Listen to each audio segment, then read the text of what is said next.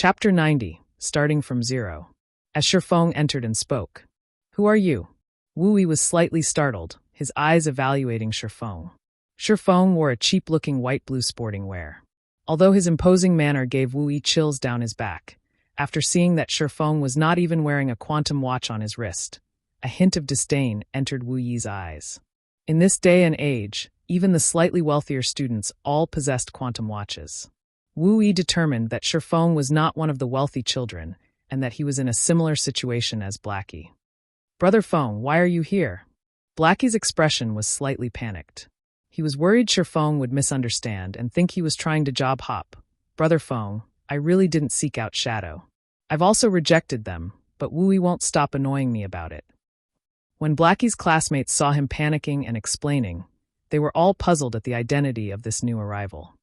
Blackie had already risen to level 5 in God's domain, so he was definitely an expert. Many workshops would fight over for him, treating him as an important guest. Even Shadow sent someone over to recruit Blackie. If the upper echelons of Shadow met Blackie, they might also act very cordially and treat him with respect. However, Blackie had respectfully addressed the stranger in front of them as Brother Feng, confusing them. Could the person in front of them be some famous person in their school?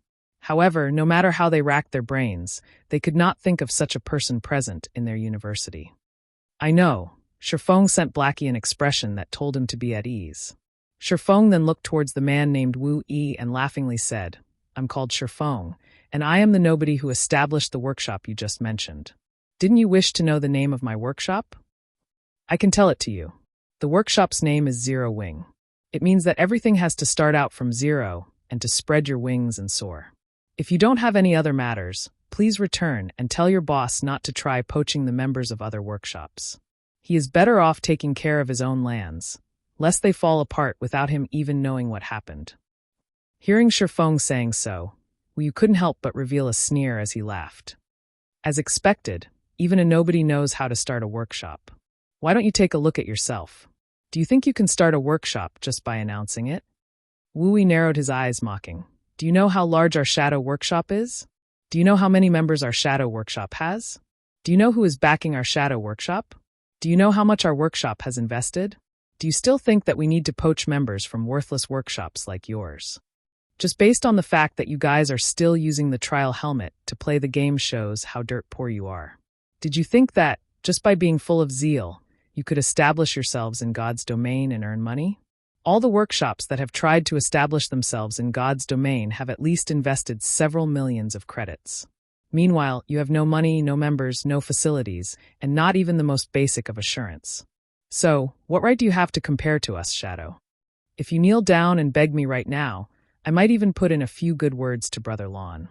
If you pay up some 10 or 20,000 credits, you might be able to join the workshop. How about it? Think about it, this is a rare chance for you." Wu Yi smiled savagely. He then shifted his gaze to Blackie, coldly saying, "Shadow is already giving you a lot of respect by sending me here to recruit you. As long as you join, you'll immediately receive the treatment of being a core member, and your monthly salary will be at least 5,000 credits. It is hundreds of times better than staying in a workshop that is barely surviving." When Blackie's several dorm mates heard of this treatment, all of them had expressions of shock on their faces. They did not think that playing God's domain would be so rewarding. Compared to those city white-collar workers, Blackie's salary was much higher. Suddenly, the gazes they used to look at Blackie changed. They no longer looked down on him. Rather, their gazes now filled with envy and admiration. They were only several months away from graduating from the university. Right now, they were still having headaches over finding jobs. Meanwhile, Blackie had someone personally coming to his door to recruit him, and the other party had even offered a minimum monthly salary of 5,000. As the saying went, comparisons are odious. If they had known about this earlier, they would have properly played games and gave God's domain a try. They might have even become experts. They would not have had to chase after girls for their 4 years in universities and been looked down upon by those girls. If they managed to earn money, beauties would be lined up for their choosing. However, after listening to Wu Yi, Blackie instead started laughing. Wu Yi actually dared to make fun of the workshop Shifeng had started, calling it worthless, and even wanted to make Shifeng kneel before him in order to join Shadow. He was retarded. The snow goddess is even paying attention to Brother Feng, and she even wanted to recruit Shifeng.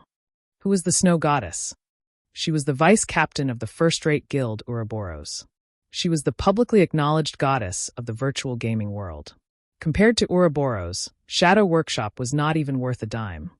Seeing Wu Yi's mood sour, Blackie sneered at him and said, "Wu Yi, even if you exaggerate it to no end, my decision will remain unchanged. Although Zero Wing Workshop has just started, I believe that our future achievements will definitely be greater than Shadow's. I advise you to leave Shadow a little earlier and join our Zero Wing Workshop. I'll ask Brother Feng for a favor.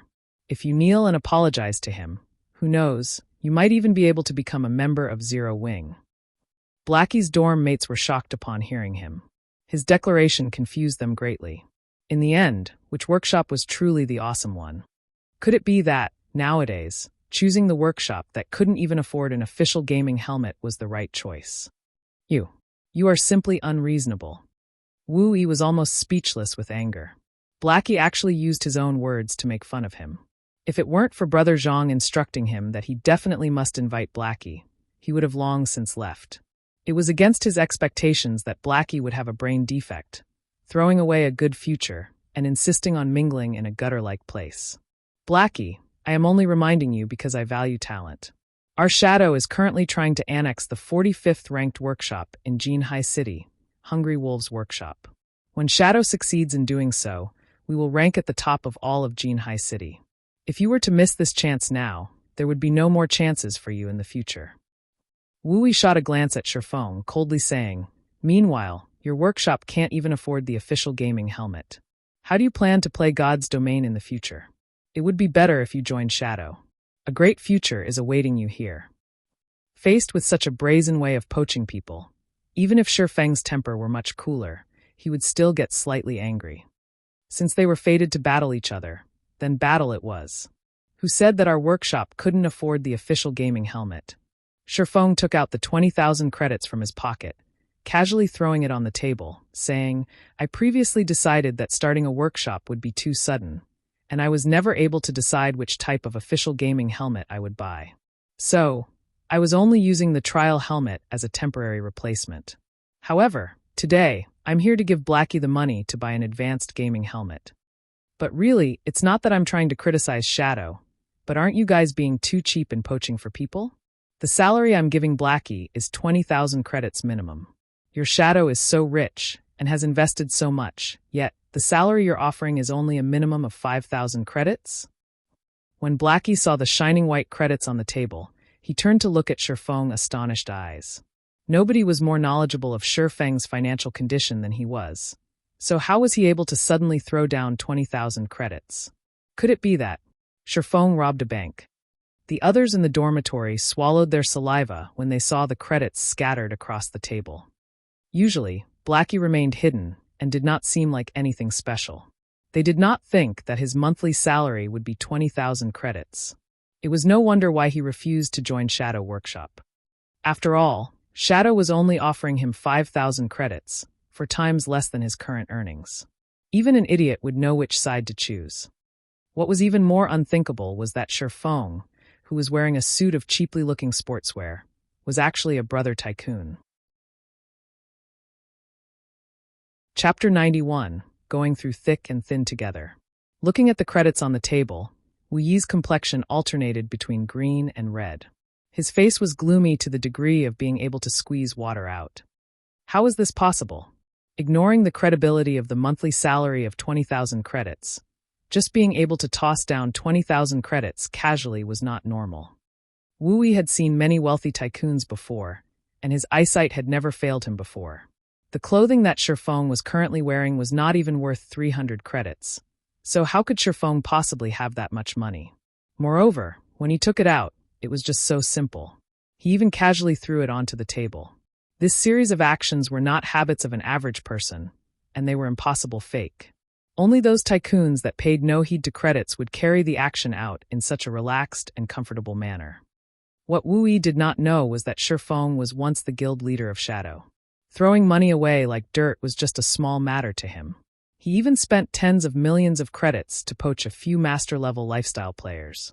During those times, he had thrown stack after stack of credits onto the table, causing those lifestyle players to worship him immediately. Throwing out just 20,000 credits was not even a warm-up for him. Humph. Just this amount of money is nothing. As long as you have the strength to join the upper echelons of Shadow, a monthly salary of 50,000 to 60,000 credits is just a small matter. Moreover, we have the support of young Master Lon, so our funds are extremely abundant. Furthermore, the celebrities of our school have also joined Shadow. The 1st, 3rd, 6th, and 9th ranked students in the university's most recent fighting competition have all joined Shadow. These people are the true experts, and they could easily rise to fame in God's domain. Meanwhile, what kind of true experts does your workshop have? Wu Yi pretended to be calm as he coldly snorted. However, he still could not help himself to steal a glance at the 20,000 credits thrown on the table. The basic wage for an official member of Shadow was just 3,000 to 5,000 credits. Although it was slightly better than the salary of many university fresh graduates, there was still a limit. Such an amount was not enough for one to act carelessly. Wu Yi, we will deal with the matters of Zero Wing by ourselves. It is still not up to you to comment on our problems. If your boss wishes to annex our workshop, first offer up a monthly salary of 100,000 or above.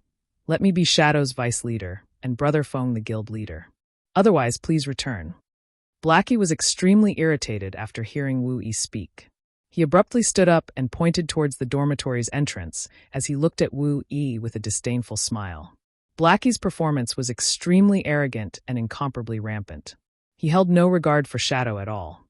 Was it amazing to have many members? Did being an expert in a fighting competition mean they could play well in God's domain? If one had the ability, then they could hitch up a relationship with those first-rate guilds. See if they pay any attention. Blackie, you better not regret this in the future. Shadow is fated to become a giant in Jinhai City.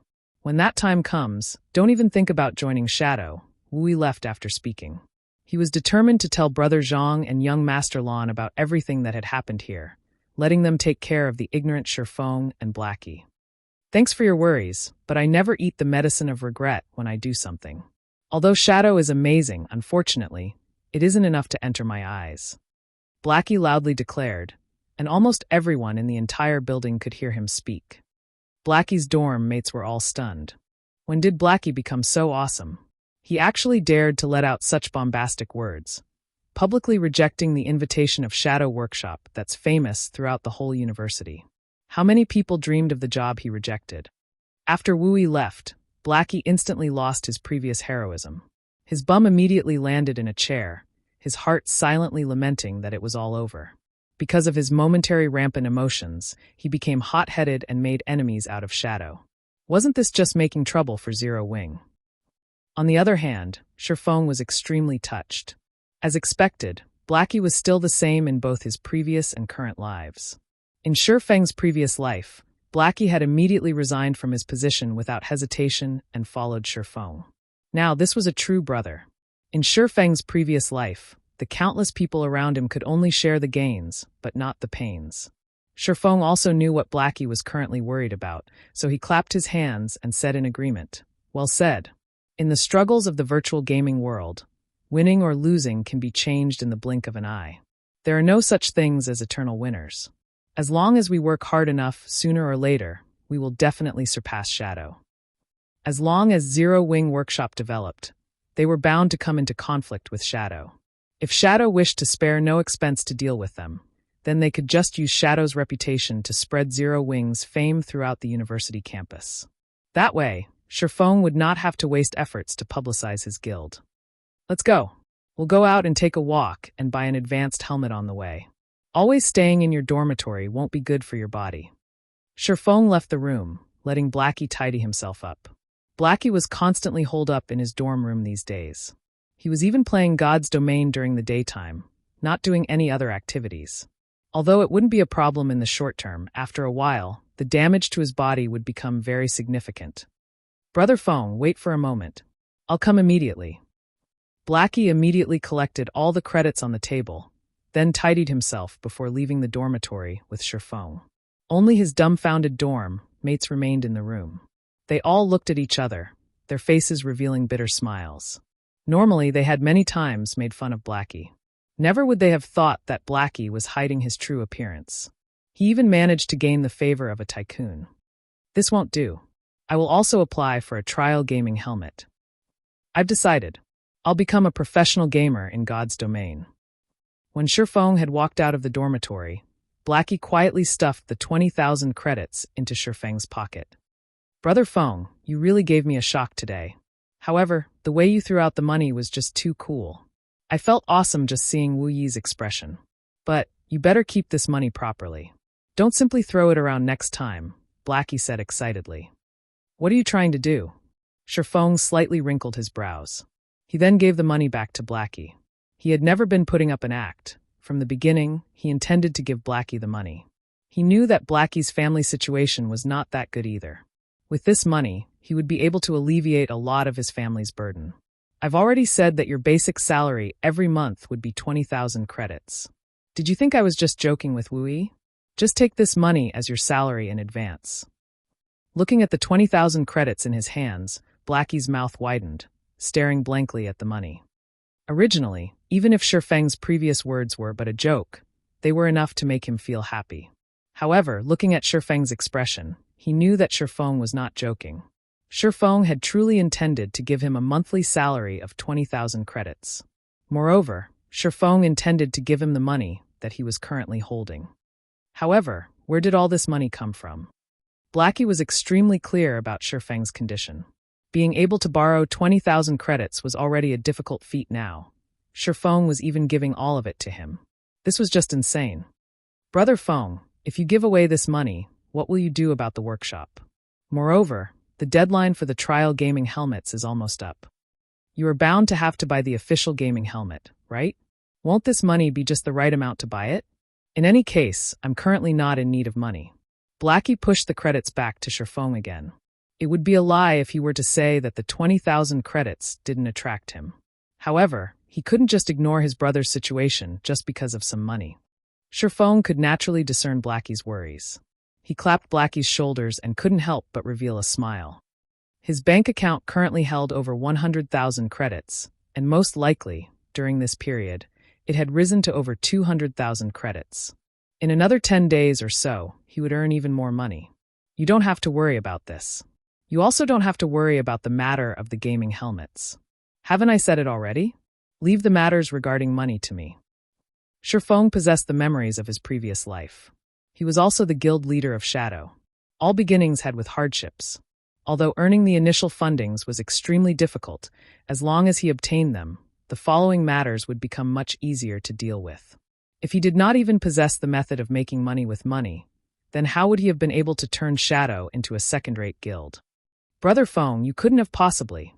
Seeing that Shifeng was so confident, Blackie's first feelings were not excitement or happiness. Instead, he was trembling. He worried that Shifeng might have done something bad, such as being by a rich woman to obtain this money. Compared to borrowing the money, this was a much more horrifying scenario. What are you blindly thinking about? Don't forget about the matter of cooperation we have with Gentle Snow. This is just the compensation she has given. Now, we no longer have to stay poor and blank. We already have some funds, so relax. Shifeng rolled his eyes at Blackie. This fellow's thinking was just too slanted. Shifeng did not reveal the real truth. Otherwise, it would be extremely hard for him to explain. So, he simply pushed everything onto Gentle Snow. In any case, Gentle Snow was the great goddess that everybody knew. When Blackie heard Shifeng, sudden realization struck him. He sent Shifeng a gaze filled with worship. Being able to gain the favor of the snow goddess was the dream of every man. It was as expected of Brother Feng. His methods were just too awesome. Chapter 92, Virtual Reality. Inside a finely decorated office, a robust man with thick eyebrows sat in an office chair as his fingers tapped on the desk. In his other hand, he was flipping through a thick stack of resumes. Dang! Dang! Dang! Enter, the man with the thick eyebrows said in a deep tone. Brother Zhang, I've done the thing that you asked of me. Wu Yi gently opened the door and carefully entered. He then stood, panicked, in front of the desk. Although it was not his first time meeting Shadow's person in power, Zhang Luowei, he still felt an intense pressure every time they met. He was always scared and on edge whenever he spoke with this person. In Shadow Workshop, aside from Lan Hailong, Zhang Luo's authority was the highest. Moreover, Zhang Luowei was the champion of Jinhai University's fighting competition. He was also one of the hot contenders for becoming the champion of Jinhai City's fighting competition. Even Lan Hailong was respectful before this person, as one of the main reasons why Shadow became so popular within the university was due to Zhang Luowei's personal fame. Sit. Tell me about it.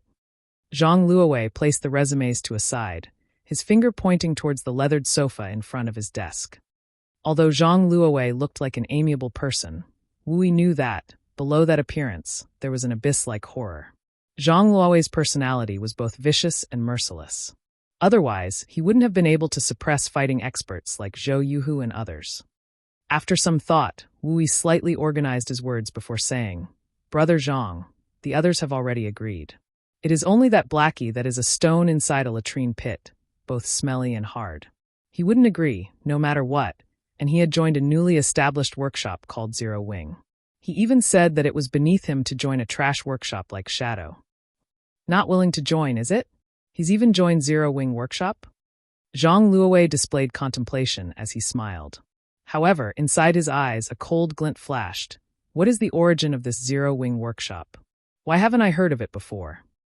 Brother Zhang, Zero Wing Workshop was established by a Year 4 student named Shifeng.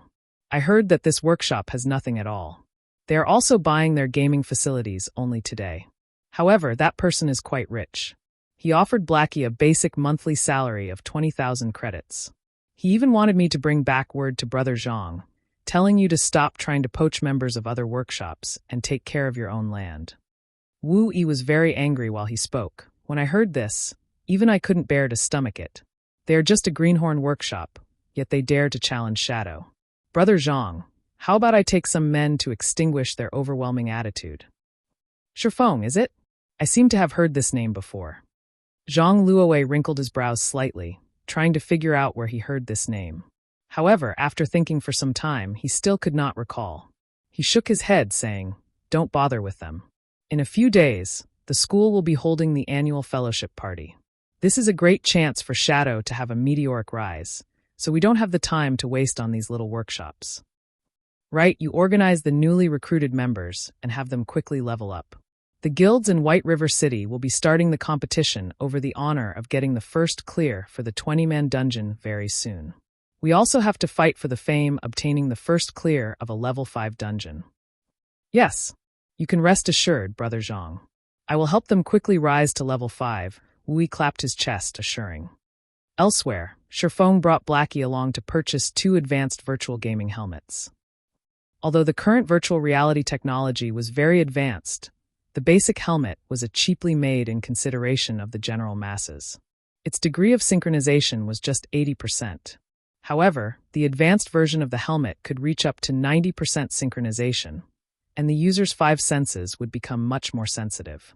Although the difference did not seem too great, during a battle between equal strengths, this small difference would be the determining factor of victory or defeat. The battles in God's domain were always life or death battles. Moreover, the penalty of a single death was a great amount of EXP and skill proficiency. Hence, most large-scale workshops would allocate an advanced virtual gaming helmet to all their official members. Previously, Shifeng did not have the money to purchase even a basic gaming helmet. Now that he had the money, however, he naturally would not fall behind in this aspect. After purchasing the advanced gaming helmets, Shifeng found a good restaurant and ordered some high-class nutrition meals. He ate with Blackie as they talked about the future development of their workshop. Such a situation made Blackie feel like he was in a dream. God's domain had only been running for slightly more than 3 days. Not only had Shifeng solved the problem of the gaming helmets, but Shifeng also brought him to a high-class restaurant for a meal and discussion of the matters of developing their workshop. The more unbelievable thing was that Shifeng unhesitatingly gave him a salary of 20,000 credits. Just how many university students' dream was it to have a monthly salary of 20,000 credits? On the other hand, he hadn't even helped Shifeng out much, yet he was able to obtain such a salary. Although Blackie did not voice it inwardly, he was extremely moved. He felt extremely apologetic to Shifeng, so he silently swore that he would work hard to be of help to Shifeng. Shifeng and Blackie conversed for a long time. They properly discussed the matters regarding the future development of their workshop. They also prepared to officially recruit Lonely Snow and the others, establishing a real workshop. The remaining matters were to find a location to set up their workshop, purchasing facilities for the workshop, and the workshop's administration. Brother Feng, leave these to me since I'm usually doing nothing during the day. It is already hard on you just to level up and earn money. Anyway, I am an economy and management major, so it is a great chance for me to display my specialty. I guarantee that you will be satisfied, Blackie assured. He couldn't help but want to start his work immediately. Good, then I'll leave it to you, Shifeng smiled. He felt extremely relieved with Blackie managing things. After the two parted, Shifeng sent a message to his parents. He then sent them 3,000 credits, telling them not to send him living expenses any longer. He told them that he had already found a good job, and that he was able to support himself financially. Shifeng was still not ready to tell his parents about everything. If he were to tell them that he had earned over 200,000 credits in just a few days, they would most likely not accept it. So, he might as well take it slow, gradually increasing the money he sent them. That way, his old folks would be able to gradually accept it, thinking it reasonable and fair. At 7 o'clock in the evening, after having his meal, Shifeng drank a bottle of C-rank nutrient fluid. He put on the newly bought advanced virtual gaming helmet, starting his conquest in God's domain. Upon entering God's domain this time, the sensation Shifeng felt when he stood beside the large pool was completely different. The cool breeze blowing, the sounds water flowing into the pool, the scratches and rust that were clearly visible on the steel walls, the faint smell of machine oil. Even the feeling of manipulating his own body had become much more relaxed. Shifeng flexed his body on the stairway. He then pulled out his swords, slashing out streak after streak of beautiful sword images. The sword images kept flickering in and out of existence, giving an unpredictable feeling. The feeling I had while playing God's domain in the previous life is finally back. Shifeng stopped waving his swords, extremely pleased with his current condition. In his previous life, Shifeng was used to using the virtual reality cabin. The virtual reality cabin's synchronizing rate could reach up to 97%. In God's domain, if the system interface, status indicators, and other such things weren't present, players would be practically unable to differentiate between the real world and the virtual world. After getting used to his body, Shifeng felt that he should start searching for the Titan's heart. Chapter 93, Dark Clown. The spiral staircase led directly to the core control area on the highest floor. After climbing an unknown number of steps, Shifeng arrived at a winding corridor that led towards the core area. Ancient magical runes were carved into the walls on both sides of the corridor, and even though almost a millennium had passed, this corridor was still gleaming with light. Only some parts of the corridor had decayed, damaging the magical circuits etched in it and plunging those particular areas into darkness. Fortunately, not many parts of the corridor were badly decayed, so Shifeng was still able to clearly see the entirety of the long, narrow, and maze-like corridor. Just after Shifeng set foot into the corridor, the alarm once again rang out. Alert! Alert! The intruder has already invaded Area A of the fortress, the magic corridor. Activating guardian statues on duty. Shifeng then heard loud booming noises coming from the corridor, as if some gigantic machine had started moving. Shifeng no longer dared advance slowly. He immediately used a speed scroll, dashing through the magic corridor at flying speed. After taking several turns in the magic corridor, Shifeng discovered a machine that had a flashing red light. Although this machine was just the size of a football, it was constantly producing alarms, as if it were a tool meant for guiding the guardian statues. Sentinel Guard Common Monster. Level 10. HP 200/200. Shifeng immediately understood how he was so easily discovered. This Sentinel Guard was just like a radar. It could detect enemies within a range of 500 yards, and after discovering them, it would set off an alarm. The distance between the entrance of the corridor and this location was roughly around 500 yards, so the Sentinel Guard was able to immediately discover Shifeng. As long as Shifeng could get rid of it, then he would be able to rid himself of the alarms of this area. However, this thing had very sensitive reactions. It would not let any enemies get within 30 yards. Also, if it were attacked even once, it would try to retreat with all its might. Simultaneously, it would increase its speed of calling for its allies, and it would absolutely not give the enemy a second chance to attack. It was extremely hard to deal with. I guess I've no choice left. I can only give it a try. Shifeng unsheathed both of his swords. He could already hear the angry roars of the guardian statues coming from behind him. Based on his strength, fighting in this narrow area would only lead to his own death. His only chance of throwing off those guardian statues was to get rid of this sentinel guard.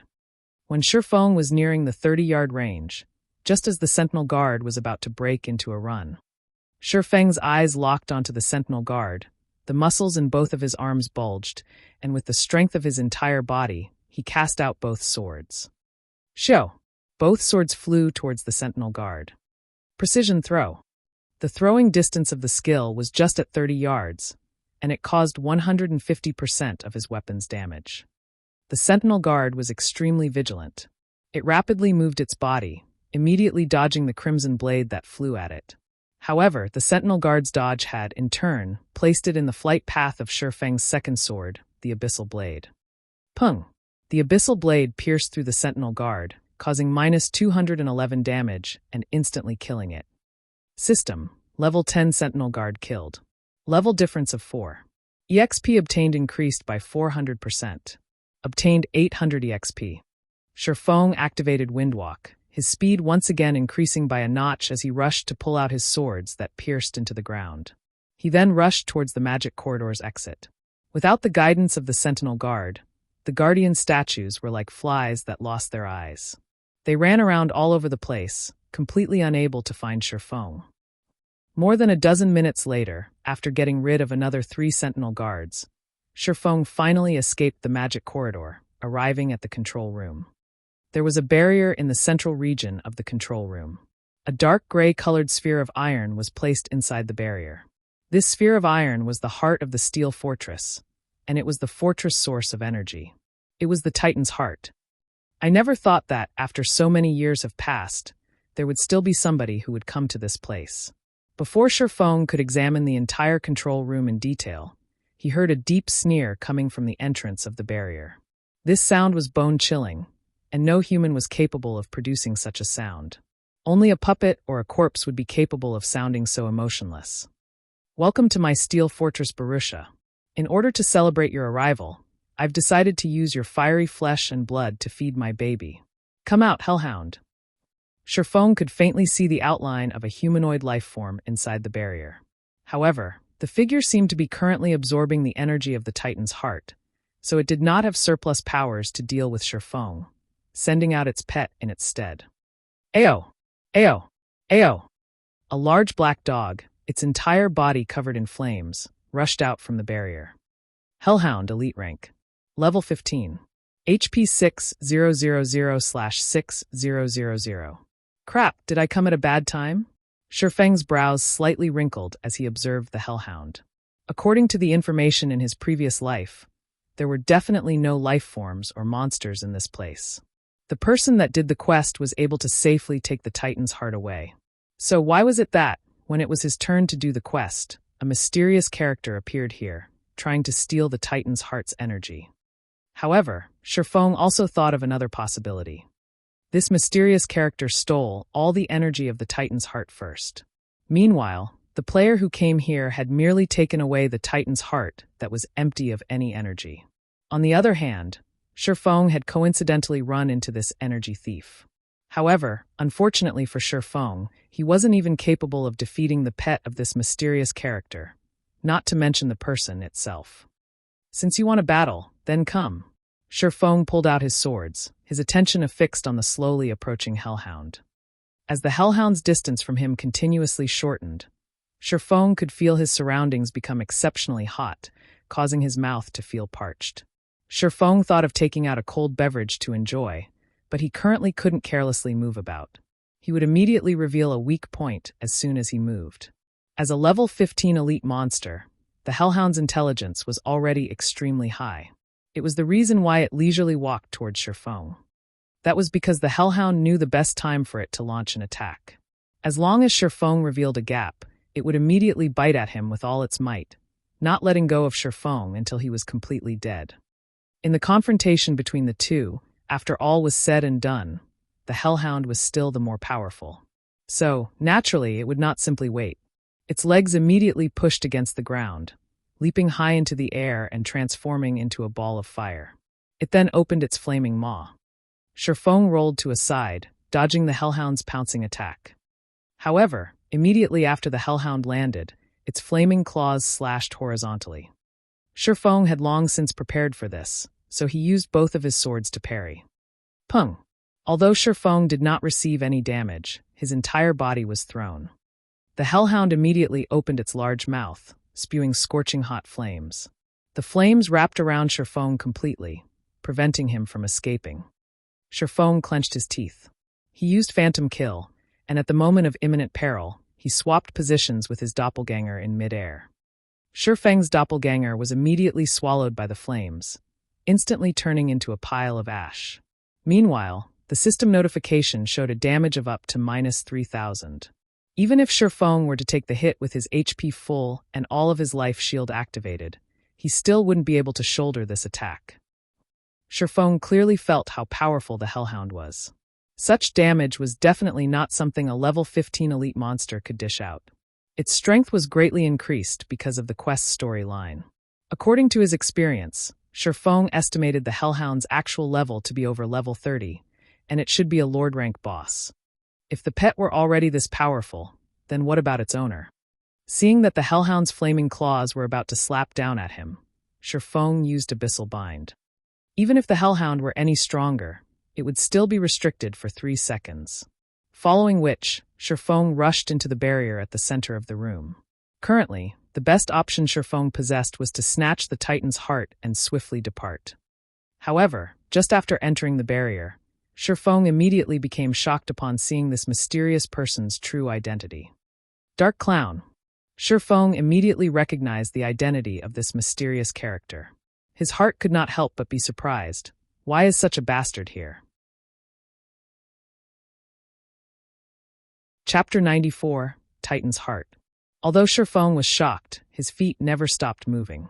His figure turned into an after image as he rushed towards the Titan's heart, located at the center of the barrier. He then used observing eyes on the Dark Clown. Unknown. Sherfong was shocked. Aside from the information showing that the figure was indeed a Dark Clown, there was nothing else displayed. All of it was just question marks. There were only 2 possibilities for such a situation to occur. The first was that the Dark Clown was equipping an advanced camouflage item. The other was that its strength was simply too overwhelming, preventing the basic observing eyes from identifying it. It was very clearly the latter situation taking place in this case. According to Sherfeng's memories, Dark Clowns were a group of mysterious life forms. They always wore clown clothing with many bells as decorations. They looked human but were not human. However, neither were they living spirits. Each one of them was extremely powerful. They could simply appear at any location, and they could come and go without leaving behind a single trace. Even if it was the palace of Starmoon Kingdom, they could still easily enter it. However, this was but a small matter. Sherfong had previously seen a Tier 3 Great Druid NPC die at the hands of the Dark Clowns.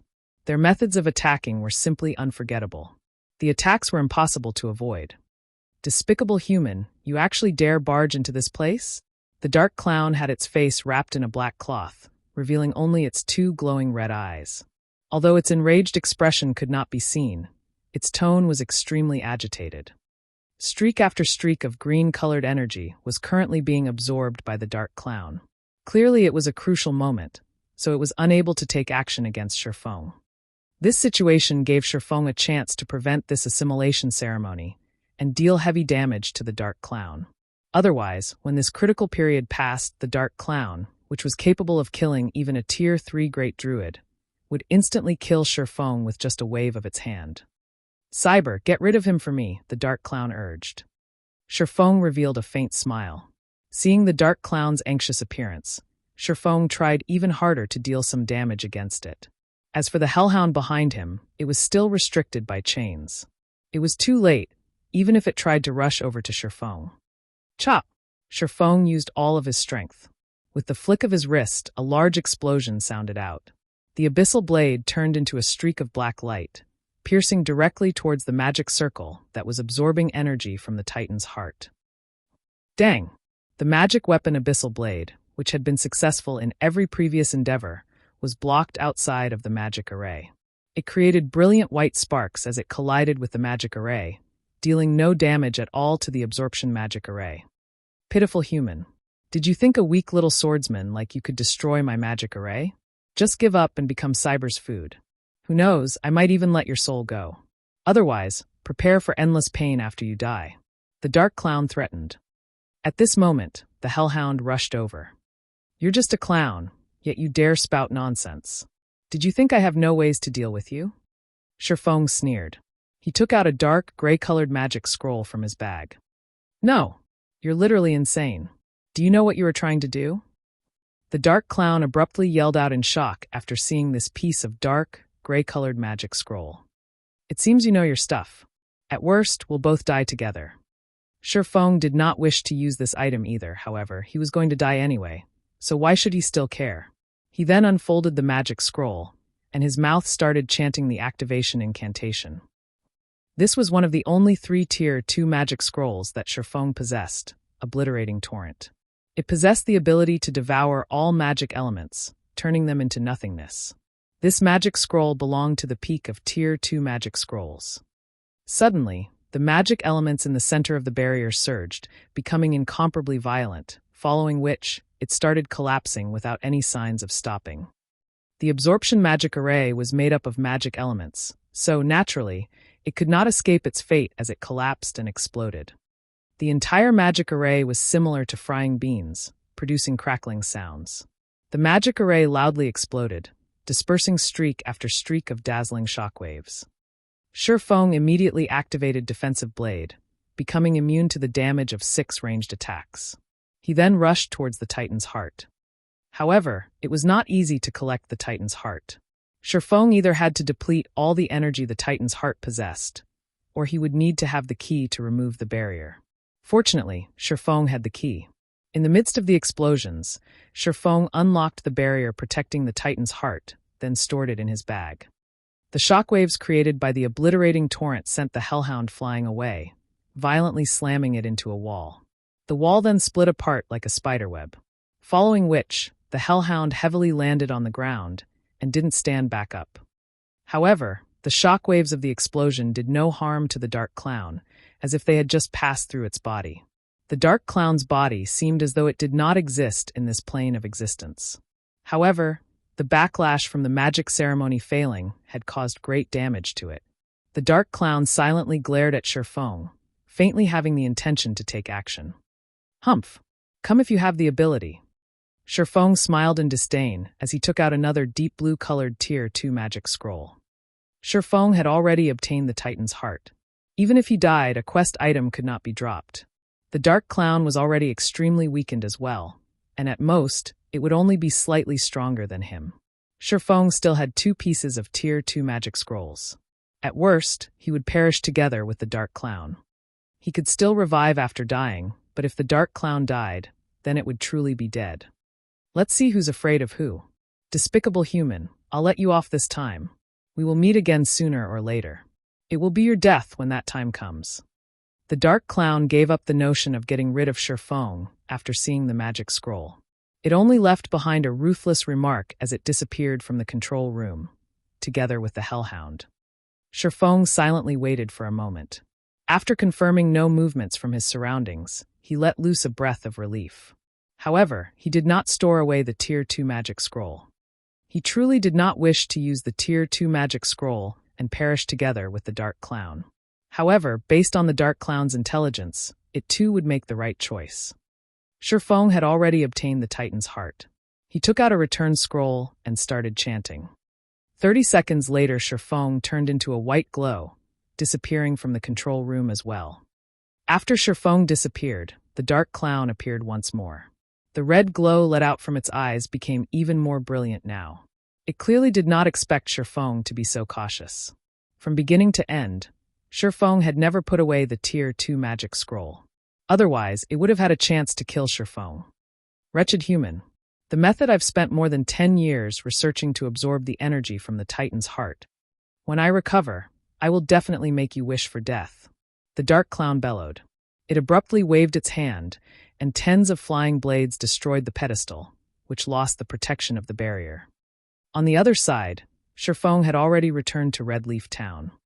Currently, the amount of players in Red Leaf Town grew even greater.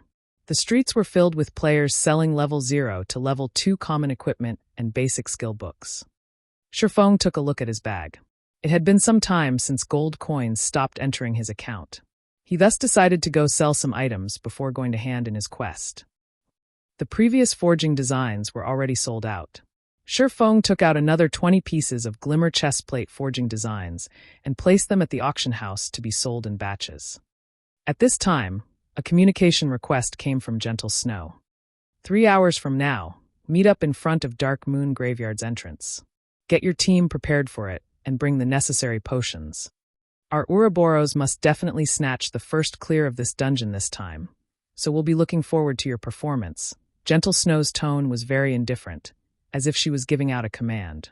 It was completely different from their meeting just now. Will do. I'll definitely arrive 3 hours from now. However, Sherfong did not particularly mind it, as that was the snow goddess's regular attitude. He estimated the time, thinking that he should be able to make it. Neither of them traded unnecessary words, immediately disconnecting the call. After that, Sherfong purchased card sets and hard stones at the auction house. He also bought some materials required to make bronze equipment and mysterious iron equipment. After storing the materials inside the bank, Sherfong went on to buy some magic scrolls and necessary potions. He then ran towards the White Sand ruins to turn in his quest. Chapter 95, Abyssal Devour. Blackie, how are things at your place at the moment? What level are you guys at right now? Sherfong asked. Leveling up in this hidden area is just too awesome.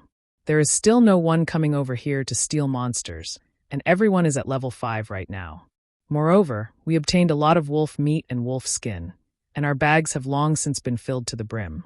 Right now, we're preparing to return to town and clear out our bags a bit, Blackie excitedly said.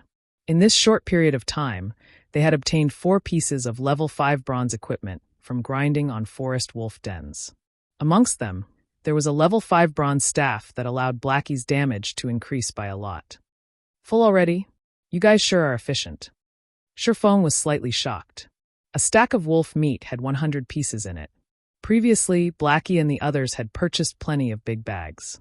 Sherfong never thought that they would be filled so quickly. How many wolf meat was this? If all of them were to be given to Violet Cloud to be made into advanced cookings, then it would become a huge profit. That's right, you guys pass all of your wolf meat to a female cleric called Violet Cloud. Just give out my name when you meet her. Afterward, you guys rest up a little and buy some HP and MP recovery potions. Then wait for me at the trade area. Brother Fong, are we going to go dungeon diving with the snow goddess? Blackie excitedly asked, after recalling some things. So properly rest up.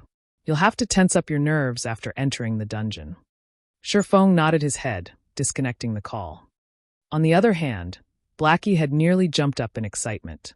Originally, he had thought Sherfong would not be bringing them along to the dungeon. After all, their techniques were not that great. They would only be making fools of themselves if they were to go. However, since Sherfong did not forsake them, what else did they have to say? Anticipation grew within Blackie. He was fortunate enough to dive a dungeon together with the snow goddess. So what if he would shame himself? It would still be an honor when mentioned to others.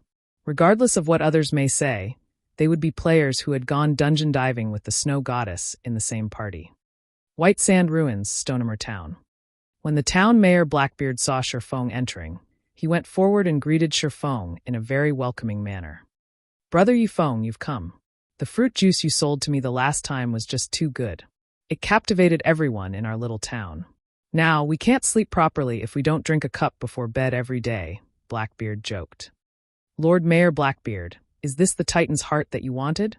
Sherfong smiled, taking out the Titan's heart as he asked. When Blackbeard saw the gray-colored metallic sphere, his mouth suddenly opened wide in shock. This shape, this color, this texture. It was exactly the same as the Titan's heart mentioned in the legends. Correct, this is the Titan's heart. It is exactly the same as the one recorded in the ancient records. I never thought that I would be able to personally see it in my lifetime. Brother Yifeng, I truly did not think that you were such a powerful adventurer. For bringing back our Black Steel Dwarves' glory, I represent all Black Steel Dwarves in thanking you sincerely. Blackbeard excitedly received the Titan's heart, continuously thanking Shifeng. System. Unique quest Steel Fortress Baruchel completed. Rewarding 1 Black Steel insignia. Obtained Blackbeard's recommendation letter. Obtained Advanced Book of Magic. Rewarding 10,000 EXP reputation at Blacksteel Town has reached worship. The large amount of rewards dazzled Shifeng's eyes. His level had also risen to 73% of level 6. Such a leveling speed had even exceeded that of those leveling madmen. Shifeng did not care much about the amount of EXP. Instead, the other items were the most important ones. The rewards this time far exceeded Shifeng's expectations. A Titan's heart that possessed no energy in it could transform a third-rate guild into a second-rate guild. However, right now the Titan's heart in Shifeng's hands still possessed a quarter of its energy. Shifeng never imagined the rewards to be so good. In his previous life, the player that completed this unique quest did not obtain such a bountiful reward. The player had only obtained a recommendation letter, an intermediate book of magic, and reputation reaching the level of worship. There was absolutely no Blacksteel's insignia. Blacksteel insignia, fine gold rank. Unique equipment. User restriction, Yifeng. The Blacksteel insignia is the highest medal of honor amongst the Blacksteel dwarves. After equipping it, forging success rate increased by 5%. Proficiency has a 10% chance to increase by 1 extra point. When forging, there is a 1% chance to increase the forged item's attributes. Shifeng was shocked after looking at the introduction. This Blacksteel insignia was literally a godly tool for forging. It was several degrees stronger than the forging talent. It was especially true with the 1% chance for an attribute increase. That meant that, out of 100 items forged, there would be 1 piece that would have its attributes increased. If Shifeng forged items every day without stop, he would have no problem making 300 to 400 pieces of equipment. In turn, he would have 3 to 4 pieces of equipment with their attributes raised. The thing players compared most when playing games was the quality of their equipment. Even if the attributes on a piece of equipment was only slightly higher, when the attributes of all the other pieces of equipment were accumulated together, the total amount would allow a player to exceed the others by quite a lot. Regardless of whether it was PK or dungeon diving, the player would have a great advantage in both situations. Although Shifeng did not know how much of an equipment's attributes would be increased, even an increase of a single point would cause an equipment's price to increase by multiple percentages. If it was a big increase, then the price would increase by several folds. The price of a single piece of equipment could even rival the price of 10 or more pieces.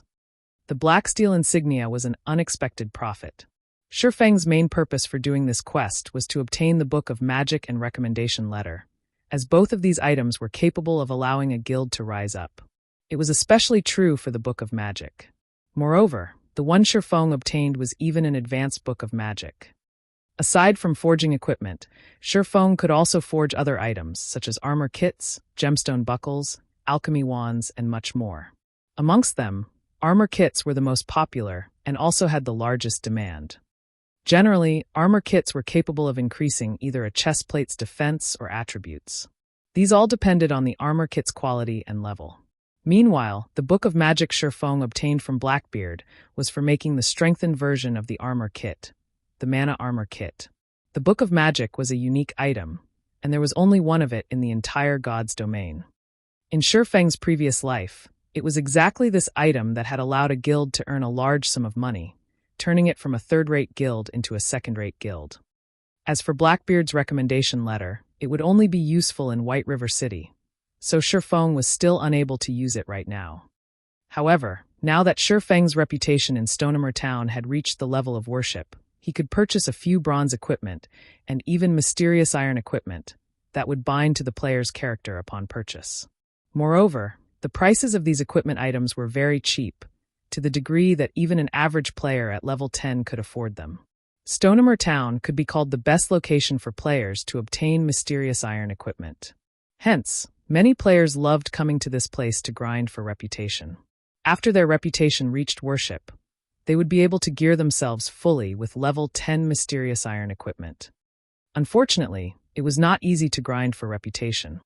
It was almost impossible for anybody to fully equip themselves with level 10 mysterious iron reputation equipment. Moreover, a complete set of mysterious iron reputation equipment was still somewhat weaker than the bronze-ranked Silvermoon set equipment. So, top-tier players all felt that it was below their dignity to equip it.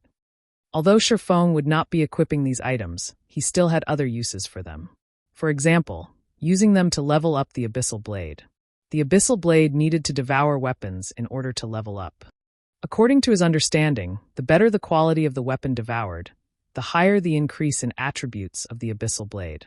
The Abyssal Blade was like a cultivating weapon, hence the reason it was so much more powerful than those epic-ranked weapons. They were even capable of rivaling legendary weapons. If Shifeng nurtured it properly, the Abyssal Blade's attributes could definitely surpass a legendary weapon. Sadly, too many items were required to carry out such a feat, even if it was the guild leader of a second-rate guild. They would not be able to support such a heavy cost. There was also the risk of facing a huge backlash.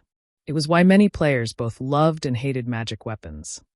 In consideration for the Abyssal Blade's attributes, instead of feeding it the original 1 piece of level 5 mysterious iron weapon and 10 pieces of level 5 bronze weapon, Shifeng decided to buy 11 pieces of level 5 mysterious iron weapon from the weapon shop. It was unknown how much of an increase in attributes such an action would yield. Following which, Shifeng called out the leveling interface for the Abyssal Blade.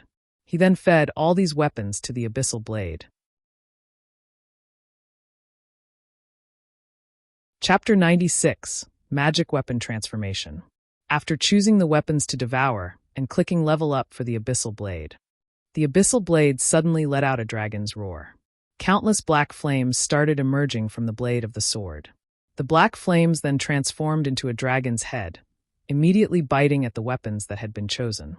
The dragon devoured the weapons, bite by bite. In the blink of an eye, the black flame devoured all 11 mysterious iron weapons, and all of their essences flowed into the Abyssal Blade. The Abyssal Blade no longer looked like a fire poker, and it now gave off a faint cold feeling of sharpness. The blade's color and luster had also become more rustic, similar to a blade covered in dust for many years. When Shifeng held the Abyssal Blade once again, the weapon felt slightly heavier than before. He felt a refreshing feeling when his hand wrapped around the sword's hilt. Shifeng then waved the sword a few times. Hua! Hua! Hua! The air was like paper, creating tearing sounds as he sliced it apart. The boss of the weapon shop was also a forging expert. When he saw this, his mouth opened wide in shock. He even nearly pulled out his goatee. The ordinary-looking weapon was actually so sharp that it could easily surpass a fine gold weapon. If it were utilized properly, it might even be able to break apart a bronze weapon with a single slash. Good sword. Shifeng waved the Abyssal Blade a few more times. After leveling up the sword, Shifeng felt that it had become much more suitable for him. He then checked the Abyssal Blade's attributes. Abyssal Blade, magic weapon, one-handed sword. Attack power 39. All attributes plus 14. Attack speed plus 5. Ignore monsters level by 5 levels. Attacks have a 15% chance to cause 2 times damage, 10% chance to induce Doom Curse, reducing all stats by 40%, lasting 30 seconds. If wielder belongs to any swordsman job, all skill levels plus 2. Increase free ability points received by 2 points for every increase in level. Equipment level 5. Can be leveled up. Devour 10 level 10 bronze equipment and 1 level 10 mysterious iron equipment to level up to level 10. Can be evolved unknown. Additional skill 1, Phantom Kill. Instantly creates a doppelganger. You can control this doppelganger. Doppelganger will have 50% of original body's attributes and all skills. At the same time, doppelganger and the original body can be swapped. Duration of 35 seconds. Cooldown 5 minutes. Additional skill 2, Abyssal Bind. Binds enemies and prevent movement, reducing defense by 100%. Duration of 3 seconds. Cooldown 1 minute. Additional skill 3, 9 Dragon's Slash. Instantly create 9 phantoms of the Abyssal Blade for the wielder to use. Each phantom sword is capable of dealing up to 30% damage. Duration of 24 seconds. Cooldown 5 minutes. The Abyssal Blade was personally created by Master Smith Alices, using the Black Dragon King's fangs as material. It is one of 36 famed swords, and it is ranked 31st. However, this sword has been cursed by the Black Dragon King. Aside from being able to provide the wielder with immense strength, there will be a backlash every period. However, after being remodeled by Jack using a star crystal, the strength of the backlash has been greatly reduced. If the wielder is unable to suppress the backlash, the wielder will receive the curse of the Black Dragon King, permanently reducing all attributes by 50%. Unable to be dropped. Unable to be traded. The Abyssal Blade's attributes increased by quite a lot. Just its attack power alone could rival a level 5 mysterious iron two-handed weapon. With the basic attributes included, it would far exceed even a level 5 secret silver two-handed weapon. It was a one-handed weapon that had the destructive power of a two-handed weapon. Moreover, a one-handed sword was much lighter, and its speed was much faster. That meant the Abyssal Blade possessed both the destructive power of a two-handed weapon and at the same time, the lightness and speed of a one-handed weapon. This was the terrifying part of magic weapons, and only master smiths were capable of forging such weapons. With such a result, Shifeng was looking forward to the Abyssal Blade's rise to level 10. Originally, Shifeng intended to sell off the level 10 fine gold greatsword he had obtained from the Sun Temple. However, he dismissed that notion. If he were to let the Abyssal Blade devour this weapon, he wondered just how much of an increase the Abyssal Blade would have. However, it was but a thought of Shifeng's. To obtain an overall positive increase, it would not be possible just depending on a single weapon. Shifeng would, at the very least, need to pair it up with 10 level 10 secret silver weapons. Currently, even mysterious iron weapons were as rare as a phoenix's feather, not to mention priceless secret silver weapons. After sheathing the Abyssal Blade, Shifeng took out a return scroll and started chanting, returning to Red Leaf Town. If he were to run back instead, he would, with a 100% chance, be late. If he were to make the snow goddess wait for him, he dared not to think of the consequences. Red Leaf Town Trade Area. After Shifeng transformed back to his original appearance, he made some minor adjustments to the appearance of the Silvermoon set equipment. It now looked more like an assembled set of bronze equipment. If Shifeng were to appear in front of Gentle Snow with his original appearance, she would definitely find something fishy about it. At that time, Shifeng would not find it easy to explain himself. "Brother Feng, we're over here." Blackie stood up and shouted as he saw Shifeng walking over. The others, as well, stood up to welcome Shifeng when they saw him approaching, sending gazes of appreciation at him. If Shifeng had not let Blackie carry them, they most likely would not have been able to reach level 5 so quickly, and very likely, they would still be struggling at the bottom of the ranks. Currently, most of the veteran players in God's Domain were level 4, and a minority had reached level 5. However, there was nothing great about the equipment they were using. If veteran players were lucky, they might possess 1 or 2 pieces of bronze equipment that had good attributes. Only those expert players would possess 6 or 7 pieces of bronze equipment. On the other hand, every one of them now possessed 7 or 8 pieces of bronze equipment. Originally, this reason alone already caused them to be extremely grateful towards Shifeng. They all decided to continue following Shifeng. They never thought that Blackie would actually be willing to sign a contract with them, allowing them to join Zero Wing Workshop and become one of its official members. They could also enjoy a monthly salary of 4,000 credits. They were not just fools playing a game. They knew the treatment an official member received in other workshops. The treatment for official members of top-ranking workshops in the city only received a monthly salary of 3,000 credits. Even so, many veteran players would still try to worm themselves into these workshops in whichever way they could. Meanwhile, they were just a bunch of fresh noobs, yet they actually had a monthly salary of 4,000 credits. This situation was just like a dream to them. Although they requested to lower the treatment they received, Blackie had firmly rejected all of them. He had said that Shifeng had personally declared it as such, and no changes were permitted. Helpless, they could only sign the contract, becoming official members of Zero Wing Workshop. Although they looked well off now, deep in their hearts, they were very clear about their own strengths. It was practically impossible for them to get invited to a workshop. It would be a good thing if they could even become outer members, not to mention official members. Shifeng swept a glance at everyone's equipment. Based on his many years of experience, he could roughly estimate an equipment's attributes. The basic attributes of the equipment his party members were wearing had definitely exceeded the elite members of many small guilds. However, it was still not enough. Let's make a trip to the warehouse first. Everyone was confused. What were they going to do at the warehouse? However, they did not question Shifeng's decision, only following him. Arriving at the bank, Shifeng retrieved all the equipment that could be used by his party members. He obtained all of the equipment from the treasure chests he opened in the Moonlight Forest. Every piece of the equipment had extremely good attributes. Everyone was dumbfounded when they saw the equipment. They had ceaselessly grinded monsters and had even killed quite a few elites.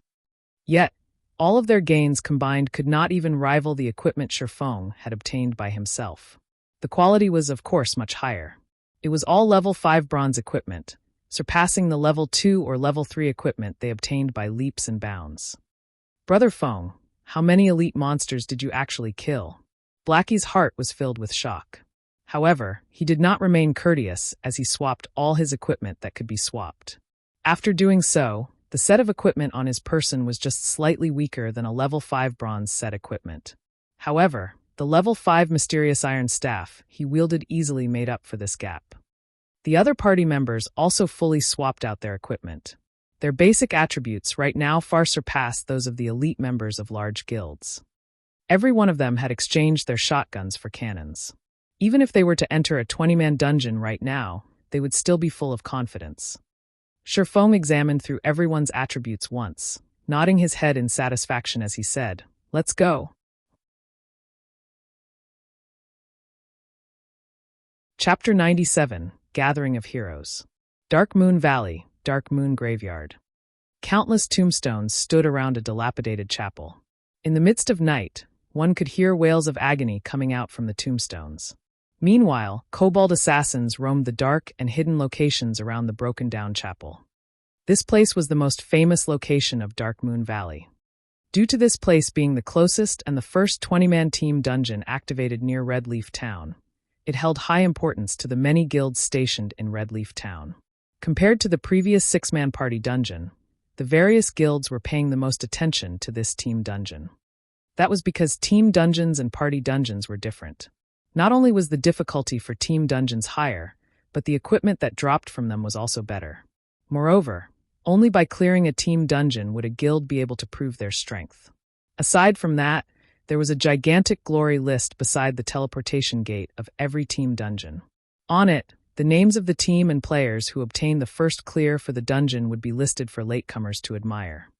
Of course, aside from the first clear, the record for the fastest to clear the dungeon would also be recorded, with the reserved record set at 3 hours. As long as a team surpassed the record time, their names would be recorded. However, this record was not permanent, but only temporary.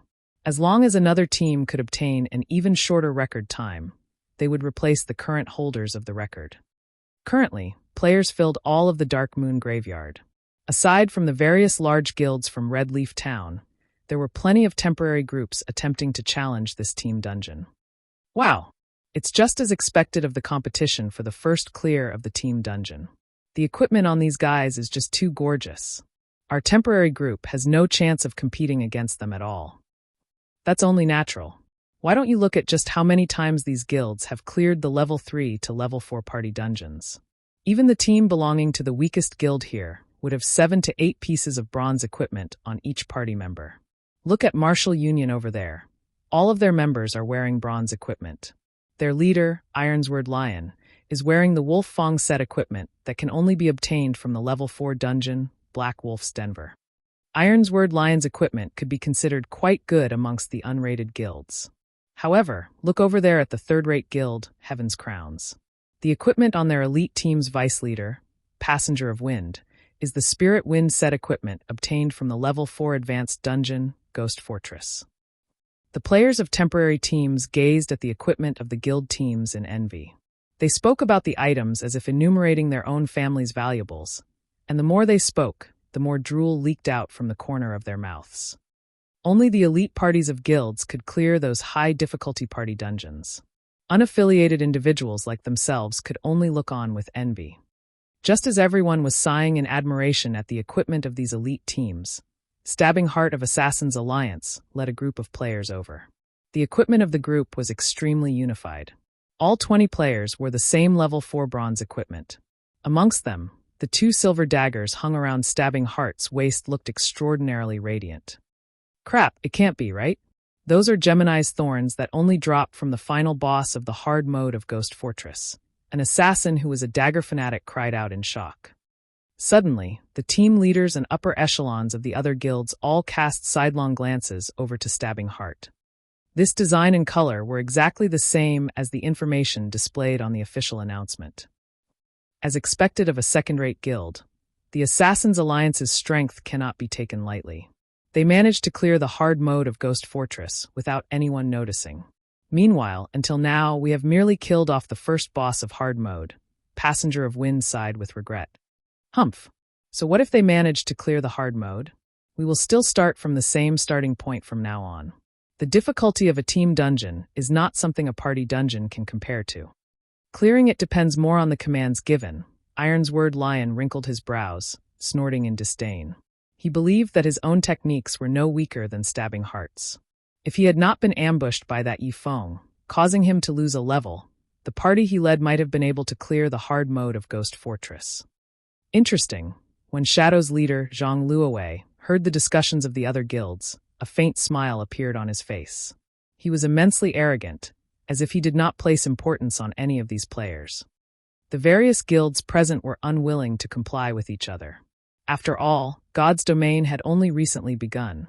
Nobody would know what the future would bring. The Assassins' Alliance was only this powerful due to their strong initial foundation. However, the first clear for the Dark Moon Graveyard could not be obtained just by relying on a strong foundation. At best, the Assassins' Alliance would only have a minor advantage over the other guilds. The first clear of this team dungeon this time around was considered a shuffling of power in Red Leaf Town. Whoever obtained the first clear would increase their prestige in Red Leaf Town, improving their guild's development. It would have a great effect on attracting new players to join their guilds. Everyone looked at the time. There was still over 20 minutes before the opening of Dark Moon Graveyard. They all stood by a side, patiently waiting. Sister Snow, this place is really lively. Xiao Yuer giggled, pulling on Gentle Snow's delicate arm as she took a look at her surroundings. Gentle Snow nodded. She looked around with an indifferent face, her expression as cold as ice. She did not pay any attention to the guilds present. Instead, she was looking for a certain someone. Although Gentle Snow and her group kept a low profile when they arrived at the Dark Moon Graveyard, everyone's sights still unconsciously turned towards the group, including the upper echelons of the various guilds. They still possessed the chance to compete in the case of second-rate guilds. However, it was but a fleeting dream for them to compete against a first-rate guild. The main reason being the gap between a first-rate guild and a second-rate guild was just too wide. Not only was there a difference in the number of players in the guild, but there was also the difference of the quality of players and fundings. Just by standing in this place, Gentle Snow caused a great pressure to loom over the upper echelons of the many guilds present. As for the cause for this pressure, aside from the disparity between their guilds, the disparity between personal strength was also one of the causes. As long as one played virtual reality games, they would certainly know of the Snow Goddess. However, this name was not praise for Gentle Snow's stunning complexion, but for her frightening strength. As expected of the Snow Goddess, the equipment on her body is likely the most top-notch equipment available to players at this stage of the game. Stabbing Heart inwardly admired the silver-red battle armor that Gentle Snow wore. This was the Flame Light set equipment that could only be obtained from the Level 5 Advanced Dungeon, Lava Cavern. The Assassins' Alliance was never able to clear this dungeon. Moreover, this Flame Light set was a mysterious iron set equipment that would only drop from the hard mode of the dungeon. The set equipment was much better than any other equipment, not to mention the crimson-colored Flame Spirit Greatsword in Gentle Snow's hands. That was a Level 5 secret silver two-handed sword. The weapon itself could easily overwhelm his pair of mysterious iron-ranked Gemini's thorns. The pressure this set of equipment gave off to the other experts present was enormous. In addition to Zhao Yueru and Xiao Yuer's mysterious iron equipment, Gentle Snow's group practically flattened everyone else at the Dark Moon Graveyard. How were these experts supposed to compete against Gentle Snow's group now? Why isn't he here yet? After taking a look around, a faint layer of frost appeared on Gentle Snow's face as she was unable to discover Shifeng's figure anywhere. Ha! Snow, that guy must have known that he would just humiliate himself, so he didn't dare show up. Why don't we just call a few more members over? Zhao Yueru stuck out her impressive twin peaks, laughing delightfully. Gentle Snow gave Zhao Yueru's words some thought. The first clear for the Dark Moon Graveyard was extremely important. If Shifeng really was not coming, then she should be making some preparations ahead of time. Just as Gentle Snow was prepared to contact her subordinates, Shifeng and his party ran over. Sorry, I've made you all wait, Shifeng scratched his head, apologizing. Although he hurried over, the distance was just too far. Moreover, they had met a level 5 extremely rare elite on the way here, so they had wasted some time.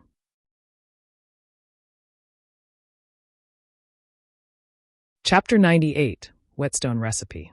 After not meeting for just more than a day, Shifeng discovered that Gentle Snow and the others of her group had changed their equipment.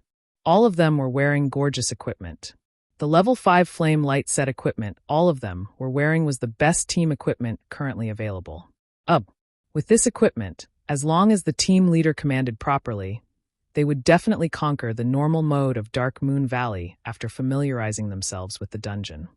Regarding the Dark Moon Graveyard, even if Shifeng now possessed a full suit of Silvermoon set equipment, he still had quite a lot of requirements.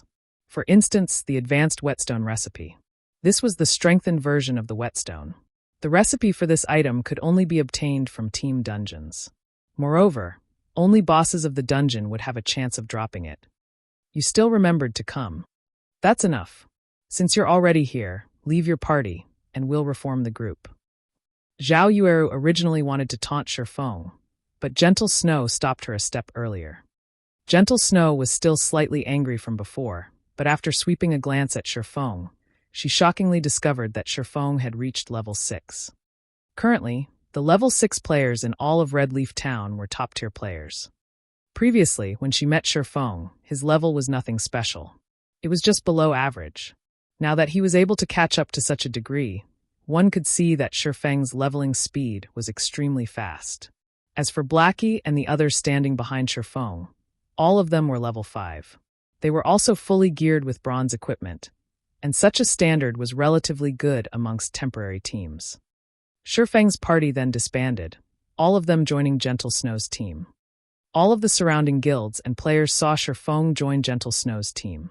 Judging from the equipment of Shifeng's party, it was obvious that Shifeng and the others were not members of Ouroboros.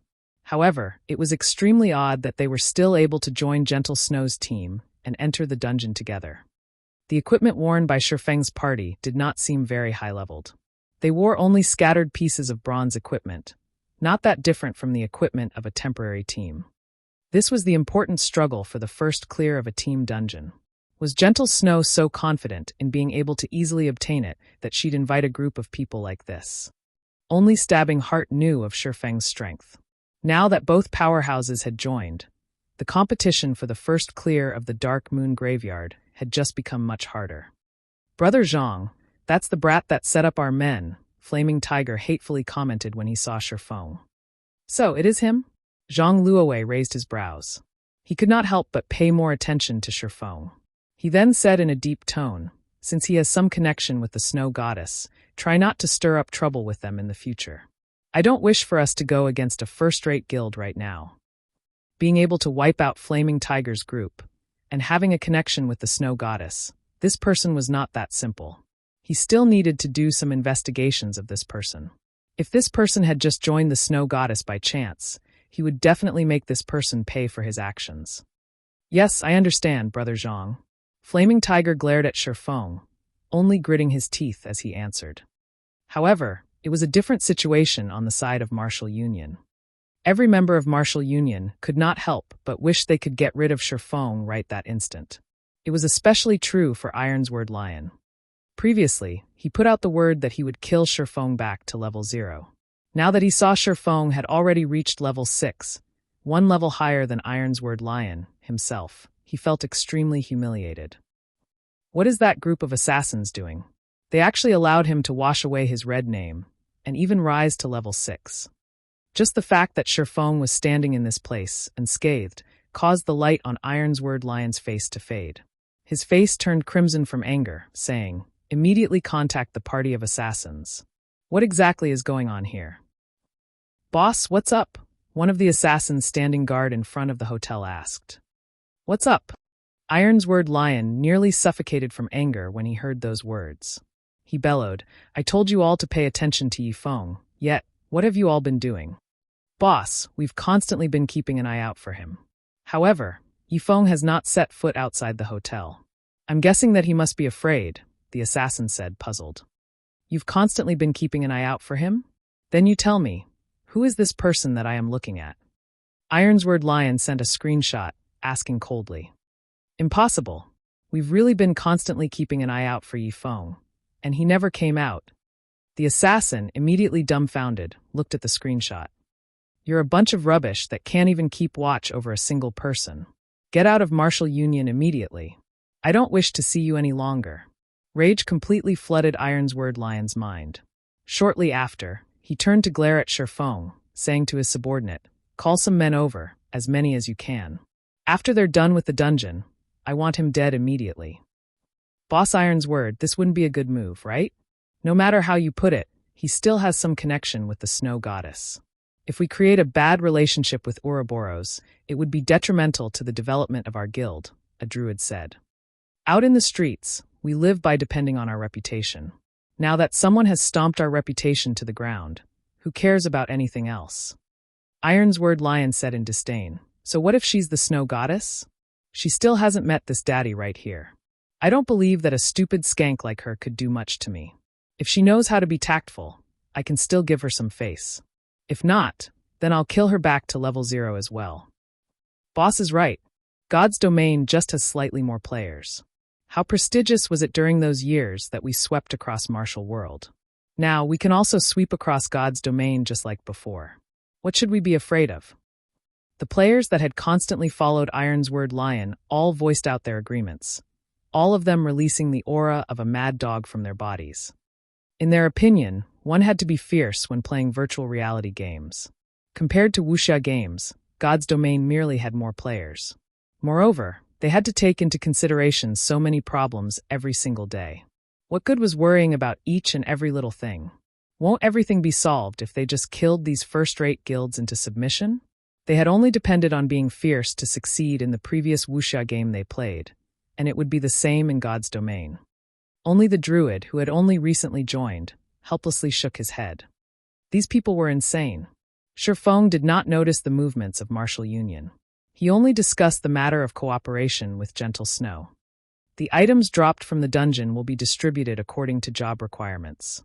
If both sides require the same equipment, then there should be no problem if we just roll for it, right? We don't have any problems with the distribution of equipment. However, I want priority over the recipes and materials for lifestyle jobs. Shifeng's goal in coming here was the advanced Whetstone recipe, while equipment didn't really matter to him. You. Don't forget that we are the ones who will be carrying you through the dungeon. Moreover, do you know how valuable the recipes for lifestyle jobs are? After hearing Shifeng's words, Zhao Yueru stamped her feet in anger, bellowing like a fierce tigress. The other members of Gentle Snow's team were also feeling aggrieved.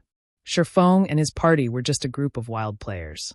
They were already extremely benevolent by rolling to distribute the equipment.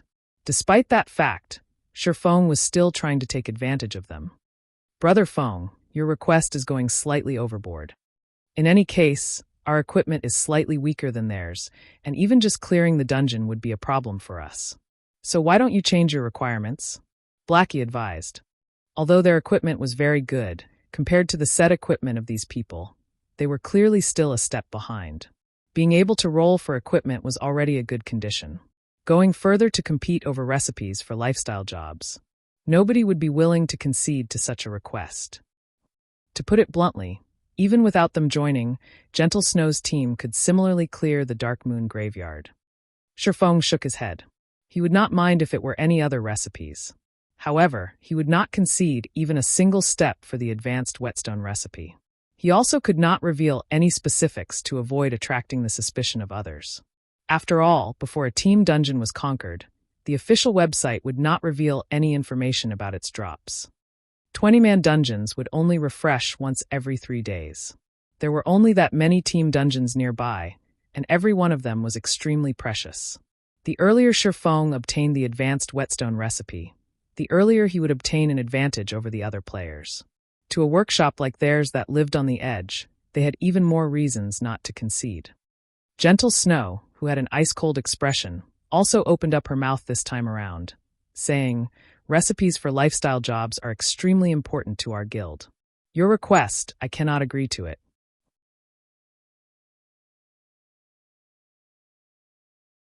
Chapter 99, Dark Moon Graveyard. Gentle Snow's single sentence determined the final verdict, not allowing anybody to refuse.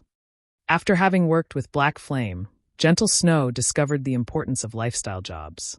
Although their influence towards God's domain was small right now, who could guarantee that it would remain so in the future? Hence, she would not let even a single recipe that dropped from the dungeon slip by. With Gentle Snow's approval, the confidence of the members of Ouroboros grew. Every one of them looked towards the foolish-looking Shifeng. Now that our leader has refused, let's see how you are going to continue acting arrogant. If you have the ability, then form your own team to enter the Dark Moon Graveyard. We will have an easier time that way as well. Shifeng slightly wrinkled his brows. He did not think that Gentle Snow would be so resolute. He wondered what had happened to Gentle Snow to trigger a nerve in her. She was completely different from when they first met. At that time, there was still room for discussion. However, Shifeng did not have a clue that the person who triggered Gentle Snow was exactly himself. "How about this, then? We'll hold a party auction for the lifestyle recipes that drop," Shifeng said. Without having any better options, he could only take a step back and make some compromises. Hearing Shifeng, Zhao Yueru covered her delicate mouth as she revealed a shallow smile. Yifeng, stop dreaming.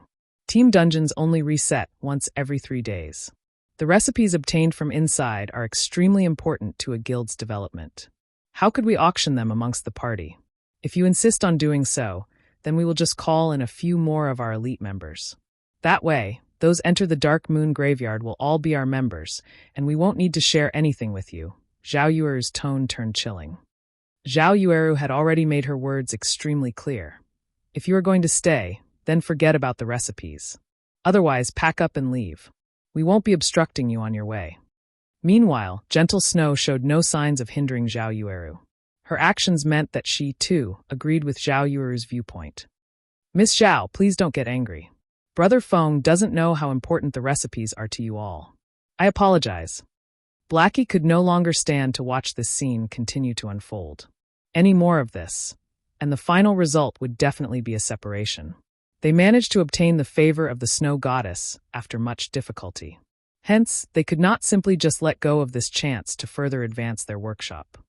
Blackie continuously hinted Shifeng not to act rashly and to properly grab a hold of this chance.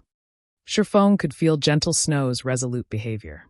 Such an attitude gave him a headache. However, it would not be easy for him to find another team to enter the Dark Moon Graveyard with. It was a team dungeon, after all. A certain standard of equipment, trust, and cooperation was required to successfully clear it. Moreover, players that were abruptly recruited might not necessarily be reliable. They might even bring adverse effects to the team. All right then, let's go with your arrangements. It was clearly not wise for him to enter a deadlock with Gentle Snow right now. Shifeng had no choice but to just give up this chance. His only choice was to look for new, reliable members after he finished the dungeon. He would then bring them to dive into other team dungeons. Seeing Shifeng agree, Blackie let loose a breath of relief. On the other hand, Zhao Yueru was slightly pouting. She inwardly felt unfortunate that she was not able to chase Shifeng away. Gentle Snow did not pay attention to Zhao Yueru's irritation. The time for the dungeon's opening already arrived. The other guild teams were all entering the dungeon, one after another. Hence, Gentle Snow said in the team chat, "Let's go in then." Before entering the dungeon, Gentle Snow had set the dungeon's difficulty at normal.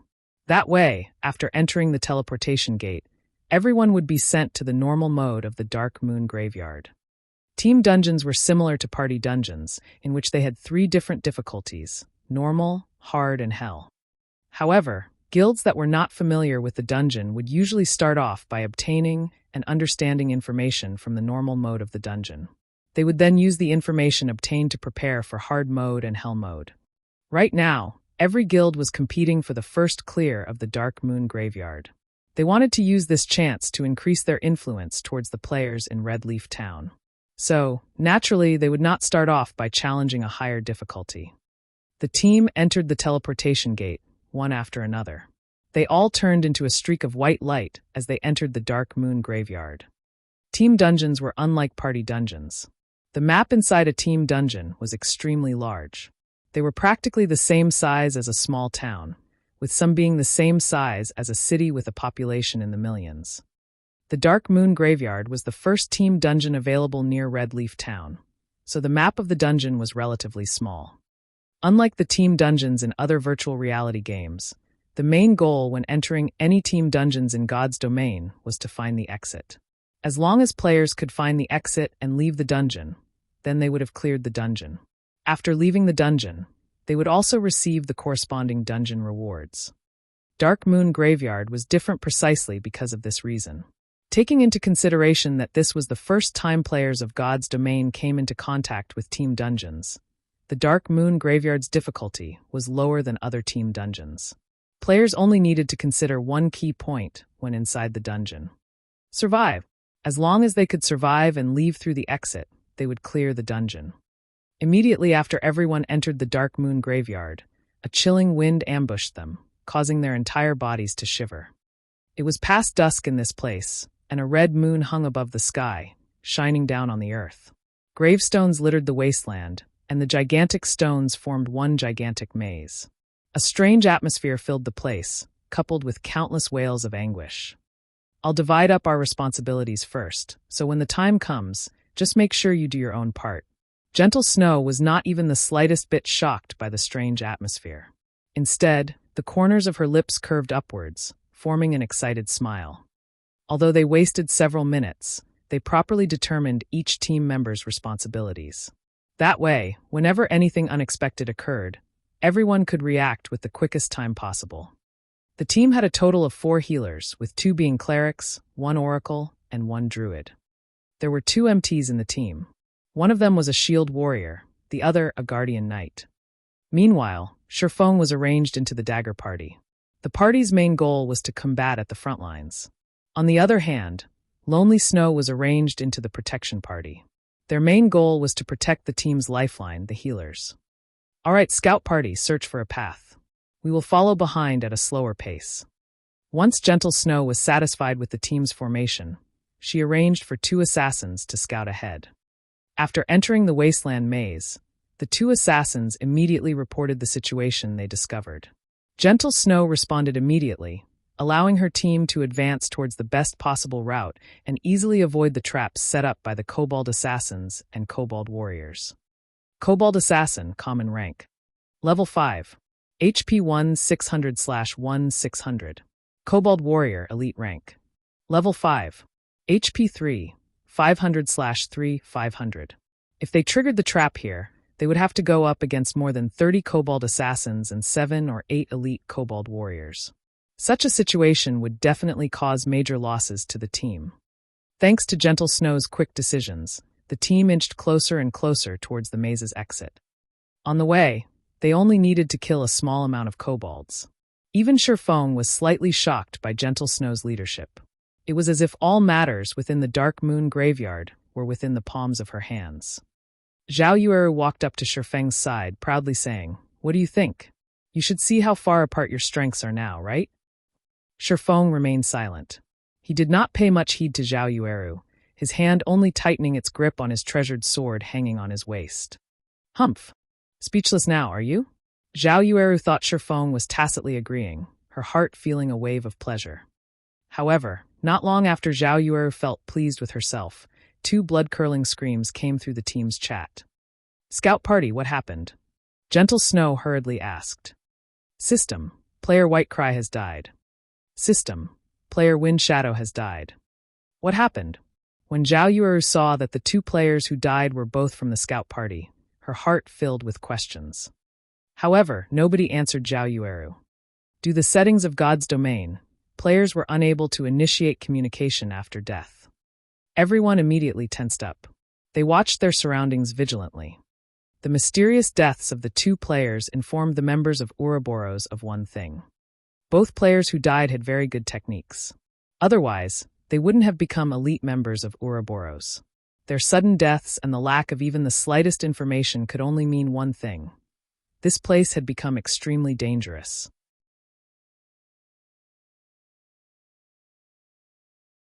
Chapter 100. Go ahead. If you can, everyone, pay attention to your surroundings.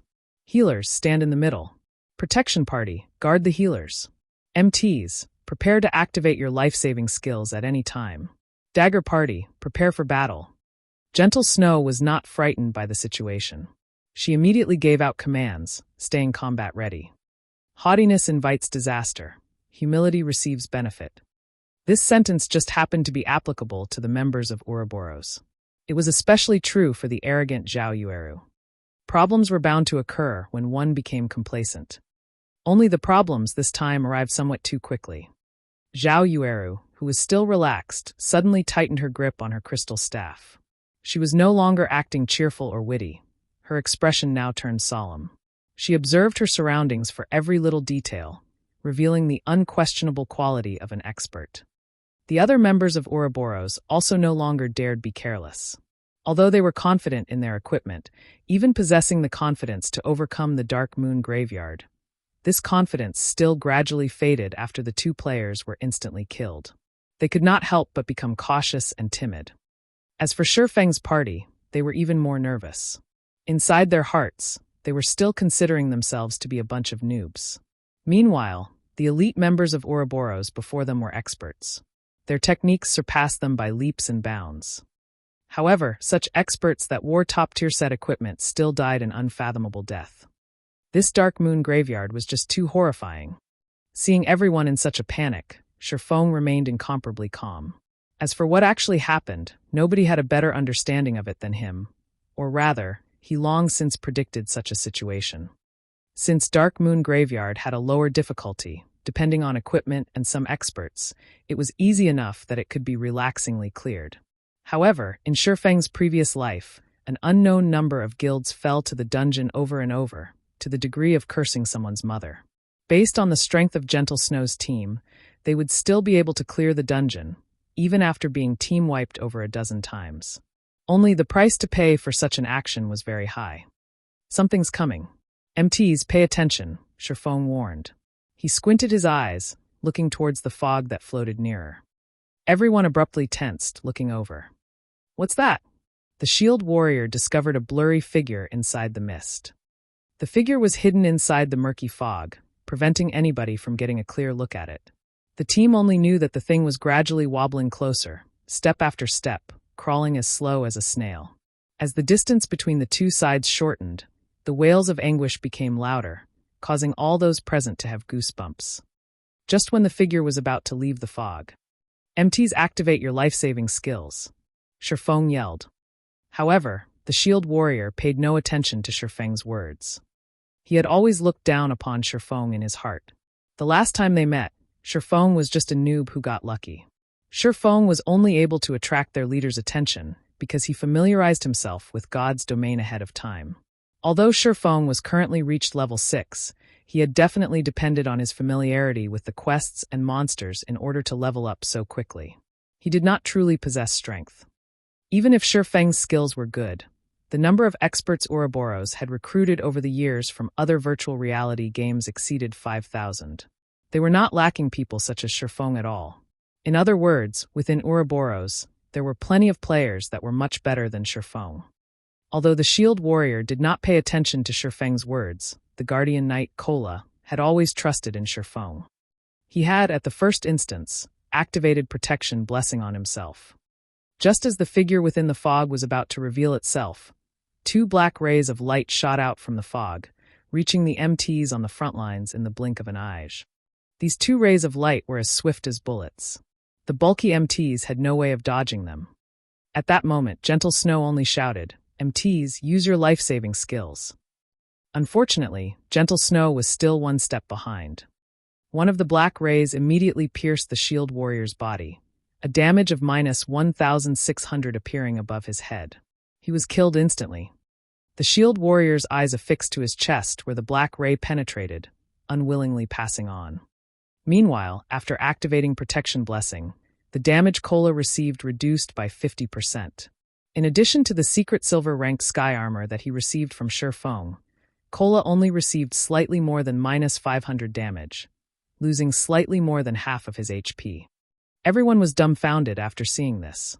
A level 5 MT wearing bronze set equipment died, just like that. Meanwhile, more figures started appearing out of the fog. When Gentle Snow recalled the terrifying black rays from before, she immediately commanded, "Healers heal. Everyone retreat. Guardian Knight, cover everyone else's retreat. Anybody with a defense skill, pay attention and protect the Guardian Knight." Hearing Gentle Snow's commands, Kola hesitated slightly. He turned to look at Shifeng, intending to wait for Shifeng's command. "Retreat then. Pay attention to your positioning and maintain a straight line with the people behind." Shifeng nodded his head. After receiving Shifeng's orders, Kola immediately took action. Seeing such a scene, Gentle Snow felt slightly upset in her heart. However, she did not voice it. On the other hand, Zhao Yuer was not as willing. A noob like you, instead of listening to Snow's commands, you actually listened to that lucky dog shit's words? Was he trying to imply that the Snow Goddess' strength and commands weren't as reliable as Shifeng's? However, just as Zhao Yuer was about to open her mouth, she immediately snapped it closed. That was because while Kola was retreating, he was actually able to simultaneously use his shield to block the black rays that fired towards the other players. He was even able to dodge the attacks of the black rays while, at the same time, retreating in an orderly manner. Such a feat was absolutely impossible for a fresh noob to accomplish. His skills were even better than their own shield warriors by a thread. With 4 healers healing him, Kola was able to maintain his HP above the safety line. During the occasional desperate moments, Shifeng would use parry to help Kola block the black rays, allowing Kola to retain his life. Such scenes caused the members of Ouroboros, who had been previously dissatisfied with Shifeng, to have a change of heart. They questioned whether they were able to carry out such actions. Moreover, Shifeng rescued Kola multiple times now, proving that it was not just a coincidence, but skill. As long as Kola did not die, the remaining team members would remain safe. It could be said that Shifeng was holding on to the lives of the entire team. It would seem that I have still been underestimating him. Gentle Snow started viewing Shifeng in a different light. Although she too helped Kola block some attacks, her actions were not as natural and pleasant as Shifeng's. He was capable of blocking the attacks while not hindering Kola's movements. After everyone retreated some distance, they were finally able to clearly see the figures within the fog. They had gigantic bodies with the height of 2 people. Their arms were both equipped with black, metallic claws. When they attacked, their claws were like swords shooting forth and sheathing quickly after, all within a blink of an eye. Kobold Zombie, Special Elite. Level 6. HP 5000/5000. Just a single Kobold Zombie was headache to them. However, there were a total of 6 Kobold Zombies that appeared from the fog. Such numbers practically demanded their lives. To make matters worse, a group of Kobold warriors also appeared in their path of retreat. Everyone finally understood the difficulty of a team dungeon. Its difficulty was practically over 10 times that of a party dungeon. "We're finished." Zhao Yuer felt despair in her heart when she saw the number of elites and special elites. How are we supposed to fight this many elites and special elites? Moreover, they have both ranged and melee to cooperate with each other. The other team members similarly agreed with Zhao Yuer's opinion. "Is there no way for us to pass through?" Gentle Snow creased her brows. She was unwilling to just leave the dungeon like this. At that moment, Shifeng opened his mouth, saying, "If we utilize the terrain properly and cooperate well with each other, it is not entirely impossible." The members of Ouroboros felt displeasure in their hearts when they heard Shifeng. He was wholly mocking the inability of Gentle Snow's commands. Easier said than done. Who would know how to deal with this many elites and special elites? "Go ahead if you can," Zhao Yuer sneered, looking at Shifeng with disdain.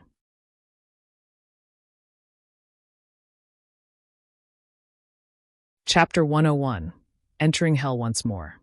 Ridiculed by Zhao Yueru in such a way, the expressions on Shifeng's party members turned dark. Even if Blackie loved beautiful women, he was still unable to overlook such an action. How could a great beauty like her have such a poisonous mouth? Although Blackie wanted to refute her, his words were unable to leave his mouth. The Dark Moon Graveyard was just too hard. Even if they believed in Shifeng's strengths and techniques, when faced with so many elites and special elites, who could guarantee that they'd be able to pass through. What? Nothing to say? Zhao Yueru asked coldly when Shifeng had remained silent as if he were in deep thought. The members of Ouroboros were also looking at Shifeng with disdain. They were already feeling despair towards the Dark Moon Graveyard, and even Gentle Snow felt helpless. So, what could a beta tester, with only some slightly good techniques, do? You're just a beta tester, who doesn't know how to talk big. If you have the ability, then you take command and kill all of those monsters. If you don't, stop spouting bullshit.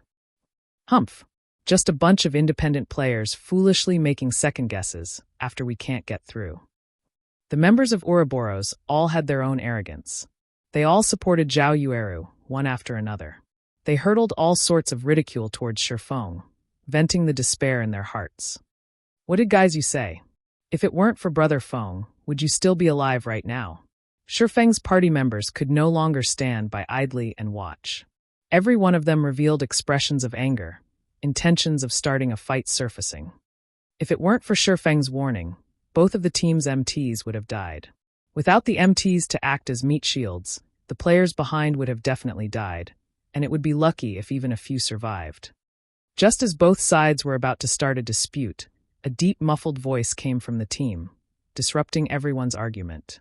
Every one of the team members was dumbstruck, thinking they had misheard. After observing the surrounding area and those monsters, I've thought of a way to get through the fog.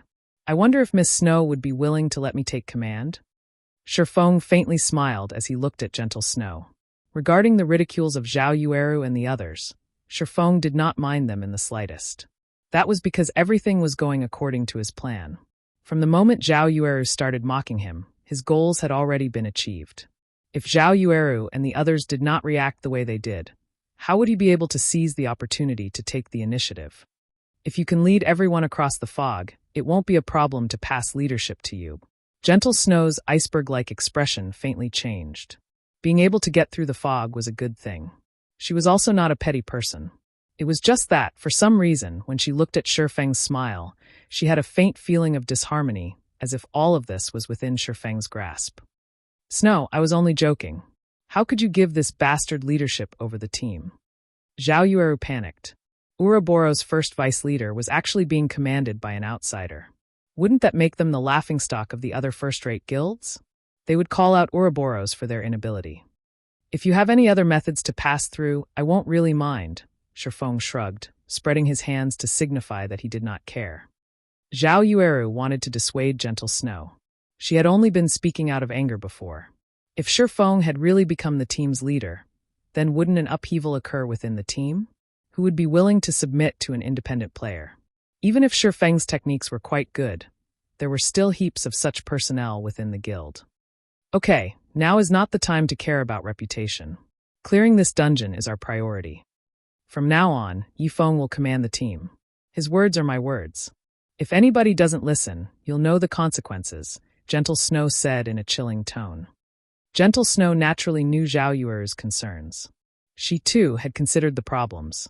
However, if they gave up the team dungeons first clear due to this little reputation, that would truly cause their guild to become the laughingstock of other guilds. All right then. Whatever you say.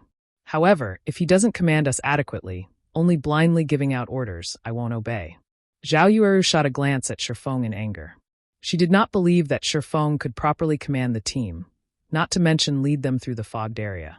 After all, Shifeng was just an independent player. It was impossible for him to have any experience in commanding a team. In a moment, she would watch and make fun of Shifeng making a fool of himself.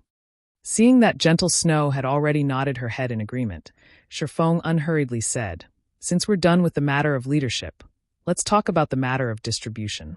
All of the equipment will be given out according to job requirements, while the other items will be auctioned within the team. Any problems?" Yifeng, Don't go overboard. Zhao Yueru glared at Shifeng like a wrathful tigress. Miss Zhao, I'm not trying to swindle even a single item. We're just fairly competing inside the dungeon. So is there a need to talk about going overboard? Shifeng calmly smiled. Previously, Shifeng agreed to Gentle Snow's arrangements because he did not possess the power to back himself up.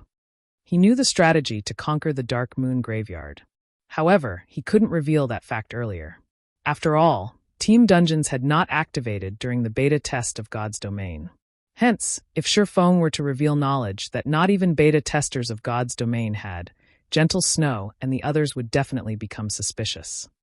Now, everyone was aware of the Dark Moon Graveyard's information. Moreover, Shifeng himself had followed them into the dungeon. As long as Shifeng performed thinking up a strategy, naturally, no one would question him. Even the astute Gentle Snow would not suspect Shifeng had long since known how to conquer the Dark Moon Graveyard. Zhao Yueru became speechless from anger. She felt Shifeng was just a scoundrel intoxicated by success. On the other hand, Gentle Snow did not hesitate as she revealed a faint smile, calmly saying, "All right. As long as we can get through, I'll agree to your conditions." Snow. Zhao Yueru did not dare believe her own ears. Gentle Snow agreed, just like that. Recipes for lifestyle jobs. The ones dropped from Team Dungeons were even more priceless. How could they just let others take advantage of them? Enough. It's all just a waste of breath if we can't get through the dungeon. If we manage to get through and an item drops, we'll just buy it as is. Do you think an independent player like Yifeng is wealthier than us? Gentle Snow softly explained. Hearing this, Zhao Yueru came to a realization. If they were competing regarding capabilities, even 100 Yifengs would not be a match for them. At the end of the day, the item would still be theirs. Humph. Humph. Be pleased with yourself while you can. Zhao Yueru's mood greatly improved. She even looked forward to clearing the dungeon as quickly as possible, obtaining several recipes. She wanted Shifeng to know just how foolish his decision was. Since I will be commanding the team from now on, let's first leave the dungeon and re-enter it once everybody gathers. Shifeng took out a return scroll and started chanting. Using a return scroll inside a dungeon would automatically send players back to the dungeon's entrance, saving players the wasted time running back. The others also promptly took out return scrolls after watching Shifeng do so. Indeed, 3 people had died in the team, so some reorganization was necessary. Outside the Dark Moon Graveyard, many teams belonging to guilds had returned after dying. They were currently reorganizing themselves, preparing to challenge the dungeon once more. When they saw the Snow Goddess and her team leave the dungeon, they all were abruptly shocked. All of them hurriedly looked towards the glory list at the dungeon's entrance. The Snow Goddess' fame was extremely great. In addition to so many of her team members leaving through the dungeon's entrance, there was a high chance that they had already cleared the dungeon. However, the glory list was still as empty as ever. Everyone let loose a breath of relief. They continued with their rest, discussing how they would raid the dungeon. After over a dozen minutes, the entire team was assembled. Everyone, once more, walked towards the teleportation gate. As the leader of the team, Shifeng immediately adjusted the dungeon's difficulty to Hell mode. Immediately, the color of the teleportation gate changed. A flickering image of a ghost's head appeared, causing others to shudder. Before anyone within the team could react, they turned into black rays of light as they entered the Dark Moon Graveyard. Outside the dungeon's entrance, the members of the various guilds were all dumbfounded. What sort of situation was this? Didn't they just enter normal mode once? After understanding some information about the Dark Moon Graveyard, they're already starting to raid Hell mode. Was there a need to be so strong-willed?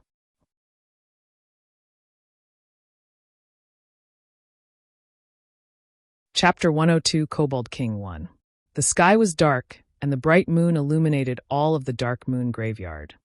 Compared to the normal mode of the Dark Moon Graveyard, a great expanse of dense fog shrouded the wasteland. Not only did it obstruct one's vision, but it also carried with it an endless air of murder. It was like a battlefield. A heavy and oppressive feeling permeated the wasteland, causing one's body to grow sluggish. This is the hell mode of the Dark Moon Graveyard? Gentle Snow surveyed her surroundings, revealing an indifferent smile. She discovered that the fog here was almost alive, and she felt as if she were being watched. Moreover, there were crimson-red spots glowing, floating about the fog, most likely the blood-red eyes of the kobolds. Just the number of monsters here far exceeded that of the normal mode. Moreover, there was also the dense fog hindering one's vision, greatly increasing the difficulty of battle. Yifeng, what are you trying to do here? Why did you bring us to hell? Zhao Yueru looked toward Shifeng, interrogating him. After experiencing the terror of normal mode, even an idiot knew how horrifying hell mode would be. This was not a place for people at all. Right now, they could not even clear normal mode, so coming to hell mode was just plain suicide.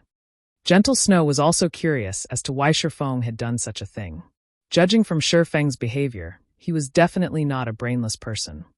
Even Shifeng's own party members were extremely curious. They had clearly agreed on entering the normal mode, yet, why had they entered hell mode? I'm the team leader now, my words are final. Since I've chosen hell mode, I obviously have my own reasons. You may leave if you have any opinions about it. I won't be stopping you, Shifeng said with a smile.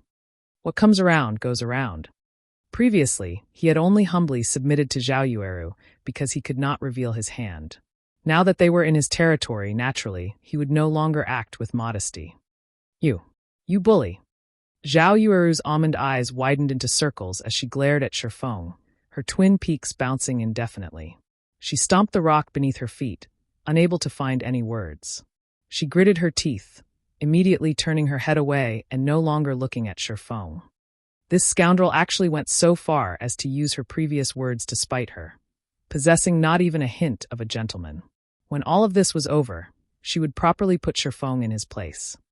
Originally, Blackie intended to mediate between the two. However, when he saw Zhao Yueru's sudden silence, not speaking even a word, he secretly raised his thumb at Shifeng. As expected of Brother Feng, he even dared meet a great beauty head-on. If he were standing in Shifeng's position, he would not have been able to do such a thing. Yifeng, do you really have the confidence to clear hell mode? You should know that, although the difficulty is only different by 2 levels on the surface, in reality it is 10 or more times harder. The requirement of equipment, cooperation, and leadership also increases by several levels. I don't want my team members to die a meaningless death, Gentle Snow softly asked. Although the death penalty inside team dungeons was much lower than the death penalty in party dungeons, it was still a 5% experience loss. Moreover, hell mode was different than the other difficulties. The loss of experience in hell mode after a single death was 10%. Without a success rate of 70% or above, most players were unwilling to dive into the hell mode of a dungeon. There should be no problems. However, we still have to try before we can know the results. Shifeng did not reveal his full opinion. Based on the team's current composition and equipment, Shifeng was extremely confident of clearing the hell mode of the Dark Moon Graveyard. Otherwise, he wouldn't have chosen hell mode in the first place. In Shifeng's previous life, only after going through countless team wipes and experience accumulation, he figured out several methods of passing through the hell mode of the Dark Moon Graveyard. If he let Gentle Snow to fumble about slowly, who knew how long he would have to wait or how many team wipes they'd have to go through before they successfully passed through. Watching Shifeng's calm behavior, after giving it some thought, Gentle Snow decided to support Shifeng's decision. It was a good chance for her to observe the extent of Shifeng's capabilities. If he performed well, it would be beneficial to invite him to join the God-slaying army. Gentle Snow nodded. At this time, even if the others were still unwilling, they had no choice but to listen to Shifeng's commands. However, it was not because they believed in Shifeng. Rather, they believed in Gentle Snow's decision. After which, Shifeng started assigning responsibilities. Overall, his arrangements were mostly similar to Gentle Snow's. The difference was that he placed 3 elementalists in the Dagger Party and disbanded the Scout Party to place their members in the Protection Party instead, protecting the healers. After entering the fog, both MTs are to activate your life-saving skills and rush after me without stopping. However, pay attention to dodge attacks. Everyone in the back must also follow, and remember, no matter what happens, never stop moving your feet. Healers only need to use instant cast skills to heal the 2 MTs. Everyone else should use your own recovery potions, Shifeng explained. If all of you understand, then everyone should use a speed scroll now. Everyone grew suspicious after hearing Shifeng. What was he trying to do, turn them into kamikazes? He even wanted them to use speed scrolls. Was he complaining that they wouldn't die quick enough? Moreover, they could only earn so much money from a trip into the dungeon. There were 20 players in the entire team, which meant they would be expending 20 speed scrolls. Just how much money was that? All right, everyone just use your speed scrolls. Noticing the unwillingness in everyone's eyes, Gentle Snow could only helplessly support the command. Everyone was helpless. Speed scrolls were very expensive, and each of them had only prepared 2. However, before they even started killing monsters, they were already required to use one of them. This was just too extravagant. However, such a decision did not alarm Shurfeng's party members. Speed scrolls had long since become a necessity for them to grind elite monsters, so they each had 6 or 7 on their person. After everyone used a speed scroll, they followed Shurfeng towards the entrance of the maze area. Follow closely. I won't concern myself if you fall behind, Shurfeng reminded in the team chat. Having Shurfeng tell them in such a way, everyone became nervous. If they fell behind, needless to say, only death waited for them. Run. After seeing everybody ready, Shurfeng activated his title, Might of 1,000, greatly increasing everyone's attributes. As a result, their running speed also increased. Before shock took hold of anyone over their increased attributes, Shurfeng started running. Every one of them tightly chased after him, disappearing into the fog. Within, the fog massively limited everyone's vision. They could only barely make out an area of 5 yards. After running for some time, Shurfeng suddenly said, MTs, use your life-saving skills. Healers heal. Hearing Shurfeng's commands, the 2 MTs started activating their life-saving skills. The healers also started using their healing skills on the 2 MTs. Following which, black rays appeared, fired out from the fog. The black rays struck the 2 MTs, dealing a horrifying amount of damage. Fortunately, the healers constantly replenished their HPs to make up for the damage they received. In addition, the 2 MTs had high movement speeds, reducing the chances of the black rays striking them. With the 2 MTs taking the full brunt of the damage, the other team members behind had nothing to worry about. In such a way, everyone ran after Shurfeng for a full 10 minutes, making twists and turns every so often. In between, they all used another speed scroll. If the healers were lacking mana, they would drink mana recovery potions. Such a situation worried the members of Ouroboros greatly. How was this still a dungeon raid? They were just throwing money away. Moreover, everyone clearly felt the countless monsters closely chasing after them. The monsters constantly bellowed, and as long as they halted their steps, those monsters would definitely kill them. Fortunately, this place was just like a maze. There were plenty of paths available for them. Moreover, the paths were relatively narrow, resulting in a situation where the monsters hindered each other's advance. As a result, it would not be easy for the monsters to catch up to the team. Turn left ahead and enter the small path. After everyone has entered, both MTs block the entrance of the path and use your life-saving skills. Healers, spam your heals on them. Blackie, prepare to use Hell Flame. When the MTs are unable to hold on, the 3 elementalists should use Frozen Nova to block the monsters. If the MTs die, all melees are to stand forward and block the way, but none of you are allowed to attack. Shurfeng immediately shouted in the team's chat as he looked towards the small path a short distance away. Following which, everyone quickly poured into the narrow pathway. Both the MTs just happened to block the entire entrance of this path successfully. When both MTs were in position, they received powerful attacks, one after another, constantly pushing them backward. Damage appeared above their heads endlessly. Just as the 2 of them were about to be sent flying from the barrage of attacks, Shurfeng placed both his hands on their backs, bracing against them. The 2 MTs felt like they leaned against a wall, their bodies unable to retreat any further. Blackie, hurry up. Elementalists, prepare your Frozen Novas. Shurfeng hurriedly commanded. I'm ready. Blackie chanted the final incantation. MTs, retreat. Elementalists, cast Frozen Nova. Shurfeng yelled. Following which, a Frozen Nova spread out to encompass all the monsters, freezing them and stopping their movements. Over 20 points of damage appeared over every monster's head. Such a high ice resistance, Zhao Yuru's brows slightly cringed. She was extremely dissatisfied with the damage she inflicted. At this time, pillars of green-colored flames shot up amidst the monsters, causing damages of over -300 to every monster. The pillars of flame lasted for 5 seconds, and during this period, the monster's HP incessantly fell. This scene dumbfounded everyone. Even Blackie himself was stunned. Wasn't this damage a little too high? After all, these monsters were all elites and special elites. Being able to cause damages of over -100 was fortunate. However, what Blackie did not know was that the kobolds in the Dark Moon Graveyard lived in this cold and dark environment for many years now. They loved the cold but were afraid of fire. Hence, the damage from fire-attributed magic would be multiplied by several folds. It was especially true for the kobold zombies, as they feared fire the most. After Hellflame ended, the two MTs stepped forward once more to block the monsters. Due to the road being narrow, only 2 or 3 monsters could attack at a single time. If it was the large-sized kobold zombies, just one of them was enough to fill the entire path.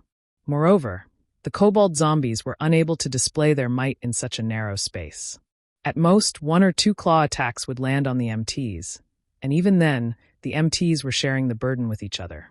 As a result, the kobold zombies became utterly harmless. After more than 10 minutes passed, Blackie's hell flame annihilated the kobolds that rushed towards the team. Everyone's experience greatly increased as a result, and there was even a pile of dropped items. The members of Ouroboros were astonished. Although Blackie's magic surprised them, Shifeng's strategy thoroughly stunned them. He was actually able to think up such a strategy and discover such a location. His mind and perception were truly great. Members of Ouroboros had always revered the strong. As a result, every one of them now felt embarrassed over their previous slandering of Shifeng. Even Zhao Yueru was rendered speechless after witnessing Shifeng's leadership. However, she still felt hatred for Shifeng inside her heart. She silently lamented over the stupidity of these monsters. As expected, he does possess real skill. It is no wonder he rose to level 6 so quickly. Gentle Snow started her reevaluation of Shifeng's strength. She did not imagine that he would be capable to this degree. Not only did he possess a title that could raise the entire team's attributes, but he also had such a frightening perception. Shifeng's performance far exceeded her expectations. If her team had such personnel in the future, they would have a much easier time conquering dungeons. A total of 28 pieces of equipment dropped. Among them, there are 9 pieces of mysterious iron rank, while the rest are bronze equipment. We'll distribute them according to jobs. Shifeng arranged the loot and distributed the equipment. He distributed them accordingly, and players who had similar jobs would roll for the equipment, with the higher number obtaining the equipment. Hearing Shifeng report their gains, everyone sucked in a deep breath. They were unable to utter a single word due to their excitement. Currently, mysterious iron equipment was considered top-tier equipment. Previously, they had killed so many monsters in the normal mode of Dark Moon Graveyard, yet only a few pieces of bronze equipment dropped. Right now, however, they only killed a large wave of monsters, but already obtained so much mysterious iron equipment and bronze equipment. This drop rate was just too frightening.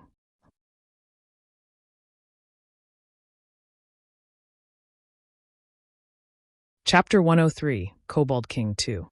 Discovering that the hell mode of a dungeon dropped so much valuable equipment, even Gentle Snow was stunned. If they could clear the hell mode of the Dark Moon Graveyard, it was unknown just how much top-tier equipment they could obtain. With top-tier equipment, they would have a much easier time conquering the other team dungeons. Thinking up to this point, Gentle Snow became much more interested towards conquering the hell mode of the Dark Moon Graveyard. It was just that she did not know whether Shifeng was capable of accomplishing this magnificent feat. After Shifeng distributed the equipment, many of the team members immediately swapped out their old equipment for the new. It was especially true for the extremely lucky Blackie. Blackie was the only Cursemancer on the entire team. Among the 9 pieces of mysterious iron equipment, there were 2 pieces of the Death Word set equipment meant for Cursemancers. The Death Word set equipment was at the apex of all level 5 set equipment for Cursemancers. Just the effect of having 2 set pieces increased Blackie's Dark Arrow by 1 level. In addition, Blackie's Dark Arrow was already level 4. At level 5, the Dark Arrow's damage increased by a large leap. Meanwhile, Kola managed to win a mysterious iron shield by rolling. After equipping the shield, his defense surpassed the shield warrior from Ouroboros, Ghost Chop, by quite a lot. Although many items dropped, Shifeng incessantly shook his head at these items. None of these items attracted his attention. "Why don't you want this piece of bronze equipment for swordsmen?" Gentle Snow asked, astonished. With just a glance at Shifeng's equipment, anybody could tell it was just individual bronze equipment assembled together. According to logic, their attributes should be much weaker than the equipment dropped from the hell mode of the Dark Moon Graveyard. However, Shifeng remained indifferent towards the equipment dropped. "The attributes of this equipment isn't as good as what I'm currently using. Just give it to your guild swordsman." Shifeng carelessly gave the equipment to Gentle Snow. Naturally, he would not mention that he already possessed a set of Silvermoon set equipment, which was the best set equipment for swordsmen under level 10. After hearing Shifeng, the other swordsman in the team repeatedly expressed his gratitude towards him. Even if Shifeng were to take away the equipment for swordsmen, nobody on the team would complain. On the contrary, they would feel it was only natural that he would do so. No matter what anybody said, it was all due to Shifeng's efforts that they were able to obtain so much equipment. However, Shifeng displayed himself to be extremely impartial, causing the members of Ouroboros further admiration. Their gazes when they looked at Shifeng held even more reverence now. Shifeng stayed unmoved while faced with top-tier equipment. In the virtual gaming world, not many people would be capable of remaining as impartial when leading a temporary team. Noticing everyone had mostly recovered, Shifeng said inside the team chat, "Everyone, prepare yourselves. We will be going to the next strategic point. Those without speed scrolls, come get them from me." The members of Ouroboros were troubled when they heard this. Each of them had only carried 2 speed scrolls, and both had already been used. However, they felt extremely awkward asking for speed scrolls from Shifeng. After all, they previously made a mockery of Shifeng. It would practically be a slap to their own faces if they asked Shifeng for the expensive speed scrolls now. However, if they remained stubborn, they would only embarrass themselves when they died later on. "Can I buy some speed scrolls from you? I didn't have them prepare enough speed scrolls previously. We would feel extremely ashamed if you were to just give them to us for free." Gentle Snow naturally knew of her teammates' embarrassment. Without having a better option, she chose to take the initiative. "All right." Since Gentle Snow already asked, Shifeng would not refuse. After all, his money didn't grow on trees either. Fortunately, Shifeng was prepared for such a situation, purchasing plenty of speed scrolls. He provided each team member of Ouroboros with 3 speed scrolls. However, when the members of Ouroboros were trading the speed scrolls with Shifeng, they all had their heads lowered in embarrassment. They felt deeply ashamed in their hearts. Some of them also thanked Shifeng directly, leaving Shifeng at a loss. "Dirty bastard, this lady is a magnanimous person. Seeing that you've performed well, I've decided to forgive you. Give me the scroll then." Zhao Yueru walked towards Shifeng, her head raised and her arms hugging her bosom. The crimson-red robe she wore revealed a deep cleavage, and a bashful tinge of red appeared on her delicate face as she spoke. Shifeng naturally understood that it was a difficult feat for the incomparably prideful flame, which from his previous life, to carry out such an action. If other players were to see her behaving as such right now, most likely, their jaws would have fallen to the ground from shock by now. Not only was Zhao Yueru currently displaying frailty, but she also apologized to Shifeng. Even Zhao Yueru was pinching her own tender, pink cheeks, thinking she was hallucinating. Shifeng only revealed a smile at Zhao Yueru's display as he traded the speed scrolls to her. However, inwardly he was baffled. Was the sun rising from the west? He did not think that Zhao Yueru had such a side to her. If other men were to see this, their bones might turn to mush. Shifeng did not think that his unintentional action would actually allow him to witness such a scene. A pity he did not record the moment. On the other side, just as Shifeng and the others busied themselves in the Dark Moon Graveyard, the other guilds were still exploring the maze. They died over and over. Such a situation caused many guilds to give up their conquest of the Dark Moon Graveyard. If they continued this act of suicide, they might not properly recover their horrifying experience loss. However, there were still some of the stronger guilds who continued their exploration, conquering the Dark Moon Graveyard bit by bit. 3 hours after the Dark Moon Graveyard opened, there was still not a single guild that managed to clear the dungeon. After frantically trying to conquer the dungeon, the Assassin's Alliance, Heaven's Crown, and other raided guilds started to cool their actions. They started to calmly analyze all the information they obtained from the dungeon. Meanwhile, the team Shifeng led had already killed their way towards an underground mausoleum, preparing to enter it. In order to arrive at this mausoleum, Shifeng had led the team through 2 more similar massacres, obtaining more than 40 pieces of equipment and various materials. Everyone in the team greatly improved as a result. The 2 MTs in the team also surpassed the 400 defense threshold. Now, even when faced against the Kobold zombies' claw attacks, they could resist 2 hits head-on. This underground mausoleum was situated in the central region of the wasteland. It was also the Dark Moon Graveyard's sole exit. In order to avoid suspicion, Shifeng intentionally took several detours. Just as Shifeng and the others were about to enter, Gentle Snow looked towards the serene and distant mausoleum, suddenly saying, "There are no monsters in the surroundings. This place may very well be the exit of the Dark Moon Graveyard. We should let the assassins scout ahead first. That way, if there are traps ahead, we won't risk a team wipe." All right. Although Shifeng knew there were no traps, he couldn't actually reveal that. So, he could only agree to Gentle Snow's suggestion.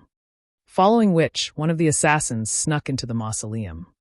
After more than 10 minutes passed, the assassin reported that there were no dangers ahead. The assassin also discovered a teleportation circle inside a large hall. However, there was a gigantic monster standing guard in the middle of the teleportation circle. The assassin did not close in on the monster for fear of being discovered. Moreover, the room was dimly lit, so the assassin could not clearly see the information of the monster within. "Let's go take a look then," Shifeng said as he entered the mausoleum. Although the assassin did not know what kind of monster was inside, Shifeng certainly knew. The monster guarding the teleportation circle was the final boss of the Dark Moon Graveyard. It used to be the king of kobolds, the Kobold King Pachleo. The moment everyone entered the large hall, the dimly lit hall suddenly changed. The extinguished candles around the room flared to life, emitting a dark green flame and illuminating the entire hall. Meanwhile, a figure over 3 meters tall stood in the center of the hall. The figure was a ferocious kobold, its body covered in blue-colored armor and its hands wielding a pitch-black greatsword decorated with runes. The kobold silently stood on the magic circle, not even moving a muscle as its entire body radiated a frightening pressure. Everyone used observation skills, one after another, wanting to understand this monster. However, after seeing its information, everyone's complexion turned pale. They felt a deep terror as they gazed at this creature, and even Gentle Snow sucked in a cold breath. None of them had any confidence in killing this monster.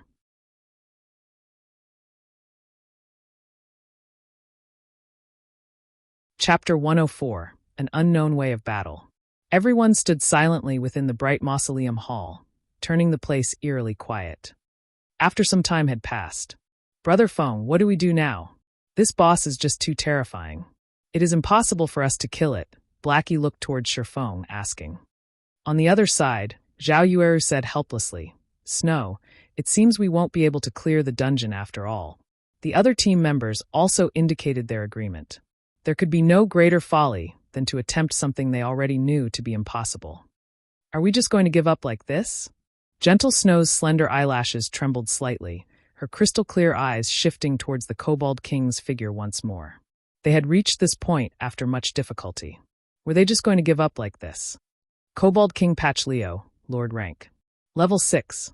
HP 120,000/120,000.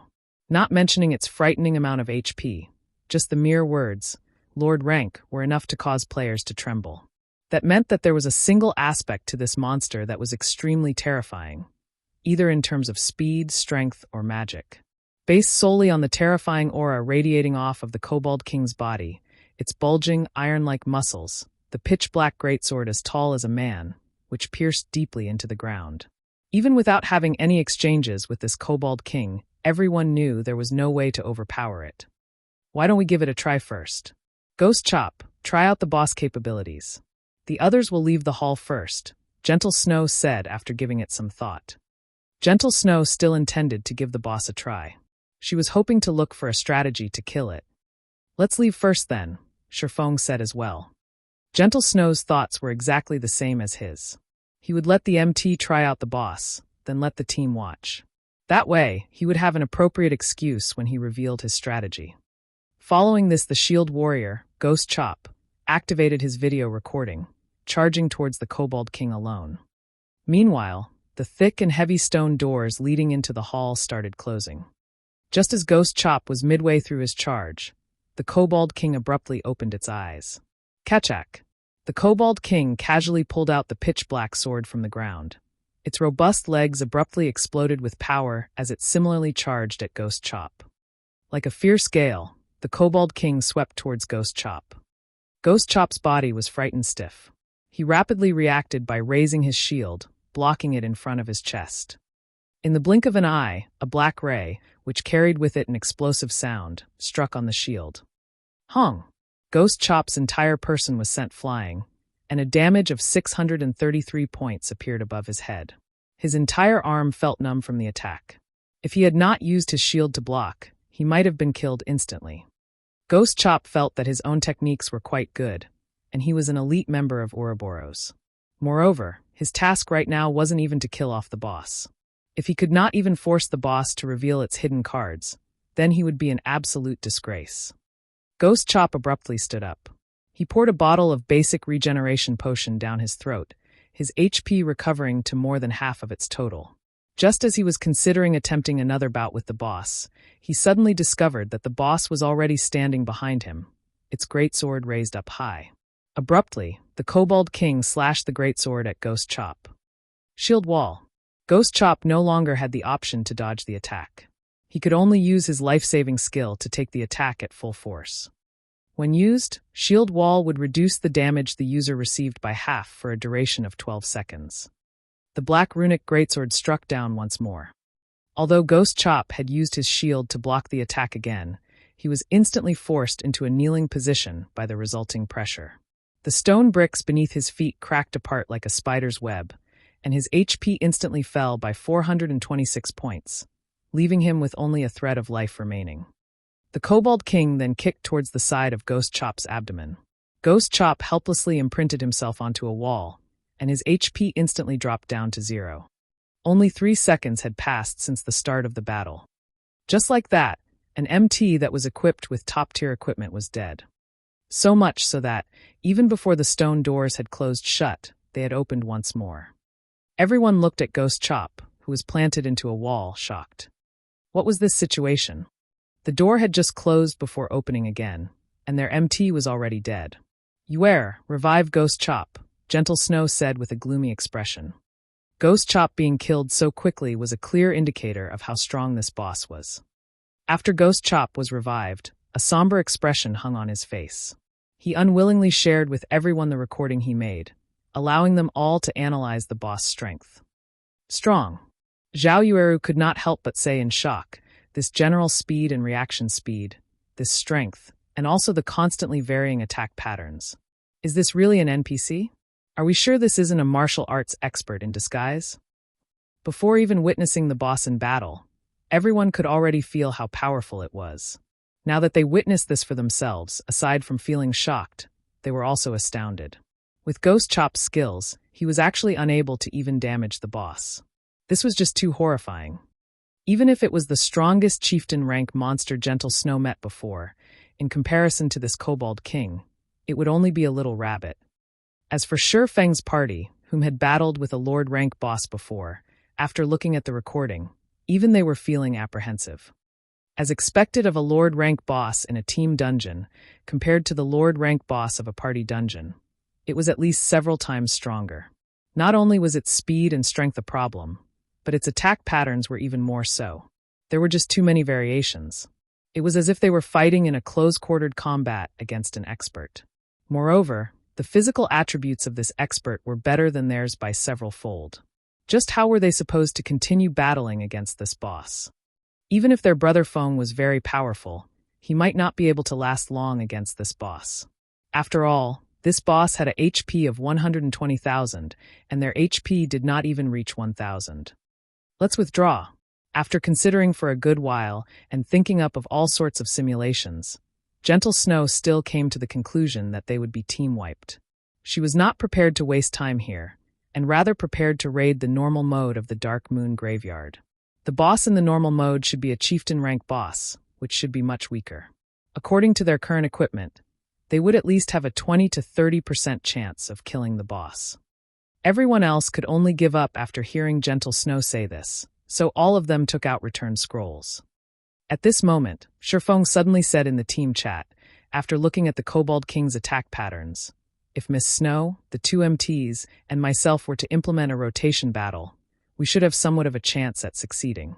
I wonder if Miss Snow still wishes to raid this boss? Although Shifeng's voice was soft, it was as if a light in the darkness appeared, brightening everyone's spirits. Brother Feng, are we really going to fight it? Blackie looked at the Kobold King, swallowing down a mouthful of saliva. Even at such a distance away from it, Blackie could still feel his legs trembling. If he were to close in on it a little more, he might already be on the ground, kneeling.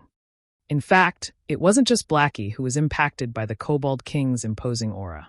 The other team members did not fare any better than Blackie. They instinctively acknowledged that they could not beat it, wanting to run away from it. You have a plan? Shock flashed past Zhao Yueru's eyes as she looked at Shifeng, asking. This was a lord inside a team dungeon. Its HP was several times higher than the lords in the wild. Its attack power and attack patterns, as well, were despairingly powerful. Zhao Yueru did not think that Shifeng would have a method to raid it. Shifeng shrugged his shoulders, looking at the Kobold King as he said, My confidence at succeeding isn't high. However, we can still give it a try. Isn't it just a 10% experience loss? Killing all the way here, the experience we obtained has far exceeded just 10%. Even if we died, we have already obtained a lot of equipment. Don't tell me that you guys are so willing to just give up? Gentle Snow was slightly shocked. She did not think that Shifeng could bring her so many surprises. Even if they could not raid the boss this time, she would definitely pull Shifeng into Ouroboros. What are the chances for success? Gentle Snow asked, her iceberg-like expression finally revealing a warm smile. 20%. Shifeng had already made the most conservative estimation. In reality, he had estimated their success rate to be at 50%. However, he was worried that if he were to say it out loud it would be bad. He might attract suspicion. What? You said 20%. Zhao Yueru rolled her eyes at Shifeng. With such a low success rate, who would dare take the challenge? All right, let's hear your plan then. We will be supporting you fully, Gentle Snow interrupted Zhao Yueru, saying softly. Gentle Snow herself had estimated their chances at getting rid of the Lord rank boss at 0%. As for a chieftain rank boss, she had estimated the success rate to be at 20 to 30% chance. Judging from Shifeng's previous behavior, he did not seem like a person that exaggerated things. Since Shifeng had a similar certainty for success, wouldn't killing the Lord rank boss be much better? Moreover, she was extremely interested in the 4-man rotation battle Shifeng had mentioned. She did not know what kind of method of battle this was to actually let them have such a high chance of success against the Lord rank Kobold King.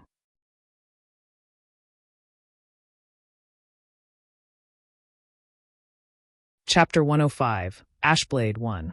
Although the members of Ouroboros admired Shifeng, they still felt that it was impossible for them to raid this boss.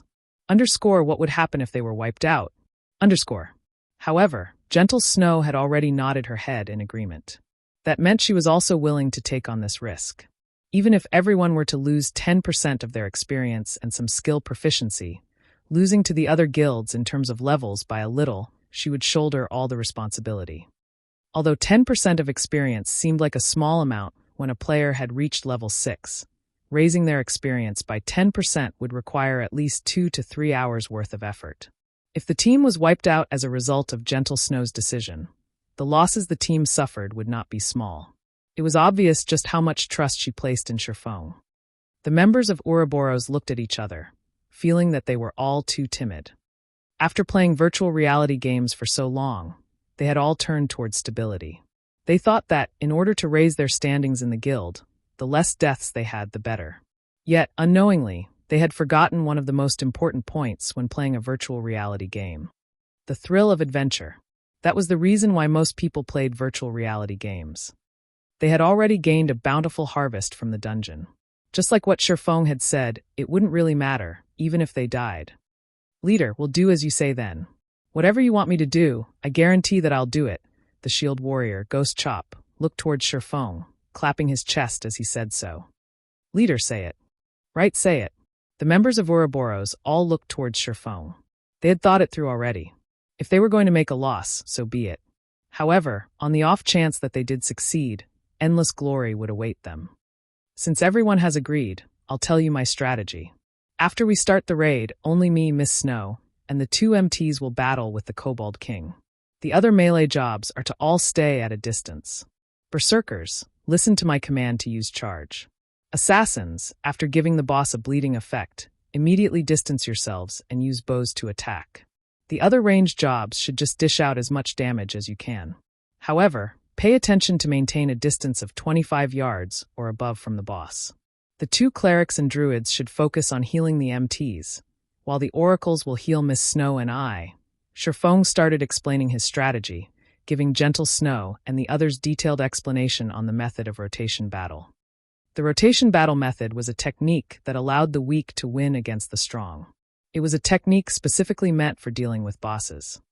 In Shifeng's previous life, this method of battle was gradually discovered by some experts a month after God's domain's opening. These experts then carried out the technique in an actual battle against the boss of a dungeon. Unexpectedly, the technique yielded remarkable results. Bosses, which they were previously helpless against, were easily gotten rid of with this technique. Following which, this technique slowly spread out, and within 2 months' time, almost every guild's elite team members had learned the technique.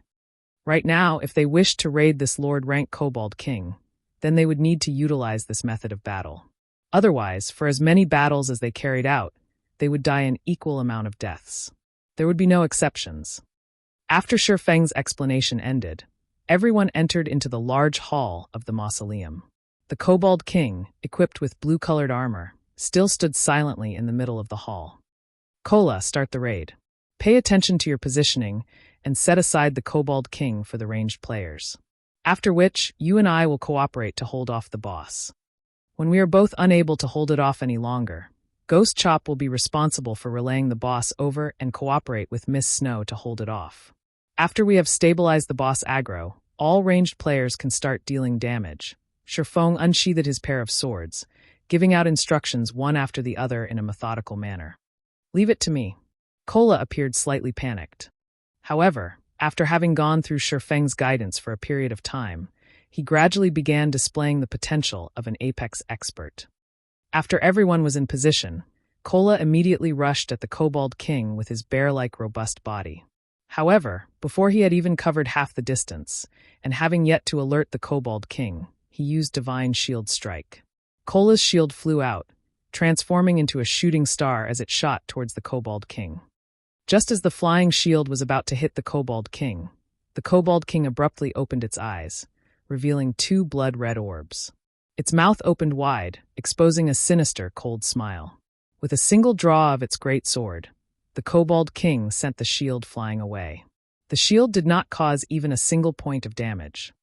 Before anybody could be shocked by the Kobold King's skill, the Kobold King had taken a large stride forward.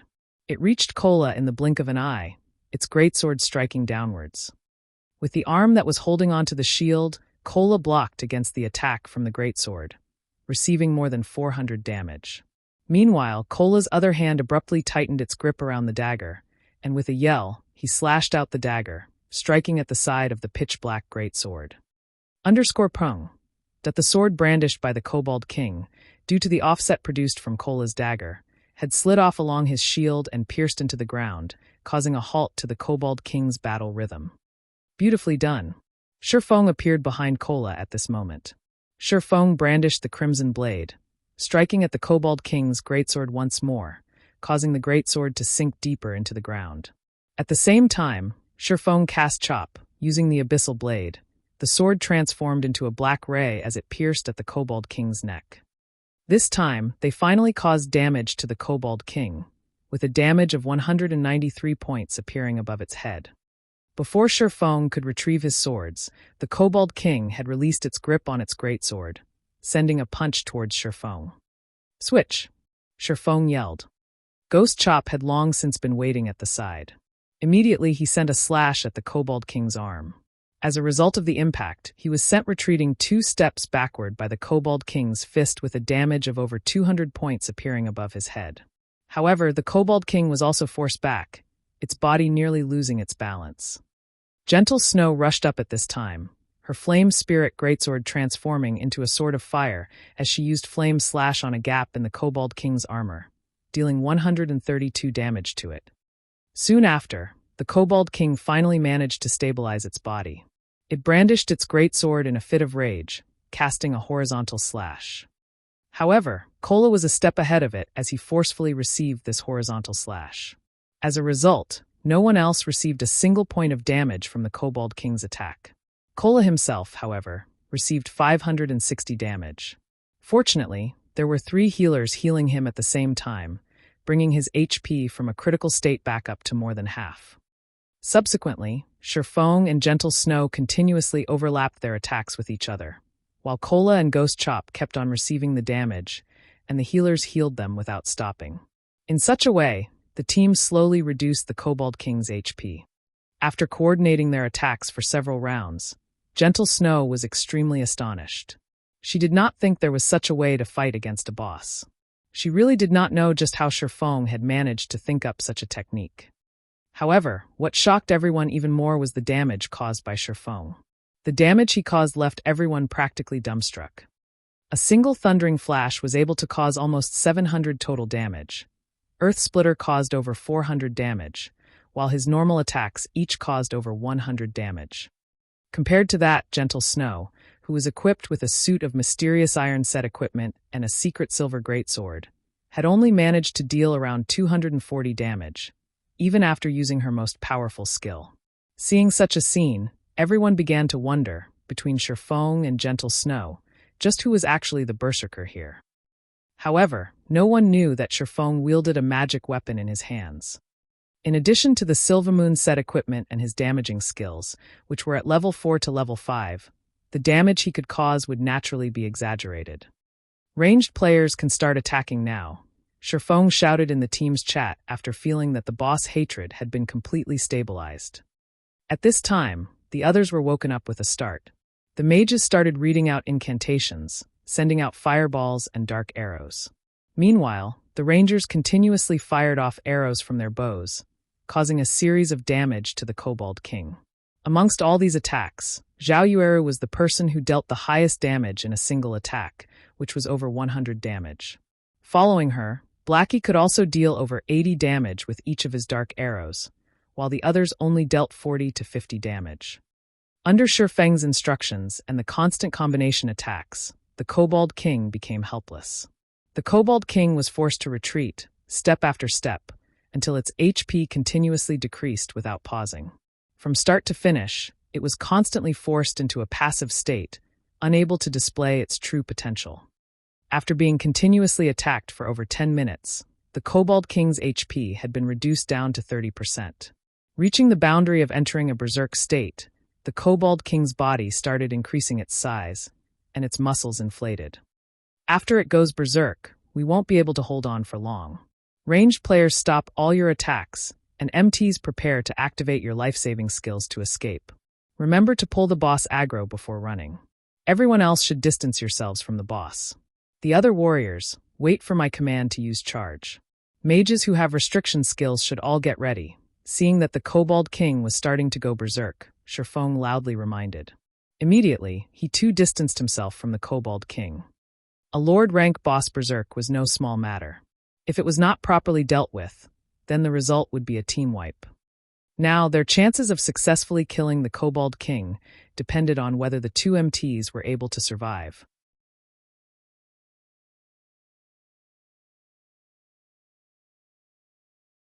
Chapter 106, Ashblade 2. Ayo! Ayo! Ayo! The Kobold King let out an angry roar. Multiple shockwaves rolled out and struck the team, causing 60 to 70 damage to everyone with each consecutive wave. Moreover, the mages in the team were constantly forced to retreat backward by each shockwave, having no choice but to lean against a wall. Lowly ants, you dare taint this sacred ground with your presence. Receive the punishment of death. The Kobold King's enlarged foot abruptly stomped down, causing the stone ground in a 5-yard radius to crack and sending debris flying into the air. After seeing this destructive power, the two MTs could not help but have a cold sweat seep down their backs. Fortunately, they had retreated a step earlier. Otherwise, the consequences of receiving that stomp would have been unimaginable. Just as the both of them were still celebrating, the Kobold King tightly gripped onto its greatsword with both its hands. Without warning, it abruptly slashed the greatsword at the two MTs from a distance. A black streak of sword aura sliced through the air, striking across the bodies of the two players and causing more than 600 damage to each of them.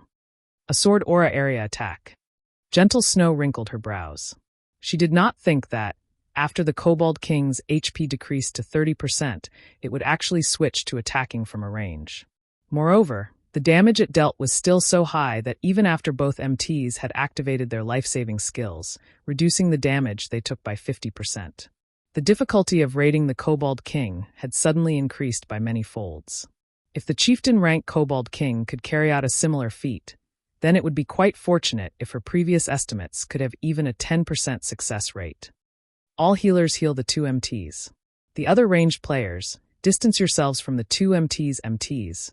Pay attention to your positioning. Absolutely do not let yourselves come into range of the boss. The other warriors, prepare to use charge to restrict the boss, Shifeng immediately commanded. Before Shifeng could finish his words, the Kobold King took action. It stepped out from the debris and abruptly rushed towards the Guardian Knight, Kola, who first held its aggro. The Kobold King reached Kola in an instant. The Kobold King swung down its raised sword, the sword bringing along a fierce gale as it descended. Meanwhile, Kola, who had suffered over 600 damage from the previous attack, did not possess even half of his total HP. If he received this attack right now, he would die with 100% certainty. Following the descent of the great sword, a loud boom resounded, and a fierce gale enveloped the entire hall. Why am I still alive? Kola peeped open his eyes and discovered that his surroundings had not turned pitch black. Instead, he saw a familiar back standing in front of him. He immediately shouted in surprise, "Brother Feng. Run quickly." Although Shifeng had parried the attack with both his swords, the Kobold King was already prepared to swing out its sword a second time. Unable to use parry any longer, Shifeng was left with no choice but to use out one of his life-saving skills, Defensive Blade. Kola dared not stay any longer, hurriedly running away. Meanwhile, the healing spells from the four healers only now landed upon Kola's body, recovering him back to his full HP. After running away for about 2 yards, Kola turned his head to the sound of stone bricks exploding in his ears and saw clouds of dust rising into the air. Following which, Shifeng ran out from the dust cloud, not daring to stay even half a second longer.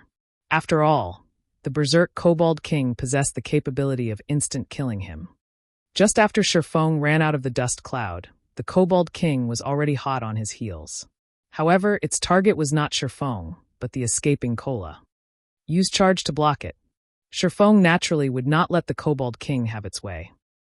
Immediately after Shifeng commanded, the 3 spectating berserkers started using charge in succession.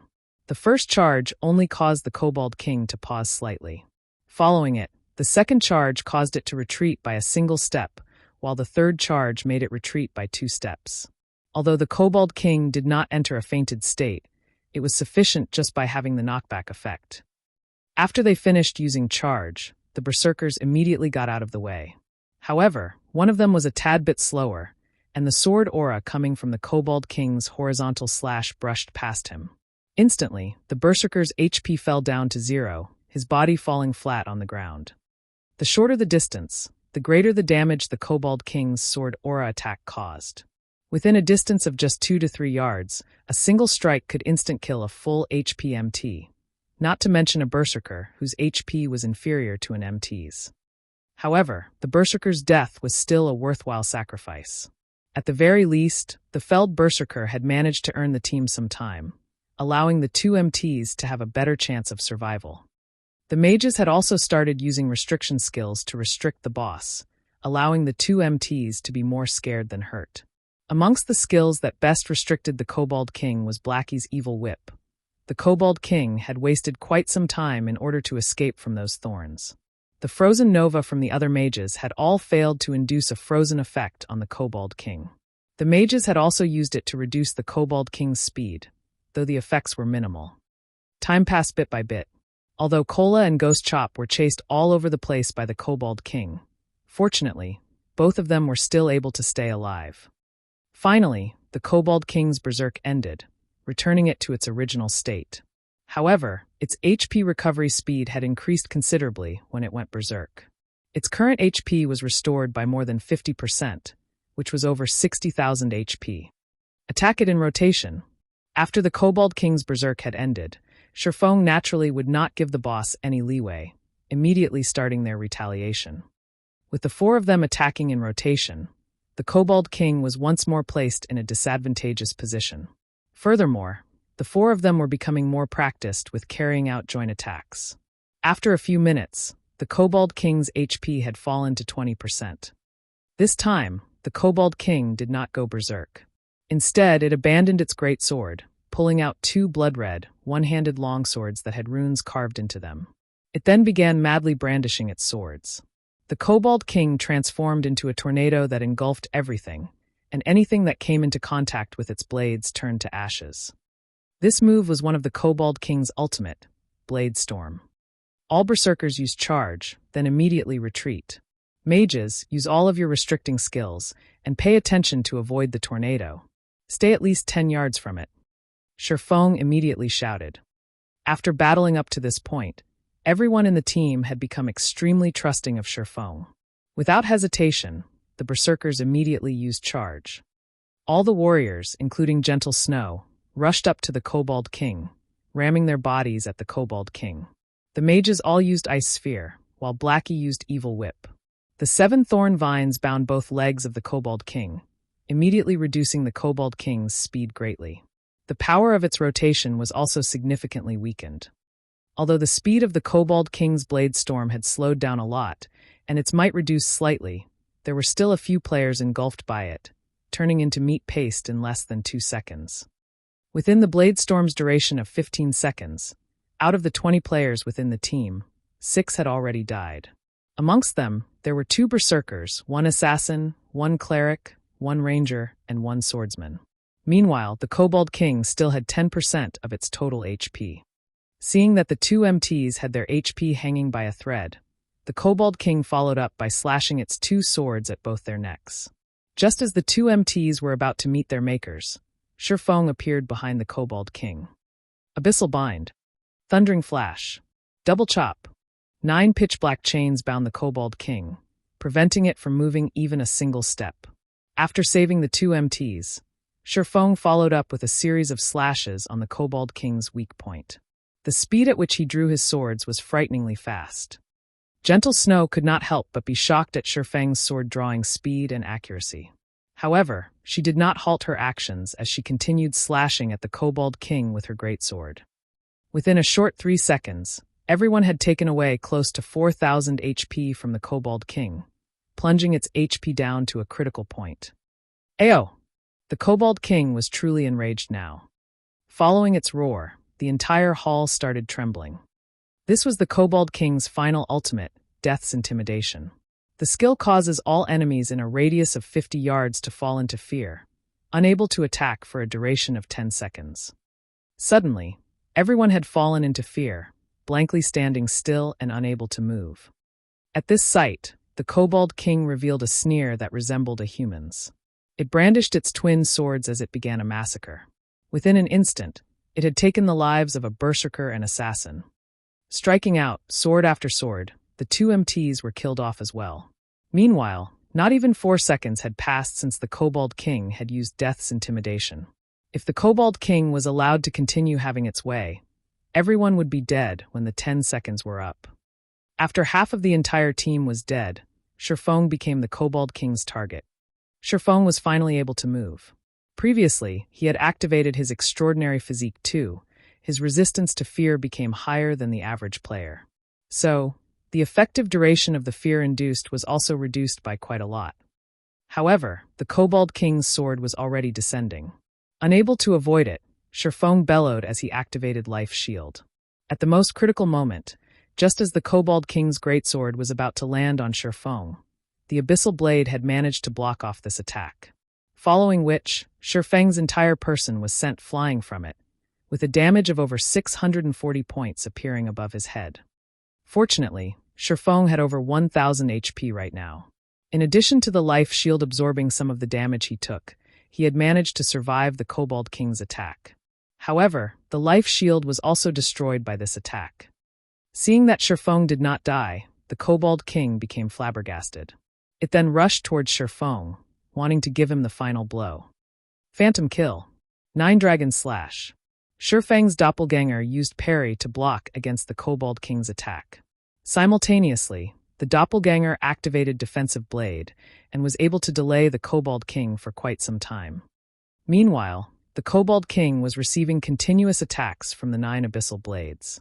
Its HP steadily fell, leaving it with only 1% remaining. Seeing that the cooldown for his own defensive blade was finished, Shifeng as well activated the skill. From a distance of 10 yards, Shifeng started attacking the Kobold King with sword auras. Damages of over 100 points kept on appearing above the Kobold King's head, taking its HP away bit by bit. After the Kobold King had managed to get rid of the doppelganger, its remaining HP did not even reach 300 points. Suddenly, it threw out both of its swords, sending them piercing towards Shifeng. Unfortunately, both swords were blocked off by Shifeng's defensive blade. However, the Kobold King had yet to give up. It turned into a streak of shadow, appearing in front of Shifeng in the blink of an eye and sending a slap at Shifeng with its claws. At this moment, Shifeng's thundering flash had finished its cooldown. Blocking the sharp claws with the crimson blade, Shifeng slashed at the Kobold King's neck with the Abyssal blade, the blade turning into a streak of lightning as it struck at its target. Pung! Shifeng was blasted towards a wall, with only a thread of his HP remaining. On the other hand, the Kobold King lay on the floor motionless. Shifeng had also abruptly risen by a level, reaching level 7. A large pile of items dropped. Amongst these items, there was one that was unusually dazzling. The item released a demonic silver glow, bringing a chill to those who laid their eyes on it. Ash Blade. Shifeng was shocked after seeing this item. This thing was the legendary item of Dark Moon Graveyard. In Shifeng's previous life, he had only heard rumors of it and never actually saw it before.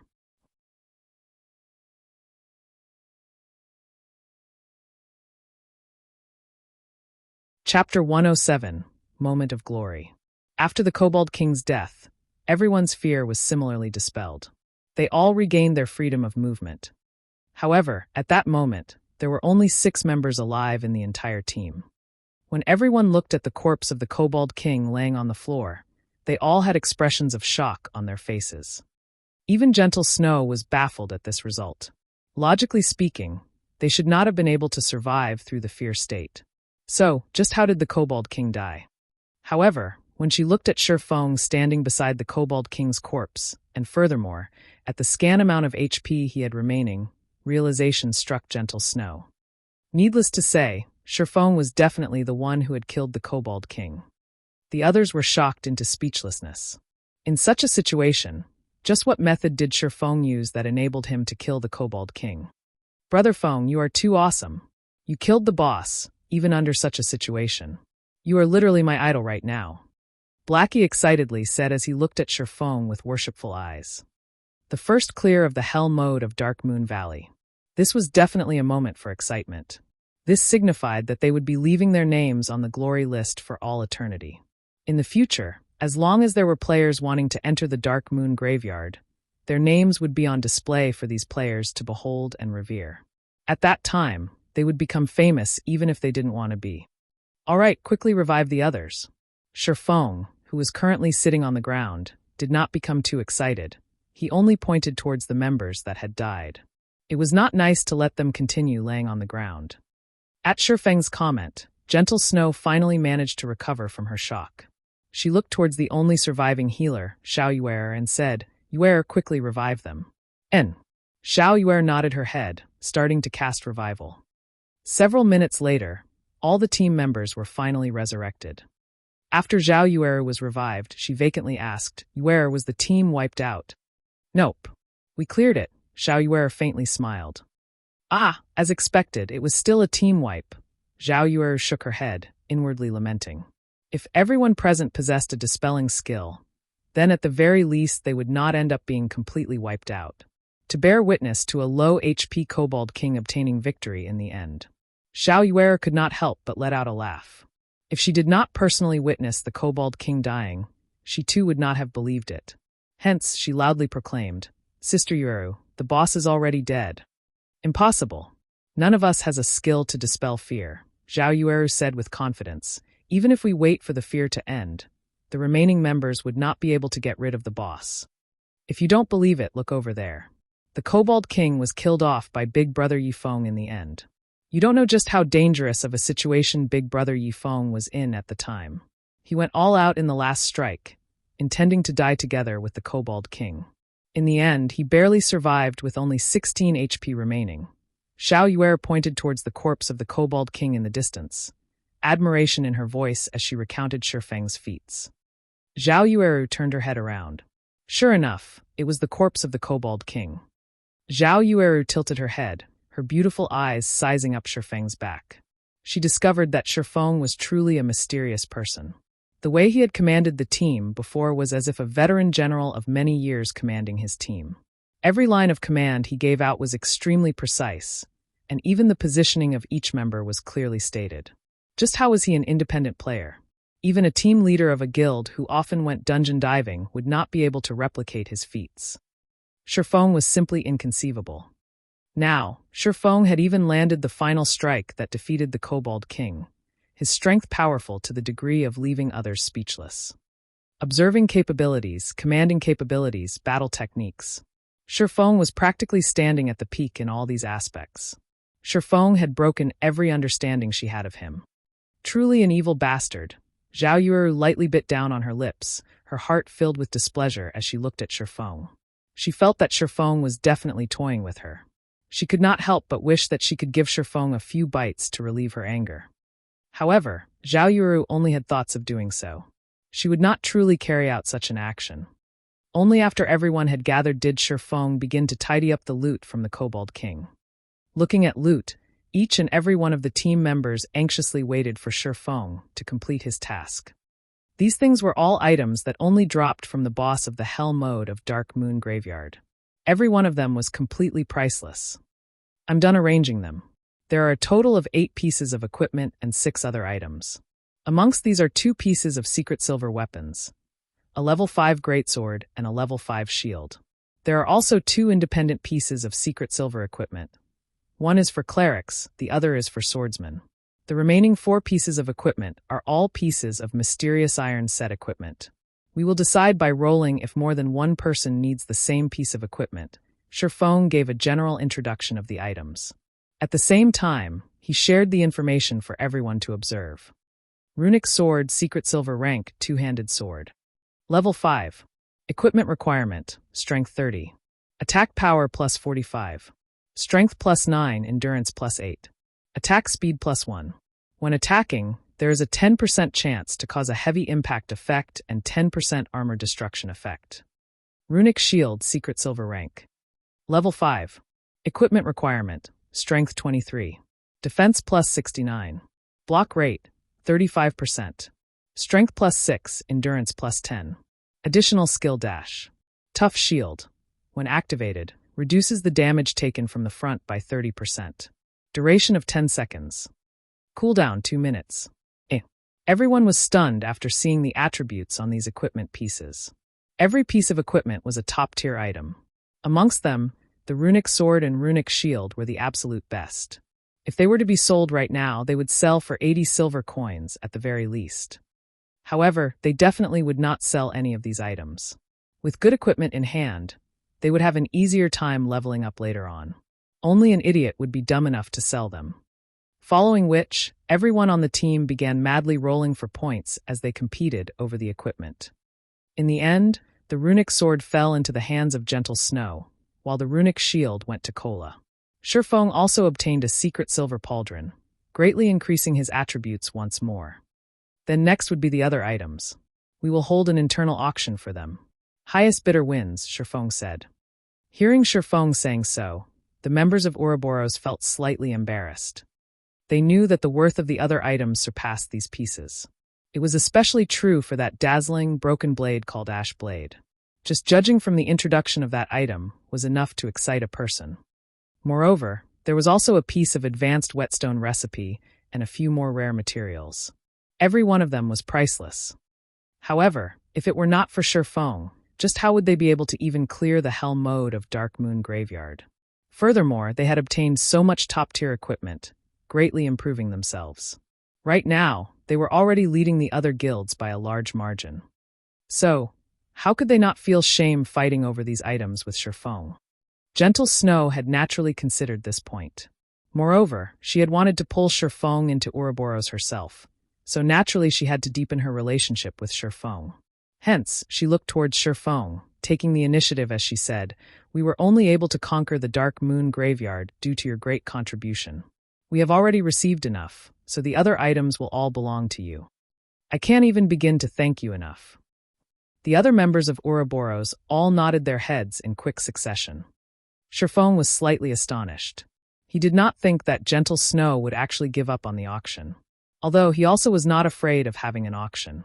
He had plenty of gold coins inside of his bag, enough to buy out both the advanced Whetstone recipe and the Ash Blade. Since Gentle Snow did not wish to compete, he naturally would not refuse her offer. He stowed all of the items into his bag. With the dungeon conquered and the loot distributed, Shurfong walked towards a corner of the mausoleum. He then activated the mechanism to trigger the teleportation gate. Everyone walked into the teleportation gate, disappearing from the large hall of the mausoleum one after another. Just after everyone had left from the Dark Moon Graveyard. White River City Region System announcement. Congratulations to Ouroboros for becoming the first team to conquer the hell mode of Dark Moon Graveyard. All players within the team will be rewarded with 10 reputation points in White River City. Red Leaf Town Region System announcement. Congratulations to Ouroboros for becoming the first team to conquer the hell mode of Dark Moon Graveyard. All players within the team will be rewarded with 30 reputation points in Red Leaf Town. System. Congratulations to Ouroboros for becoming the first team to conquer the hell mode of Dark Moon Graveyard. All players within the team will be rewarded with 1 mysterious treasure chest, 50,000 EXP, and 10 glory points.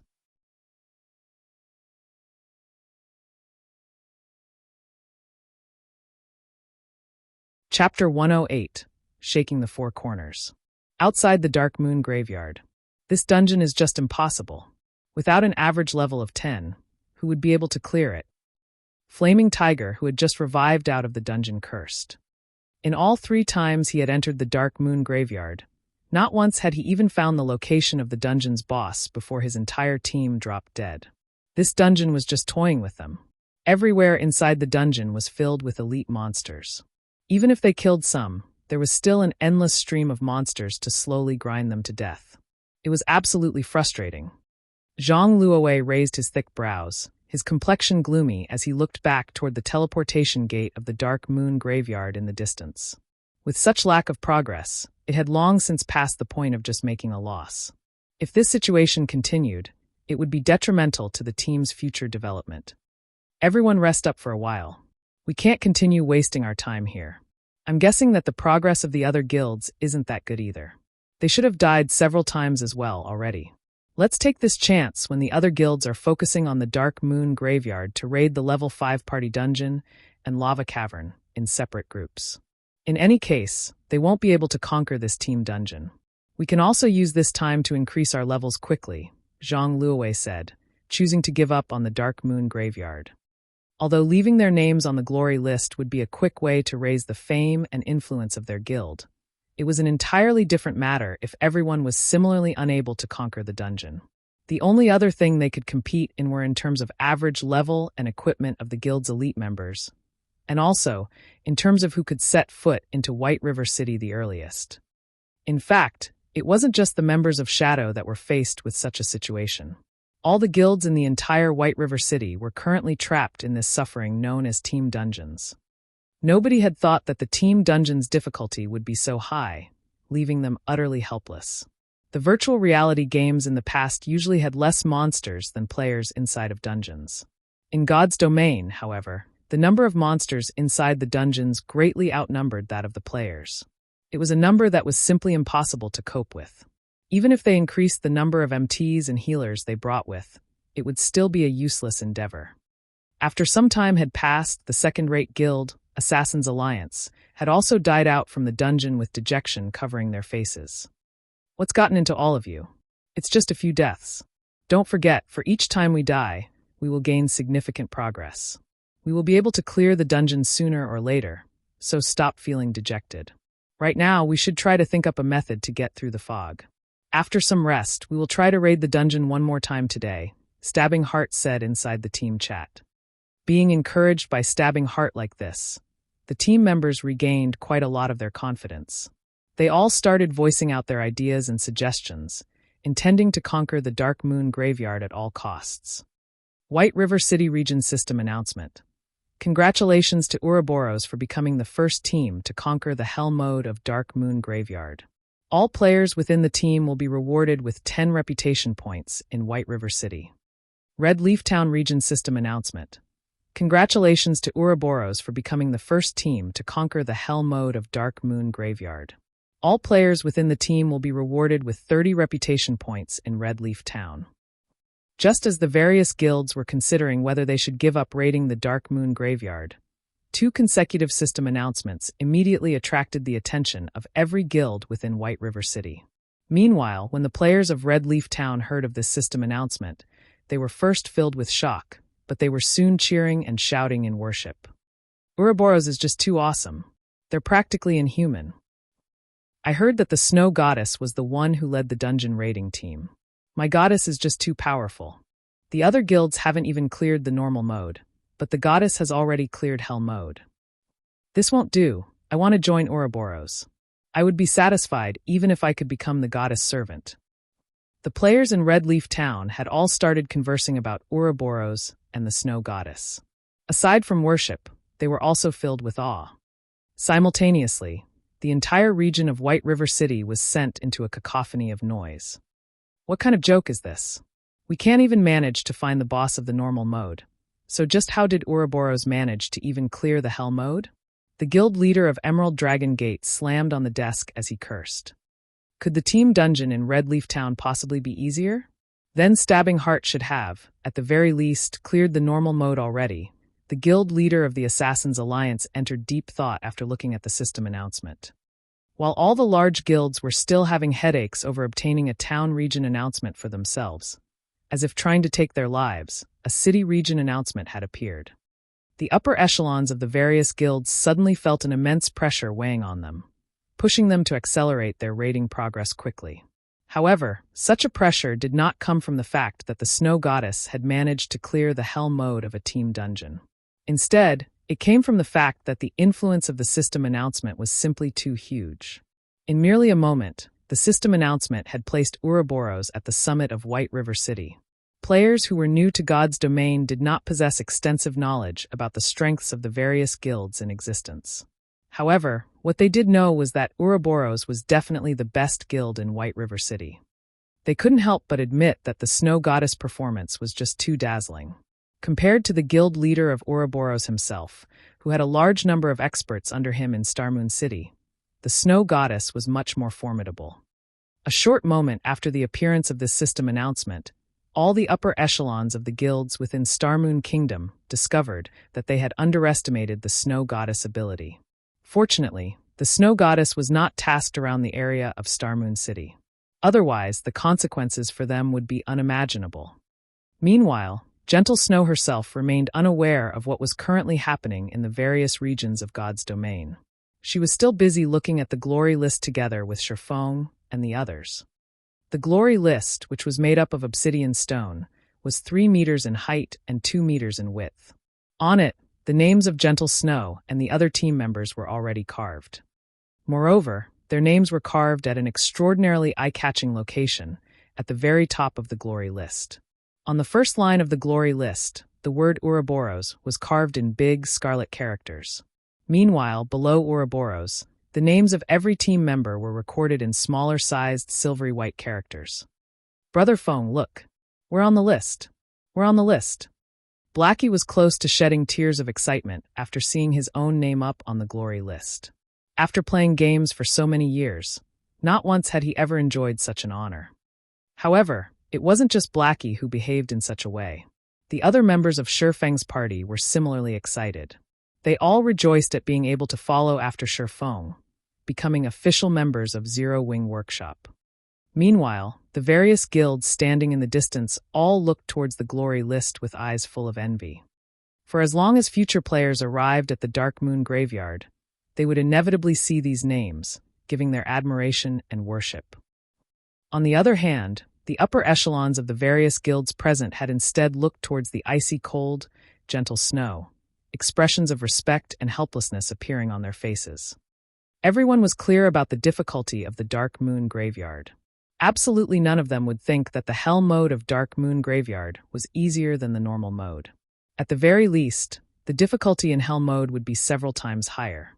However, despite all odds, the team led by Gentle Snow had succeeded in raiding it. Moreover, she had even brought along a few independent players instead of bringing along the strongest team in her guild. The Snow Goddess had clearly surpassed them in terms of leadership and personal strength by leaps and bounds. They were on two completely different levels. Up to this point, these upper echelons had all begun to think that their luck was just too poor. Being tasked in the same town as the Snow Goddess had sealed their fates at becoming merely the grass that sets off the color of her flower. We will need to wait 3 more days before being able to enter the Dark Moon Graveyard again. During this time, would you be interested in joining us in raiding the Goblin Factory? Gentle Snow earnestly invited Shifeng. Although Gentle Snow's voice was not loud, the outside of the Dark Moon Graveyard was extremely quiet. Even from a distance, her voice could very clearly be heard. The upper echelons of the various guilds were all dumbfounded. Just who was this Shifeng exactly? The Snow Goddess was actually inviting him from one dungeon raid to another. Could the Snow Goddess have possibly fallen for him? However, why would the highly haughty Snow Goddess fall for such an unattractive brat? Moreover, the person did not possess even the slightest hint of an expert. Meanwhile, standing at a distance, Flaming Tiger's eyes had nearly popped out of his sockets, going crazy from envy. Not only was Shifeng able to be in the same team as the Snow Goddess, he was even able to leave his name on the glory list. Flaming Tiger's hatred for Shifeng immediately increased by hundreds of folds. Just as everyone was shocked at such a scene, hundreds of players suddenly appeared and surrounded Shifeng and his team, each and every one of them filled with a murderous intent. "Brat, we meet again." Ironsword Lion slowly walked out from the tide of players, sending Shifeng a cold glare as he sneered.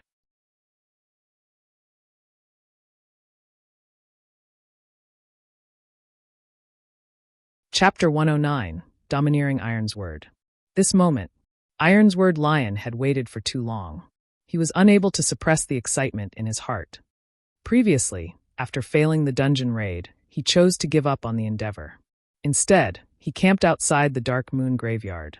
However, he was greatly shocked when Shifeng and the others safely exited the dungeon, followed by the emergence of the system announcements. Although Martial Union had entered the Dark Moon Graveyard, they did not gain a single thing from it. On the other hand, not only had Shifeng's team managed to clear the dungeon, but it was also the hard mode of Dark Moon Graveyard. Although Ironsword Lion was a brute, he still knew that the gains from clearing the Dark Moon Graveyard would not be meager. Needless to say, the harvest from Hell mode would be even more astonishing. When Martial Union first set foot in God's domain, they did not possess any significant wealth or resources. Moreover, they were unfamiliar with a game such as God's domain. Developing a guild was extremely challenging. They had to grow by competing over elite monsters, killing well-equipped players for equipment and money, and raiding party dungeons. The larger their guild became, the more wealth and resources they needed. However, they were unable to find any sources of income, only relying on robbery to sustain their guild's operation. Now that Shifeng and his team had cleared the dungeon, it was undoubtedly good news for Ironsword Lion. Not only would he be able to obtain revenge, but he would also be able to make a huge profit out of it, killing 2 birds with 1 stone. Boss Ironsword, look at the shield on their guardian knight. Not only are there runes carved on it, but the shield is also giving off a faint violet hue that only secret silver equipment possess.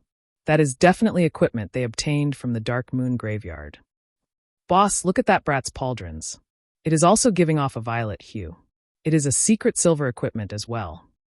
The subordinates behind Ironsword Lion salivated as they pointed towards the equipment on the bodies of Shifeng's party members.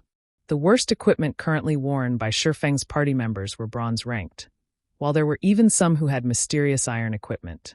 However, they clearly did not possess the equipment before they entered the dungeon. Hence, they must have obtained them from within the Dark Moon Graveyard, which also meant that all of them were level 5 mysterious iron equipment and secret silver equipment. Every piece of the equipment was priceless. Boss, if we were to steal all of the equipment and sell them, it would solve the problem of developing our guild. Drifting Blood looked towards Shifeng's equipment, giggling as he spoke. Ironsword Lion nodded, thinking that Drifting Blood's words made sense. The main reason their guild was developing slowly right now was due to their lack of funds. If they stole all of the equipment worn by Shifeng's party, then the problem of their lack of funds would be solved. Although Shifeng's strength was not bad, even rising up to level 7, when faced with over 100 players, what more could he do? Brat, don't even think of escaping today.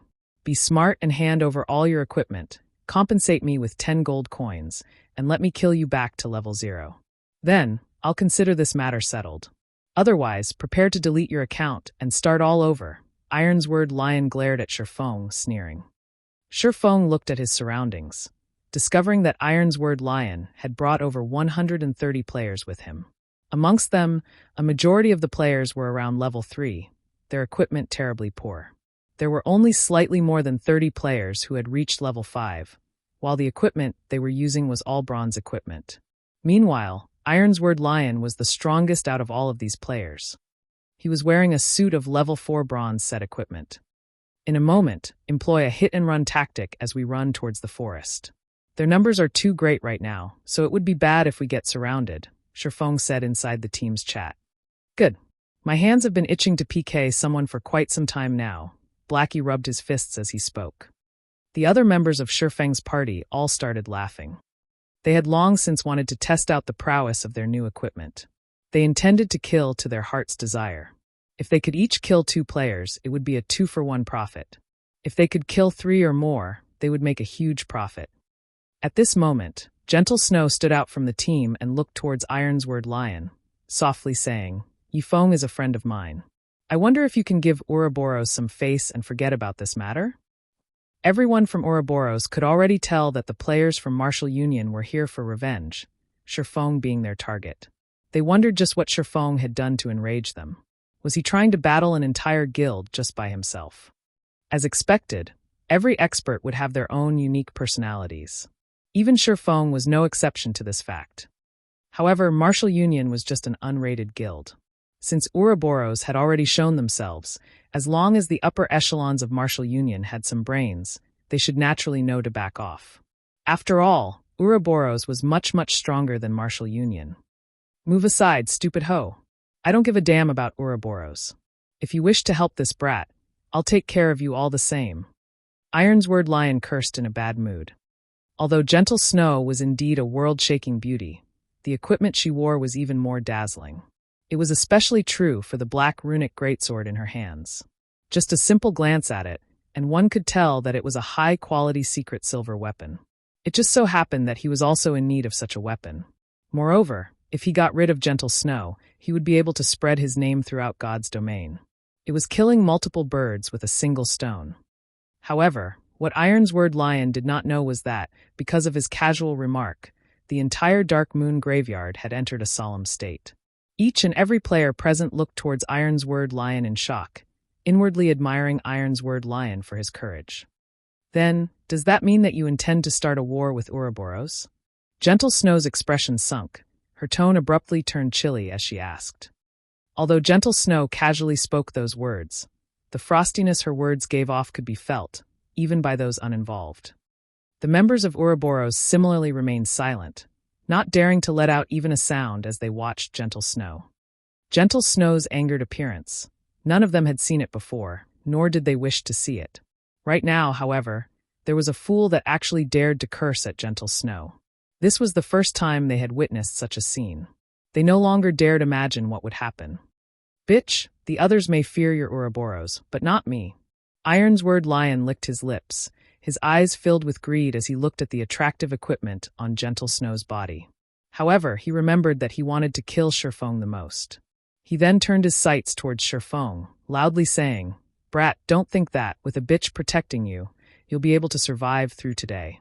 Rest assured, I won't let either of you get away. Brothers, go. Kill them, and we'll share all of their equipment."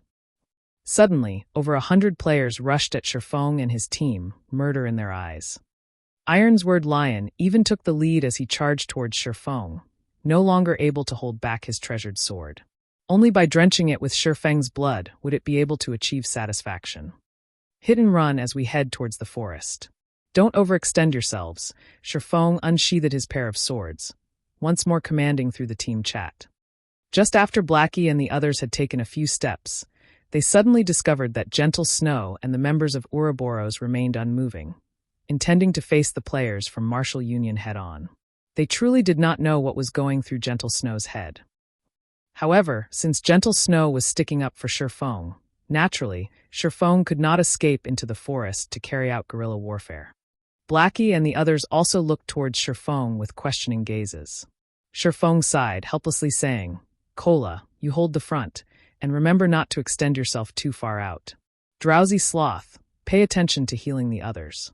Blackie, use Hell Flame in the areas with more people. Gluttonous Mouse, stay behind and kill the ones with low HP. Lonely Snow, you're with me." Before both sides collided with each other, the enemy's magic had already struck at Shurfong and the others. Fireballs and frost arrows struck at the team, one after another. Ghost Chop stood in the front as he held off against the attacks. Kola, as well, rushed up in time. He raised the runic shield and activated Tough Shield. At the same time as the enemy magic landed on both Ghost Chop and Kola's shields, the heals coming from behind them similarly landed. Each of the magical attacks caused -20 to -30 damage to Ghost Chop, whereas Kola only received damages of over -10 points. The highest damage Kola received was only over -30 points. Moreover, the attack was from a level 5 elementalist who was fully geared in bronze equipment. As the heals landed on the two MTs, both their HPs were instantly recovered to full. The members of Martial Union were immediately dumbstruck after seeing this sight. It was especially true for the level 5 elementalist. Normally, a single flame explosion from him could deal over -100 damage to an MT. However, when used on Kola, the skill only caused around -30 damage. Kola's defense was just too high.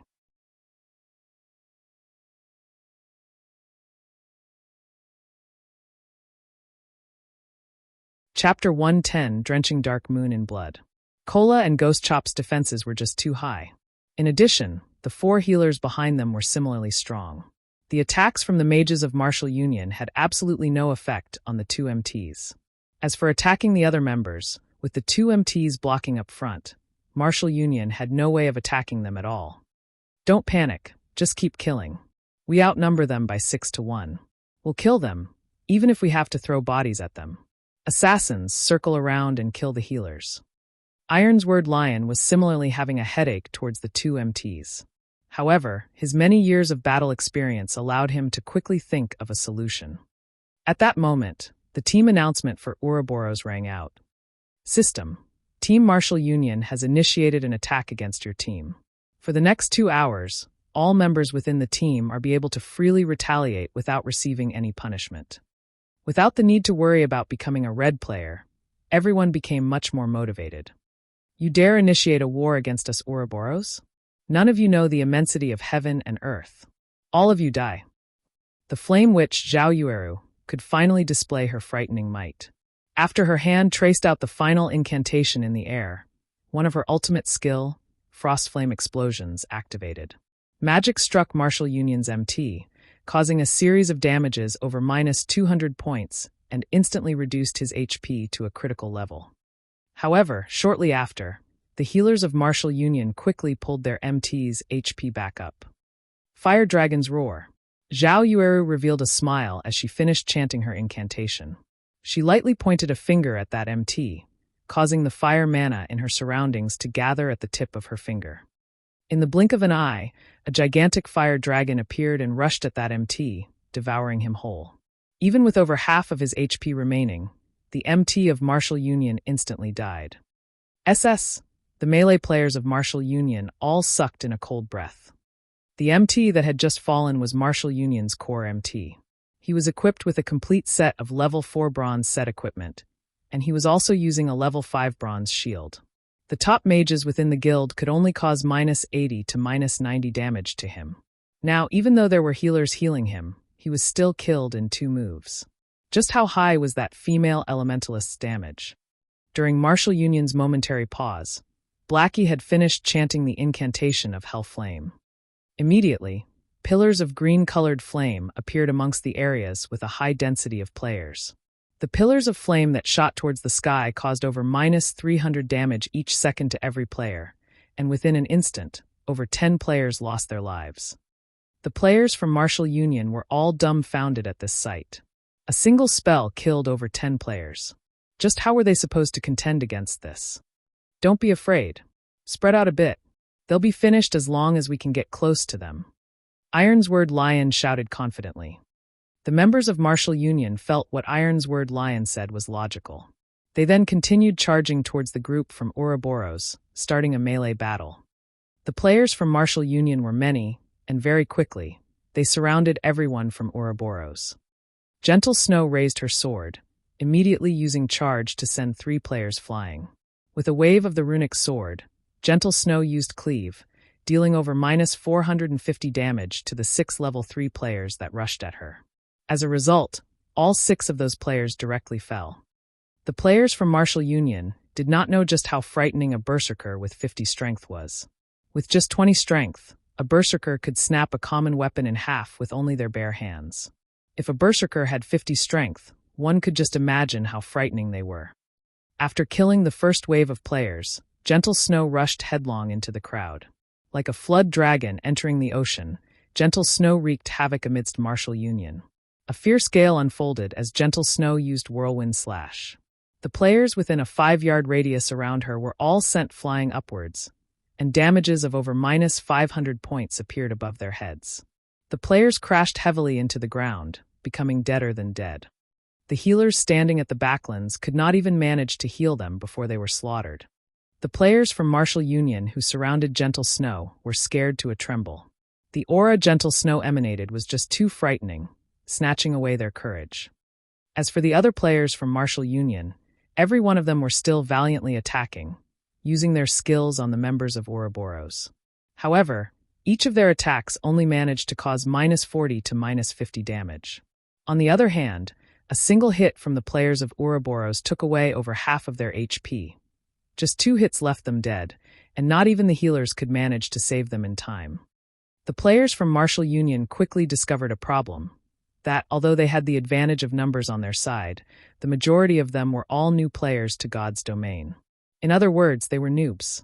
Not only was the difference in their levels huge, the gap in their equipment was even more ridiculous. Only the elites of Martial Union could barely contend with the members of Ouroboros. Meanwhile, on the side of Ouroboros, there was a beauty of a cleric that always gave out a heal and truth shield at the most crucial of moments, saving the members of Ouroboros from death. As a result, the members of Martial Union went mad with frustration. However, even though they wished to kill off this cleric, the person, herself, was constantly being protected by 2 assassins. As long as any player rushed at the group, a chain of attacks from the 2 assassins would massacre them. In the end, the members of Martial Union were caught in a stalemate. They could neither advance nor retreat. All assassins use stealth and get rid of their healers. Without healers, their deaths are all but guaranteed. Ironsword Lion bellowed in the team chat. If half a dozen assassins from Martial Union could sneak over with stealth, they could easily kill off a cleric if they joined hands with each other. Drifting Blood, where is that brat? I want to personally kill him myself, Ironsword Lion asked in a rage. He glanced at the surroundings, but failed to discover Shifeng's figure at all. Their losses from this battle today would definitely be huge, and all of it was due to Shifeng. Ironsword Lion would naturally not let Shifeng escape. Boss Ironsword, I don't see the brat here either. He seems to have vanished, Drifting Blood anxiously replied. Find him. He must be found. Ironsword Lion's rage burned. The person he wanted to kill the most had disappeared. If this news were to spread, he would definitely become a laughingstock. At this moment, Shifeng had already snuck to Martial Union's backline through the use of Shadow of Nothingness. This location should be it. Shifeng looked at the surrounding terrain. He then cancelled the Shadow of Nothingness, suddenly appearing some distance behind the healers of Martial Union. Meanwhile, the healers of Martial Union were currently busy healing the players on the front lines, failing to discover Shifeng's appearance. Wind Blade. Shifeng turned into a fierce gale, sweeping towards the healers of Martial Union. While in the middle of chanting a prayer, a male cleric suddenly found a pitch-black sword piercing through his chest. Following which, he felt a burst of pain at his neck before the sight before him turned dull gray. Under Shifeng's blade, a level 5 cloth-armored cleric was no different than a piece of paper. A normal strike from Shifeng's sword was able to cause over -330 damage. With just two basic attacks, Shifeng could kill off a single cleric. If he were to use a skill, he could practically kill a cleric with every attack. Ah, there's an assassin. The female cleric nearby screamed when she witnessed this scene.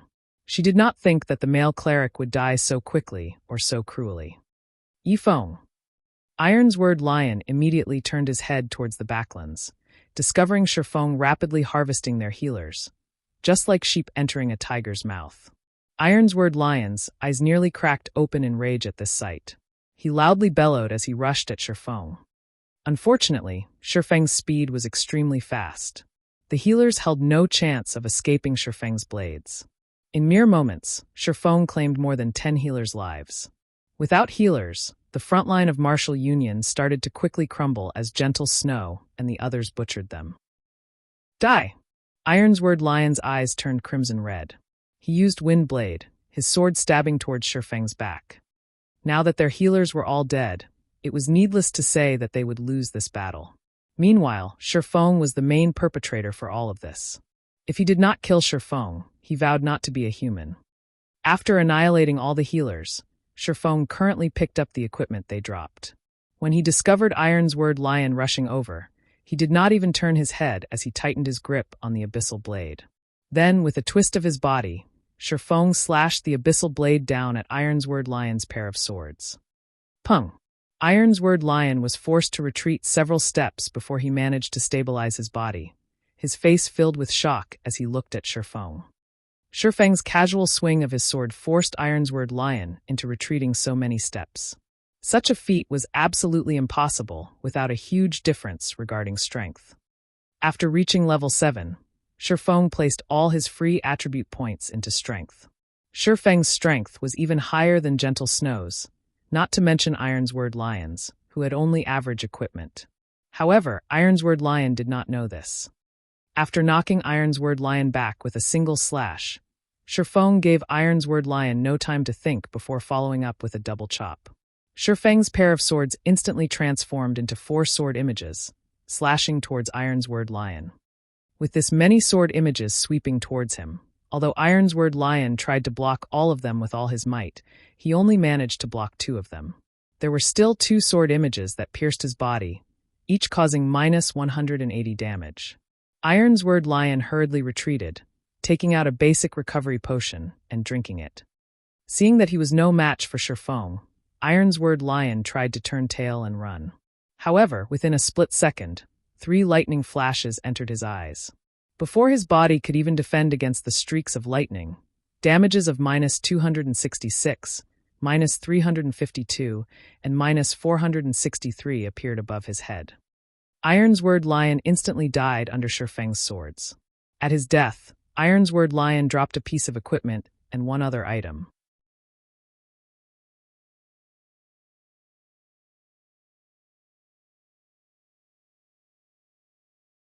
Chapter 111 Dragon Hidden in the Abyss.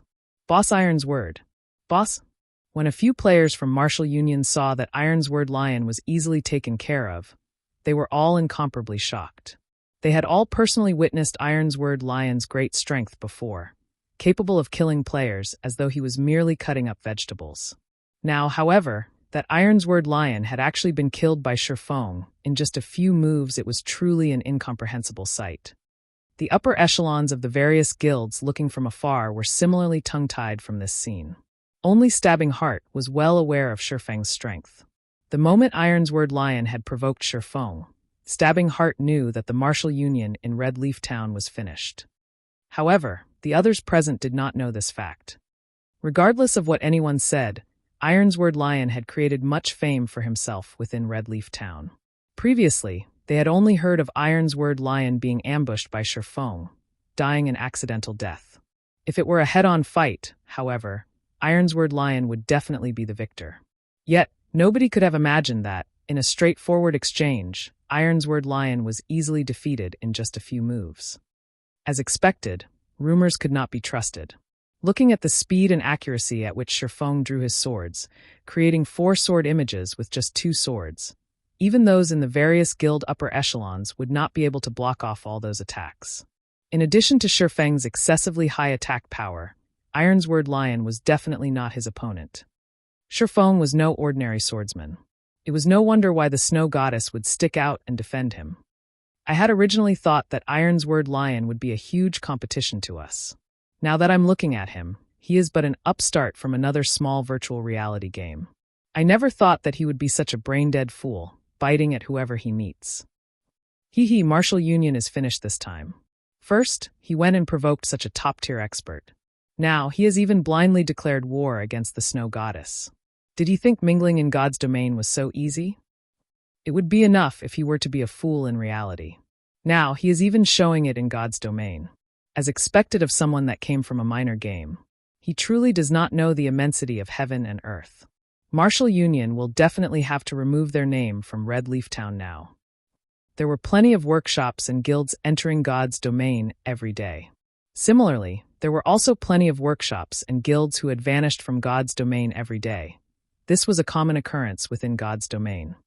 After Ironsword Lion died, there was no longer anyone to command the players from Martial Union. Very quickly, turmoil ensued amongst the players from Martial Union, and all of them started madly running away for their lives. Shifeng naturally would not let go of this chance to give Martial Union a huge blow. Immediately after picking up the loot dropped by Ironsword Lion, Shifeng activated Windwalk and hunted the remaining players.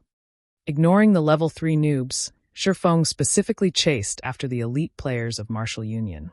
With every kill of these players, Shifeng would be able to obtain a piece of bronze equipment, causing a significant loss to Martial Union. Drifting Blood, we meet again. Shifeng blocked off the escape path of several Martial Union elites, discovering a person he was familiar with amongst them. It was Drifting Blood, the person who had harassed Violet Cloud, and had then gone on to seek trouble with Shifeng. Drifting Blood was shocked into a jump. He trembled as he pointed a finger at Shifeng, timidly saying, "Yifeng, you shameless bastard. What kind of expert are you, to bully 4 people with 1?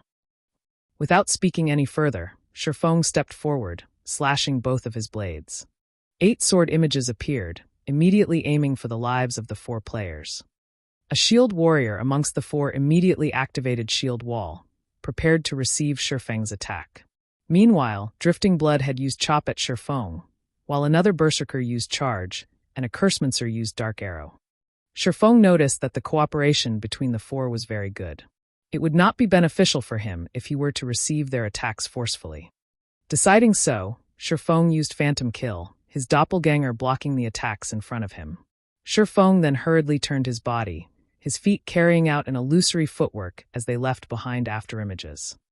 Meanwhile, Shifeng's doppelganger had continuously fended off the attacks of the 4 players, receiving some damage in the process as well. However, after Shifeng himself moved to a side, he abruptly waved the Abyssal Blade. The 3 streaks of lightning from Thundering Flash had struck at the 3 melee players that were battling against his doppelganger, instantly killing Drifting Blood and the other Berserker. As the Shield Warrior had Shield Wall activated, he was able to barely survive the attack. However, Shifeng's doppelganger had taken the chance to use a chop on the Shield Warrior. Now, only the Cursemancer, who was in the midst of chanting, remained. Shifeng used Wind Blade, dashing up to the Cursemancer like a fierce gale. Seeing this scene, the Cursemancer was frightened into a run. However, Shifeng had used Chop, his sword slashing down on the Cursemancer's back, causing a critical hit of minus 1,156 damage and instantly killing the Cursemancer. With the difference, in terms of equipment and battle techniques, Shifeng was able to bring an end to the battle quickly. After looting the equipment dropped by the 4 players, Shifeng continued hunting for the other elite players from Martial Union. 10 minutes later, all the elite players from Martial Union were dead. The damage caused to Martial Union this time was absolutely devastating. It was practically impossible for them to contend with the other guilds for dominance over Red Leaf Town now. Miss Snow, thank you for help today. Otherwise, our losses would be immeasurable. Shifeng expressed his gratitude towards Gentle Snow. Even if he could kill off many players in a battle against Martial Union, and even escaping in the end, his other party members would definitely have died. It's nothing, just a minor effort. Although Martial Union's losses are devastating in Red Leaf Town, there are still members of Martial Union in other towns. When everyone is gathered at White River City at level 10, that version of Martial Union will not be as easy to deal with as this small group, Gentle Snow softly said. I see that you're just an independent player without any guilds to rely on.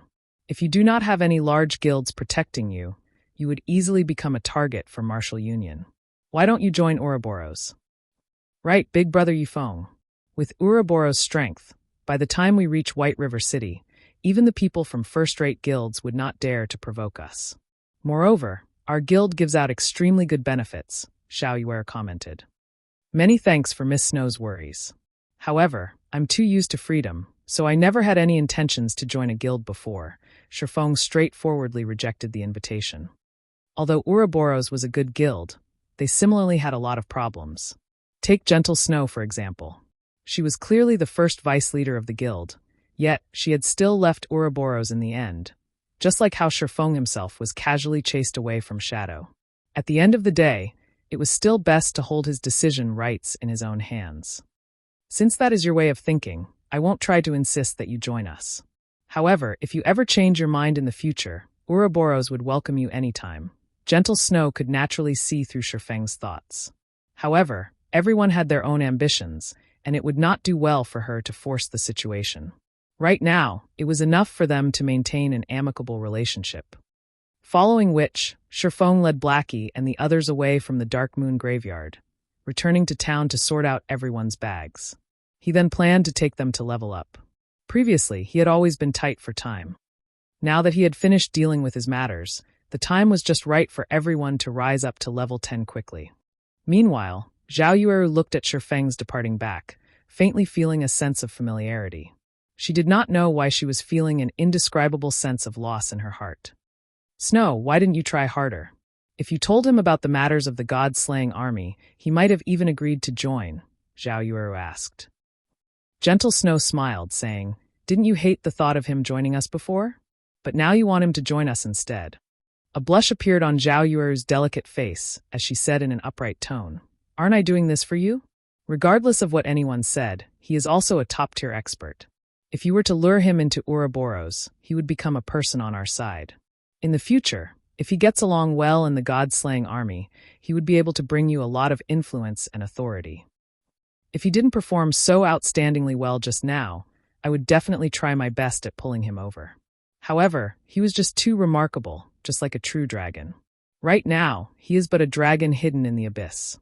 Sooner or later, he will be able to soar into the skies, and we will be able to do nothing to hold him back. Who knows, in the future, he might even become a headache of an opponent to Ouroboros. Gentle Snow lightly laughed. An opponent, is it? Xiao Yueru entered a deep thought.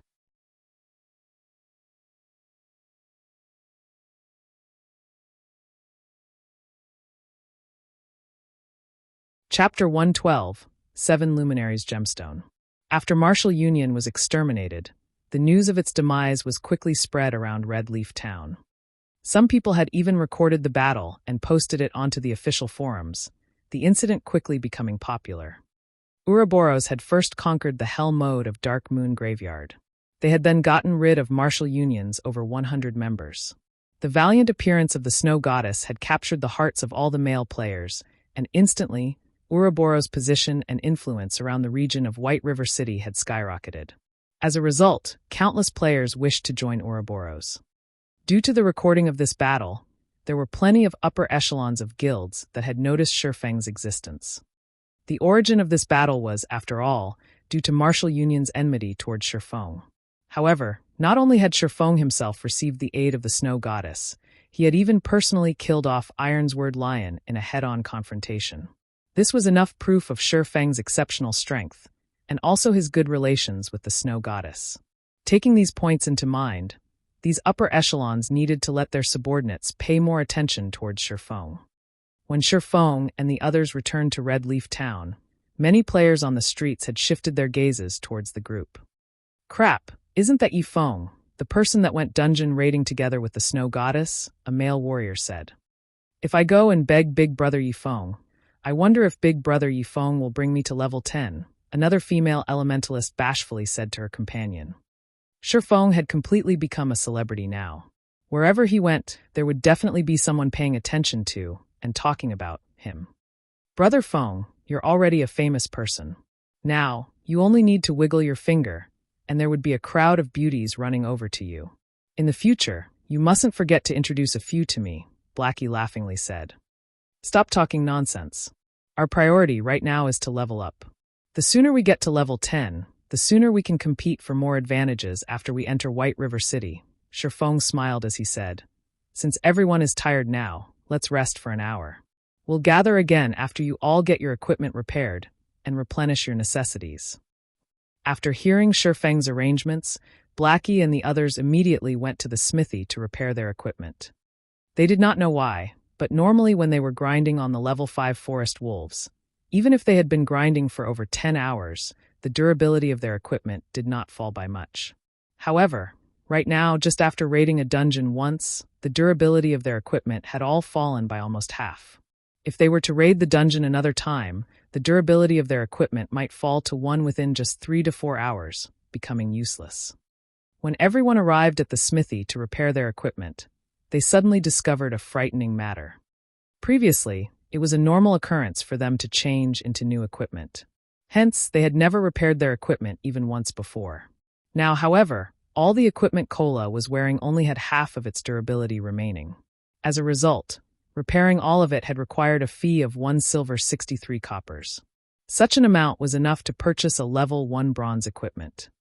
The higher the durability loss of an equipment, the higher the repair fees would be. If every piece of equipment on Kola's character had dropped down to one, it would take, at the very least, for silver coins to get it all repaired. Such an amount was the equivalent to 2 days of Kola's earnings. However, because Kola had become a follower of Shurfong, the speed at which he earned money was much faster when compared to many other elite players. If those elite players were to repair their equipment, the total fees would be equivalent to several days of their earnings. "Boss, are you trying to rob us here?" Kola complained, unwilling to fork out such an expensive repair fee. Previously, he had obtained a mysterious treasure chest from clearing the Hell mode of Dark Moon Graveyard. From the mysterious treasure chest, he had received over 3 silver coins and 5 bottles of intermediate recovery potions. If it weren't for that treasure chest, just this repair fee alone would have turned him into a broke bastard. "Adventurer, I have already given you a 10% discount. It is already a very cheap price," the blacksmith said with a huff. Hearing the blacksmith saying so, Blackie and the others suddenly came to a realization. Their reputation in Red Leaf Town had already reached 30 points, receiving a 10% discount for all purchases made in Red Leaf Town. They truly did not think that it would be so costly just to repair their equipment. However, if their equipment turned to scrap, not only would they lose their equipment, their leveling speed would also be greatly reduced. Hence, they had no choice but to repair their equipment. Trade area, auction house. Shurfong was frantically purchasing items from the auction house. The previous glimmer chestplate forging designs Shurfong sold before had once again allowed him to profit greatly. Now, there were at least 73 gold coins in his bag. In the entire White River City, there was not a single player who was more rich than him at the moment. Right now, if he saw any items whose prices would inflate in the future, he would buy all of them. This was because once players reached higher levels, it became much easier for them to earn game currency, and, as a result, the value of game currency fell. Instead of just waiting for the coins in his hand to depreciate in value, he might as well purchase some items that would increase in value and store them in the bank. After some time not visiting the auction house, The number of hard stones, card sets, and other items whose value would increase in the future had grown once more. Shifeng had spent over 8 gold coins on such items, filling up the 640 slot bags he had just bought, and even needing to make several trips to the bank. It wouldn't be long before these items would have their values increased by manifold. Just thinking about it gave Shifeng a delighted feeling. Meanwhile, the value of the glimmer chestplate forging design had now begun to fall. Currently, each piece was only being sold for around 2 gold coins, and it wouldn't be long before it became completely worthless. Seeing that the number of guilds purchasing the glimmer chestplate forging design was becoming fewer, Shifeng decided to continue selling them for a while more before thinking of another way to make money. Now, his main goal was to earn credits. Just judging from the small amount of credits he currently possessed, it was still not enough for his workshop to squander. Currently, Shifeng still possessed more than 60 gold coins. He then took out 30 gold coins and registered them on the virtual trade center. Right now, various large guilds were in the midst of purchasing coins in bulk. It wouldn't be long before he could sell all his coins, earning him a lot of credits. Following which, inside the bank, Shifeng started arranging the harvest he obtained today. He had already obtained more than 10 pieces of bronze equipment just from the elite players of Martial Union he had killed. Originally, Shifeng had intended to sell off these equipment pieces. However, his workshop would definitely be recruiting new members in the future. Hence, he decided to store them inside his warehouse, as they might come into use in the future. In any case, he was not lacking in this small amount of money. As for the Ash Blade, the most important item he obtained from the Dark Moon Graveyard, he kept it inside his warehouse for now. It was still of no use to him right now. Only when he arrived at Starmoon City would he have a chance at finding a clue about the Ash Blade. After all, the owner of the Ash Blade had an unfathomable origin, being titled as the God Slayer in God's domain, an existence feared even by the gods. The clues relating to this Ash Blade could only be found in the capital city of Starmoon Kingdom. Ah, what's this thing here? Shifeng dug up a crystal the size of his palm from his bag. Isn't this one of the items dropped by Ironsword Lion? Shifeng discovered that he was somewhat familiar with this item. It was indeed one of the 2 items that were dropped by Ironsword Lion. 7 Luminaries Gemstone. Special item. Transports the user to Blackwing City. Uses remaining 4/5. Dropped after death. This Ironsword Lion truly can't be underestimated. It was no wonder he was so powerful in the previous life. It was all because of this item here. Shifeng looked at the 7 Luminaries Gemstone in his hand, unable to refrain from revealing a smile. Blackwing City was no ordinary location. It was also not a place that players could simply go to as they wished. Players needed a teleportation crystal to go to that place, and the 7 Luminaries Gemstone was one of those passes. In Shifeng's previous life, Blackwing City's fame resounded throughout God's domain. All the major powers would willingly purchase the passes to Blackwing City at high prices. However, to an average player, it would be meaningless, even if they went to Blackwing City. At most, they would only go there to widen their horizons. However, to the upper echelons of a major power, it was an absolute heaven. After going there once, they would want to go there again. Shifeng looked at the time, discovering that today was a big day in Blackwing City.